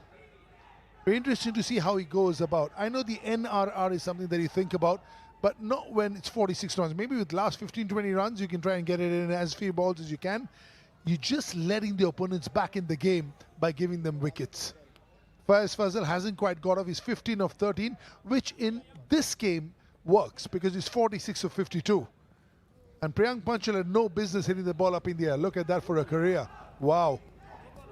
One of the stalwarts of T20 cricket over years. IPL winner, Champions League winner, name it, he's got it. Yeah, 17 T20 titles to his name. What a brilliant campaigner he's been for T20 cricket, and our successful mentor and a coach. You're absolutely spot on here. I think a wicket was going to come. Both batters were just feeling a bit too itchy here, and all they had to do was just knock it around. And look at this, gone wide. He could have just knocked it towards deep cover. Instead, he took the riskier option, and he wanted to finish the game off a little bit earlier than necessary. And you can see the difference already with DJ Bravo. He's looking to play himself in, watching the ball very closely. Yeah, nice catch. Easy with the back pedal. He knew where the skirting was. Akshay Wakare, Ranji Trophy winner, has been a big bowler for Vidarbha over the years. In fact, retired after last year's Ranji success. They won the Ranji Trophy last season. They won the Irani Cup last season, and then called time on his career. But he's been a huge stalwart. India off spinner. Couldn't quite play for India because of a man called Ravichandran Ashwin doing the job for the senior team. But he's held his own for years. Yeah, this is a drag down. The CC, the commentator's curse. You praise him, and he says, I'll put you in your place. Up in the air. Is it enough? Is it enough? It is. Bravo, exactly knowing where the fielders are. 6 over extra cover. Well, Sir Champion certainly shows his experience and why is he one of the most brilliant all-rounders in T20 cricket. Very good option here. It was wide. He went towards deep cover. And look at the force he's hit it with. The timing superb. That's a brilliant 6.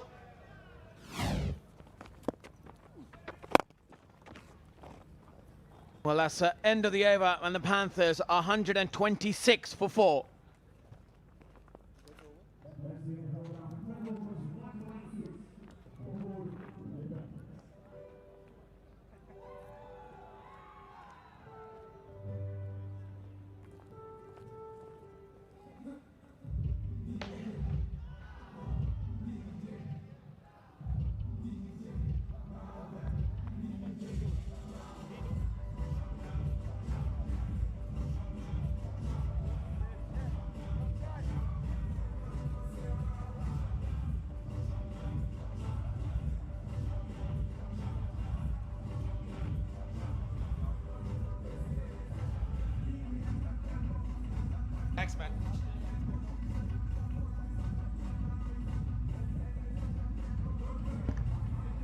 126 for 4, so 34 needed from 48 runs. They'd probably be feeling pretty comfortable, but looking to want to try and get this done as quickly as possible. And the exciting thing is we've got another game to come after this tonight, so the action does not stop here at the World Legends Pro T20 League, the inaugural edition. So DJ Bravo, 7 from 4. Oh, what a stop. Has it put down? Ross Taylor. Good connection from Bravo. They're playing it late. Very, very well done by Ross Taylor. Got down in time, and his dry smiles of DJ Bravo says the story. Sliding down. Oh, and he's fallen over in the middle of the pitch. Chance of a run out. That is an absolute calamity in all facets. He's fallen over in the middle of the pitch. He's been fumbled. He's given up, thinking that he's going to be run out. And then he is run out, and even the umpire's confused. I think they might check whether the bowler Saurin had the ball in his palms when he took the bails off. Yeah, even the bowler himself is not sure. Maybe he did drop the ball. Chaos everywhere. Initially, the LBW I thought was going down the leg side. Yes, no, I'm sorry, almost. And Fazal slipping. And the bowler Saurin, he did the right thing by going back to the stumps, doing the basics right. That's fine. We don't care about the no ball since it's a run out. Initial appeal was to the LBW. That for me, yeah, down the leg side, probably missing the leg stump by at least another couple, 1.5 of stumps. No inside edge, no bat involved there.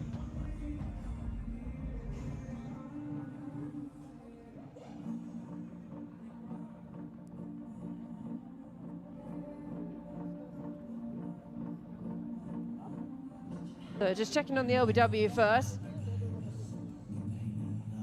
And nothing on the bat. And on the first look, we thought sliding well down. And then the chaos really did start. If the entire process to be checked, even the run out will be checked, I'm sure. That's the LBW. Makes sense, the technology partner just confirming it. It's missing the leg stump. The umpire will say not out to the LBW.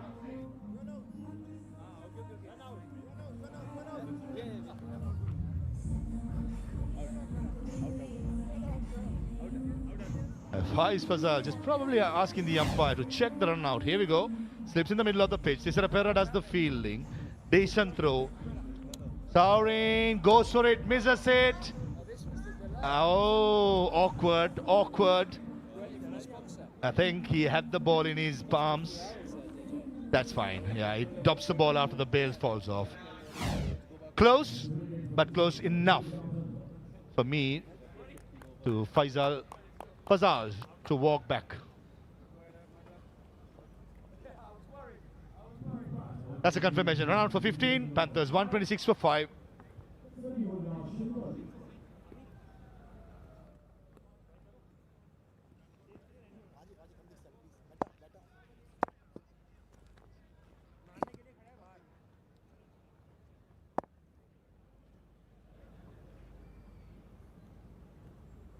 Jinwari comes out to the middle. Good first delivery, keeps it out nicely. So starting to look a little less straightforward. Yes, 34 needed from 46, but 5 wickets down now. And this was the absolute chaos. He slid a great slide tackle if he's playing football. This fumbles it the first time, dives past, manages. And that's a big swing. I think they've got some edge on this, don't they? Massive appeal. For an outside edge, for a stumping, it's all happening. Anil Chowdhury, the umpire at square leg. Did you go upstairs? Yeah, he's quite confident the batsman did not lift his feet. That's DJ Bravo. Slowing it down, Saurin. Hint of turn. And one shot that DJ Bravo likes is to go over the extra cover. Misses out since the ball turned. We are going to check. Is original edition not out? Thunder review. Well, I tell you what, his foot's all right on the line. He's got about 2 feet there. Huge gap between bat and ball. Drive a London bus through there.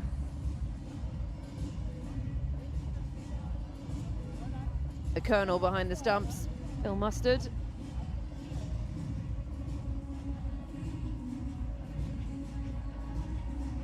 Universe boss in the house, waiting to get out there and to entertain one and all. I'm pretty sure the crowd in Goa, as well as viewers watching these telecasts, will be wanting to have a look. Universe boss one more time.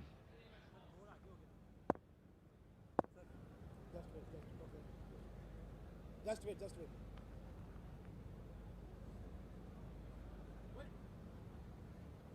Wait, bravo, wait. We got a stumble now. Stumble? No, you don't know any. Stumble.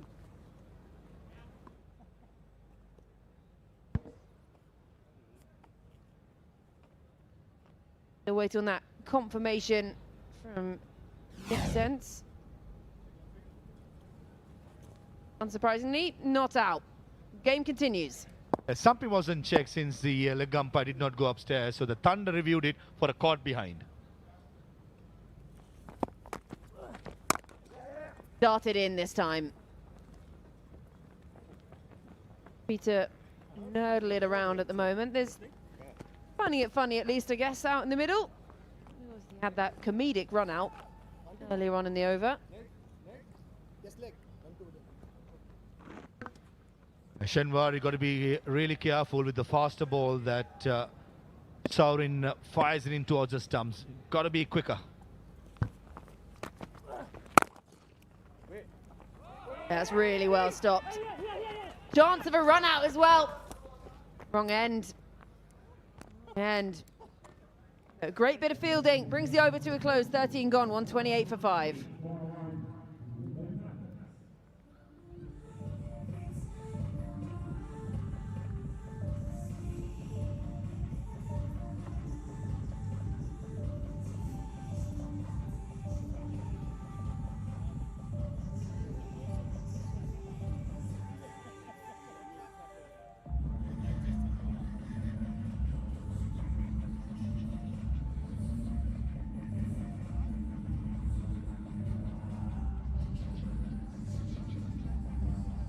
So that target now, 32 needed from 42. Still pretty comfortable, and DJ Bravo out there in the middle, 8 from 9. Shinwari faced just the one delivery for his 1.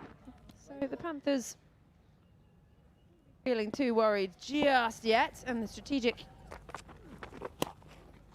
is also available. De Grandhomme just straying down that leg side with his first delivery. 7th bowler used by the Thunders, Colin De Grandhomme. That was the last ball of the previous over. Mix up again. Yes, no, almost so. I'm sorry. But in the end, both the batters got to their respective ends. Colin De Grandhomme, couple of steps, just gentle pace. Keep up to the stumps, Phil Mustard. I think the cutters will be the way forward for CDG. Colin, is it better than skipper? If he had gone to the bowlers, then would have been a different story.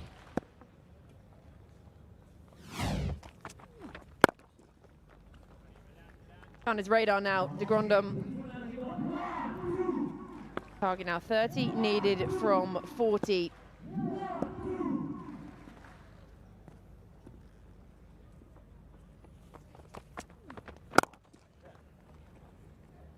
Those things with tournament play, we get it so often. You talk sort of deep into a tournament about net run rate and all those kind of things. But actually, it's something you really should consider early on in a tournament, because then you don't want to be playing catch-up later on. So 29 from 39, they're going to want to look to try and get this done. You don't want to have to take it into that final over.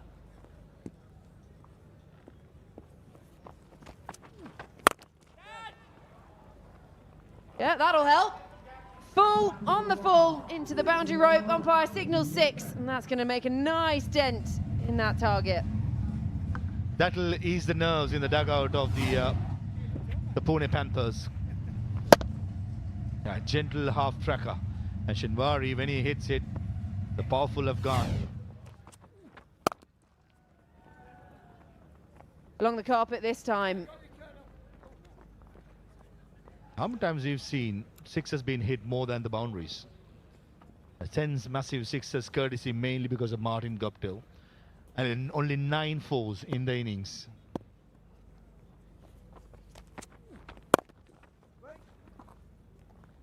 Those sixes were monumental, some of them. We watched them sort of fly, and you think you're going to get a crick in your neck watching it fly over your head. 14 gone, 138 for 5.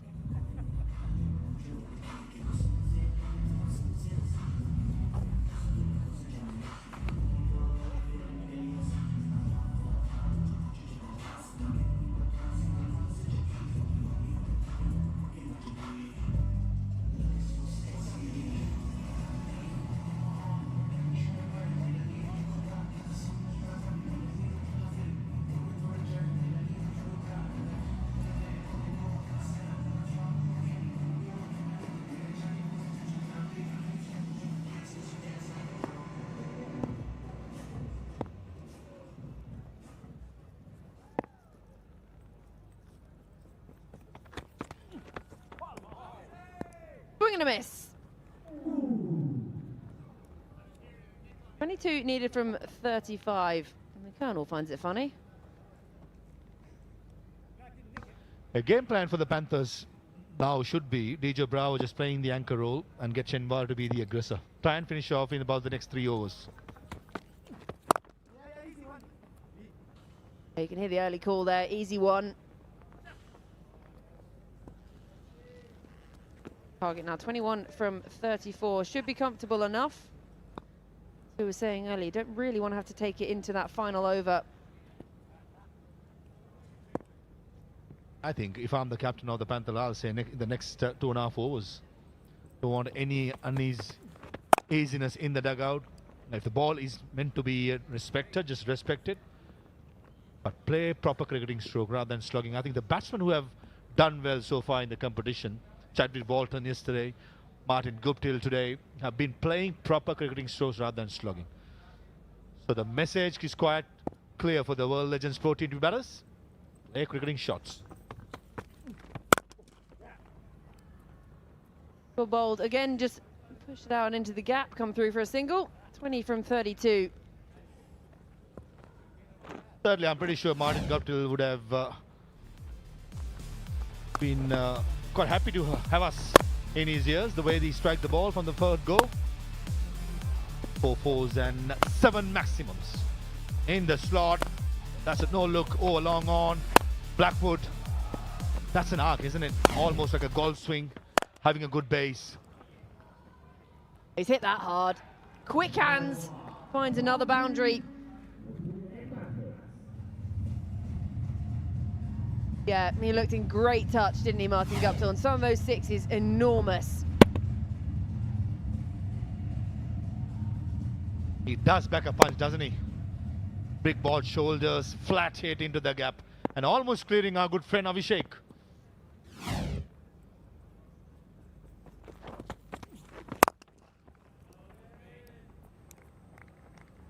Dug out nicely. 15 gone, 145 for 5.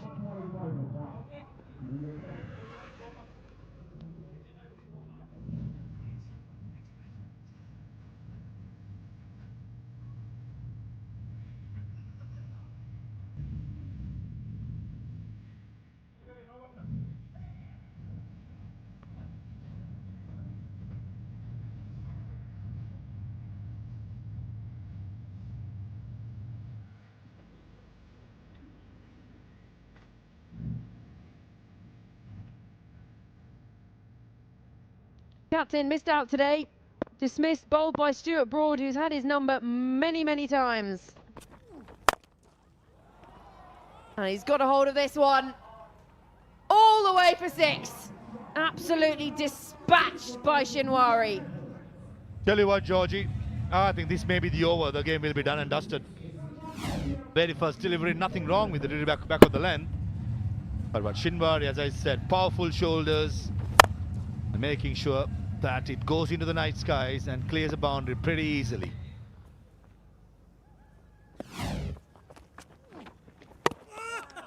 Oh, he's done him. He's done him. He's ended up on his backside as well. And Colin de Grandoms finds it funny. I'm not sure Shinwari does, but he's going to have to go. Almost sprained his neck here, Shinwari, trying to swing as hard as he could for a slow ball bouncer. Wanted to hit it out of Goa. It had a good base and swing through the line towards mid-wicket. Would have been a better choice, and the ball never turned up. In his haunches, he's gone up. And Colin de Grandom, he had the last laugh and certainly wasn't shy to give a few words back to Samiullah Shinwari. Walks back after scoring 21 of 10. He's 151 for 6 and his APL Apollo strategic timeout.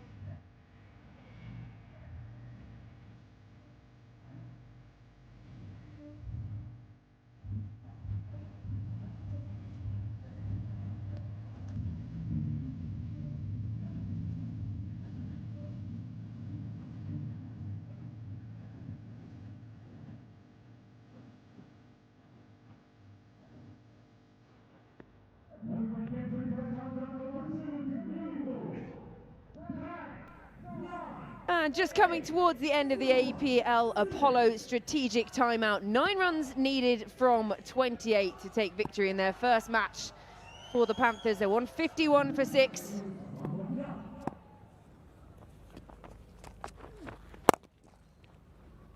Powell can't get it past Dana. His first shot. So not over just yet. There was a little bit of comical dismissal. See the end of Shinwari, but it does bring Rahul Yadav out to the middle. Yeah, good two follow-up deliveries by Colin de Grandom, back of the length. Certainly massive wicket of Shinwari of a delivery which never turned up. Oh, nice.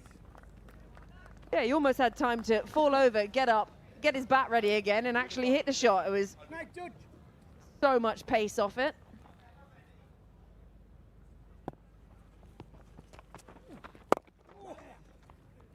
Miscued, but he's off the mark, so he will keep strike for the beginning of the next over. 16 gone, 152 for 6.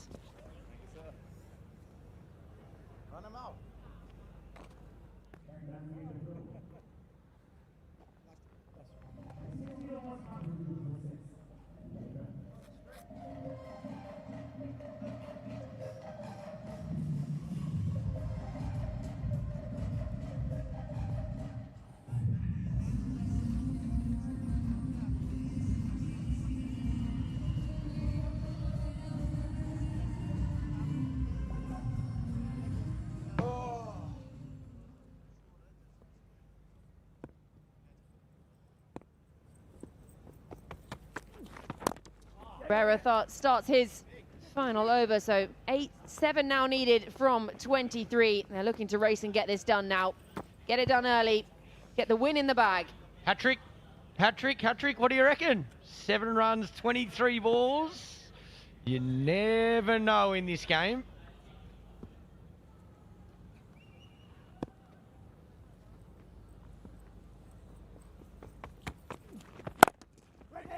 As well bowled. Not done yet. Still got to get the runs. A hat-trick, perhaps you get some good odds on that. Slightly lower probability, but you know, anything can happen, I guess. I'd like to get this man out. Bravo. Be enjoying a bit of time at the crease, there's no doubt about it. Getting his rhythm back. Moment just stealing in singles. 6 now needed from 21. Heard his song enough times today, hasn't he, DJ Bravo? The DJ, maybe Bravo's given him a bit of coin under the table. The DJ has played his song, I reckon, 45 times. We all know the words, though. He's out there dancing, whether he's batting, bowling, or fielding. Beautiful. Smashed away, carved away. 2 now needed from 20. That's a beautiful shot. And there's that smile once again from the dugout. This is lovely timing. Gets the width he wants. Right out of the middle. 2 now needed to win. DJ Bravo loved it. Most enthusiastic fist pump I've seen in a while. Smashed away. Out to the fielder on the boundary. It's not done just yet. The scores are level. Smart batting, Raul. Get DJ Bravo on to hit the winning run. Very cagey play. Been good. Chase these comfortably. Guptill at the top. Exceptional. Bravo at the end. Get his team home. Very muted, but that is victory for the Panthers. They win it by 4 wickets. They bag their first win of the World Legends Pro T20 League. They have taken down the Thunders pretty easily in the end. They chased it down in 17 overs. DJ Bravo finishes unbeaten, 12 from 17. Raul at the other end, a runnable 7. But the damage was done up the top by Martin Guptill, who was striking it magnificently. It was clean, it was big hitting, and sometimes it was out of the stadium. You don't get any extra runs for the further it goes, but it looked mighty fine. It certainly did. Some clean striking, wonderful performance from Martin Guptill. Just took a little bit of time to get in, get used to the pace of the wicket, and he hit him as clean as he always does. Constructive batsman, still fit and healthy. Spoke to him before the game started. Thought it would take him a couple of overs to get used to conditions, but wow, what an innings. Set the foundation, got his team over the line. And on your screen there as well, Stuart Broad took the first wicket, got rid of Watson. This was how it finished, just dropped into the leg side, easy as you like, plod through for a single. Nothing flashy, just tick it off, get the win, get the points, thumbs up. On you go, on to the next. So handshakes all around. Appreciation from the opposition, and all smiles still. A lot of these players have played against each other for many, many years. So it's almost a reunion sometimes out there in the middle. And yes, it's aggressive and it's competitive when they're out in the middle, but when it's over, it smiles again. So the pick of the batters there, Martin Guptill, 68 from 28. Shane Watson missing out today. Stuart Broad got his number once again. 18 from 14 for Taranga, but you just can't look past the fact it was Guptill. He got it done. He broke the back of that chase, and then everyone else just slight contributions throughout there. 21 from 10 from Shenwari, who eventually ended up on his backside and was sent on his way by de Grandhomme. But not a bad strike rate at all. And that partnership, Taranga and Guptill, 57 from 28. And again, Guptill, the partnership with Fazal. Shenwari just came in and had a swing later on, and they got it done with 3 overs to spare. Just the 9 extras as well bowled, but that 160 chased down easily in the end by the Panthers. The Thunders, well, the wickets that went, they were shared around a little bit. Broad picking up the first one, Sauer in the impact player. But they were expensive at times. Look at that, Akshay, 15.5. Blackwood going at 16.5. The economy, best of the economy, and Mitose and Broad up the top. 2 overs, 7 dots, and just 11 runs. So he only bowled 2 of his 4. Interesting, that one. Interesting coming back. Obviously, first time he's really had much of a play since he retired. But looked like he'd never been away, really. So the match, Gurugram Thunders putting up 159 for 5 from their 20 overs. Ross Taylor unbeaten 41 from 26, and the 35 from Khan as well off just 27. Bravo picking up 2 for Shenwari as well, but in the chase it really was Martin Guptill who will be the talk of the day. 68 off just 28 deliveries, and he looked like he could still be playing international cricket the way he was striking it. He is still playing over in that domestic league in New Zealand and looked in fine form. The Pune Panthers winning it by 4 wickets with 3 overs to spare.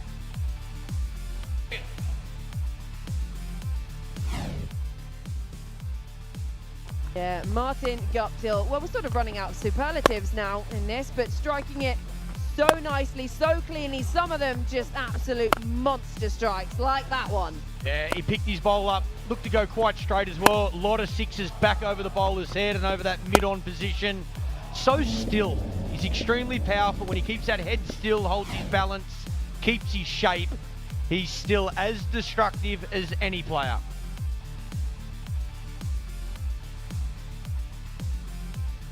Well, of course, I have the captain of the Gurugram Thunder, Tisra Pereira, alongside me. Tisra, not the way you wanted to start your campaign in the Legends League, but what did you make of what's just happened in the last 40 overs? Actually, as a batting unit, we didn't click well because of we planned we have to score at least 180 because we couldn't pass that mark. So I think that's the issue because 15-20 runs we shot. Otherwise, as a bowling unit, everyone knows, as a batters, they go for a hard. So then I think we are short of 20 runs. Yeah, 159, probably not enough given how beautiful the batting wicket has been out here today. Given your time again, though, that toss, would you have decided to bowl first? No, actually, as a team, we plan well because of they have good batting lineup, but we want to target their bowlers. So that's why we want to put them under pressure. If we are scoring more than 175, I think we are on top. And also, just quickly, Stuart Broad as well with the new ball. I mean, he should have been playing the Ashes, right? How good was he up front? Actually, he told me, so after 2.5 years, he's bowling.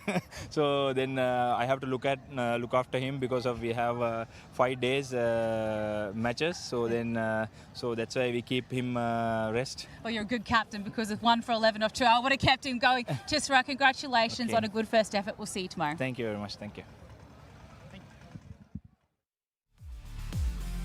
So 159 for 5 just did not prove enough in the end for the Thunders. So they're still looking for their first win of the tournament. The Pune Panthers chasing it down inside 17 overs. We're going to go to a short break now and we're back with the post-match presentation.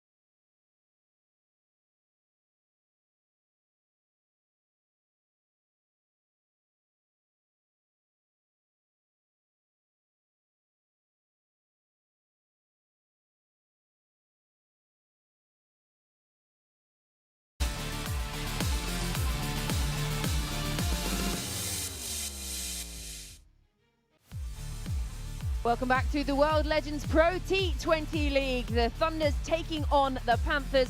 Well, the Thunders, they put up 159 for 5 in their 20 overs. It was a good effort from Taylor, 41 from 26, but it did just not prove enough in the end. The Panthers chasing it down inside 17 overs. A lot of it thanks to what came off the bat of Martin Guptill.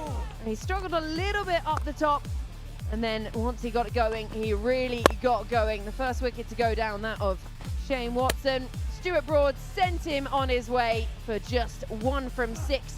But from there, well, the heavy striking really started. Most of it coming from the bat of Martin Guptill, sending it to all parts, really using that powerful upper body strength.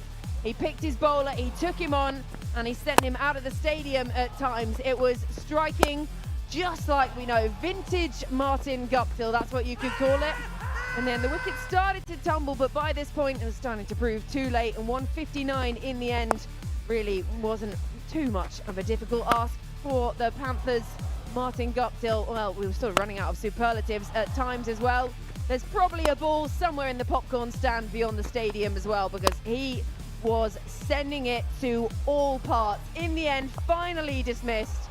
But by that point, the damage was done. He'd broken the back of the chase. And, well, that was all she wrote, really. In the end, a few wickets falling in the latter half.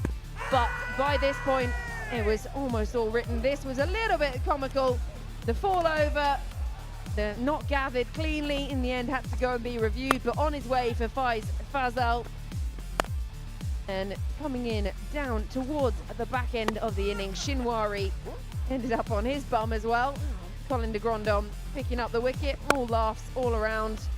DJ Bravo coming out to the middle and just getting it finished by nudging it into the onside. We're now going to head to Jess Crow for the post-match presentation. Good evening and welcome to the post-match presentation ceremony of match number 2 between the Pune Panthers and the Gurugram Thunders of the first season of the World Legends Pro T20 League at the 1919 Sports Cricket Stadium. Now, we would like to thank all of our partners and sponsors. Our presenting partner, Goa Tourism, official partners, APL Apollo, Pantheon Developers, Viacation, Dunamis, Camper Energy, Kingfisher, Radio Merchie and Indigo Music. Broadcasting and streaming partners, DD Sports, Sony Live, Bankcode, Wave and YouTube. We would also like to thank Goa Police and Goa State Fire and Emergency Services for their assistance in hosting the matches here at the 1919 Sports Cricket Stadium. Now for the presentation party, we have with us today CA Sayash Naik, CFO of Pune Panthers, and Mr. Aditya Angle, COO of the Pune Panthers. Now, for the legend of the match, of course, Martin Guptill for a huge 68 off 28 with a match check of 1 lakh from Mr. Aditya Angle and a trophy from CA Sayash Naik.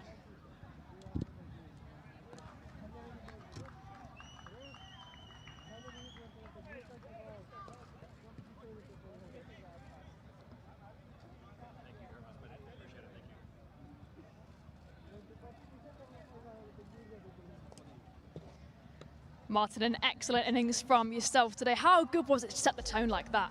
Yeah, it was good. Chases like that can be a bit tricky if you lose a couple of early wickets, but we managed to get ahead of the run rate, and the rest is history. And how did you find it showing the field with some familiar faces today? Yeah, it was good fun. Playing against Roscoe and Colin de Grandhomme as well. You know, I played a lot of cricket with him through my career, so to play against him, to be able to have a little bit of banter out in the middle was good fun. And now, of course, you were mic'd up out there batting today. How was that talking to the comms? Oh, I've done it a few times before in my career, so it's nothing new to me, but it's all good fun, giving a bit of stick to Corky up there. Great stuff. And now, how are you going to carry the confidence from this innings forward into the next match? Oh, you just turn up tomorrow and we go again. Today doesn't matter when you come to tomorrow, so bask in this, decent innings and then try and go again tomorrow. Well, great work again. All the best. Thanks very much. Thank you Cheers. very much. And now for the winning captain, Shane Watson. Shane, sorry to interrupt, Shane. He's having a chat with his mates over there. Come and join me. Here he is. Shane, Apologies. don't worry. What a start for your team. How happy are you with the boys? Yeah, we played very nicely. We've got a really well-balanced bowling unit and batting unit as well. So, with how we played tonight, we're going to be hard to beat. And watching Martin go out there and bat like he did, Yeah. how much confidence does that fill you with as captain? Yeah, a lot. To be able to see how cleanly he's hitting the ball. Obviously, he's been playing some cricket, and you can see what he's able to do tonight. So long may that continue. And now look, dream start to the comp, first win on the board. How are you going to carry the momentum from this success into the next matches? Yeah, we've got a really well-balanced squad, and we've got some reinforcements coming as well with Corin Pollard. He's coming in after game 2, and also Robin Utapa as well. So we've got some reinforcements coming as well. The biggest challenge is going to be to manage our bodies throughout. We've got 5 games in 6 days, so that's going to be the ultimate challenge, really. But yeah, we've got a good squad, so yeah, we're confident. Oh, well, thank you very much. Great work again. All the best. Sweet, thanks. Thank you. Well, that's all from us here at the post-match presentation. Match number 3 is coming up very shortly. Yeah, a very happy captain there, Shane Watson. They're going to be difficult to beat. Well, match number 2 is done, and the action does not stop there. Coming up next, we have the Rajasthan Lions taking on the Maharashtra Tycoons, live here at the 1919 Sports Cricket Stadium in Goa.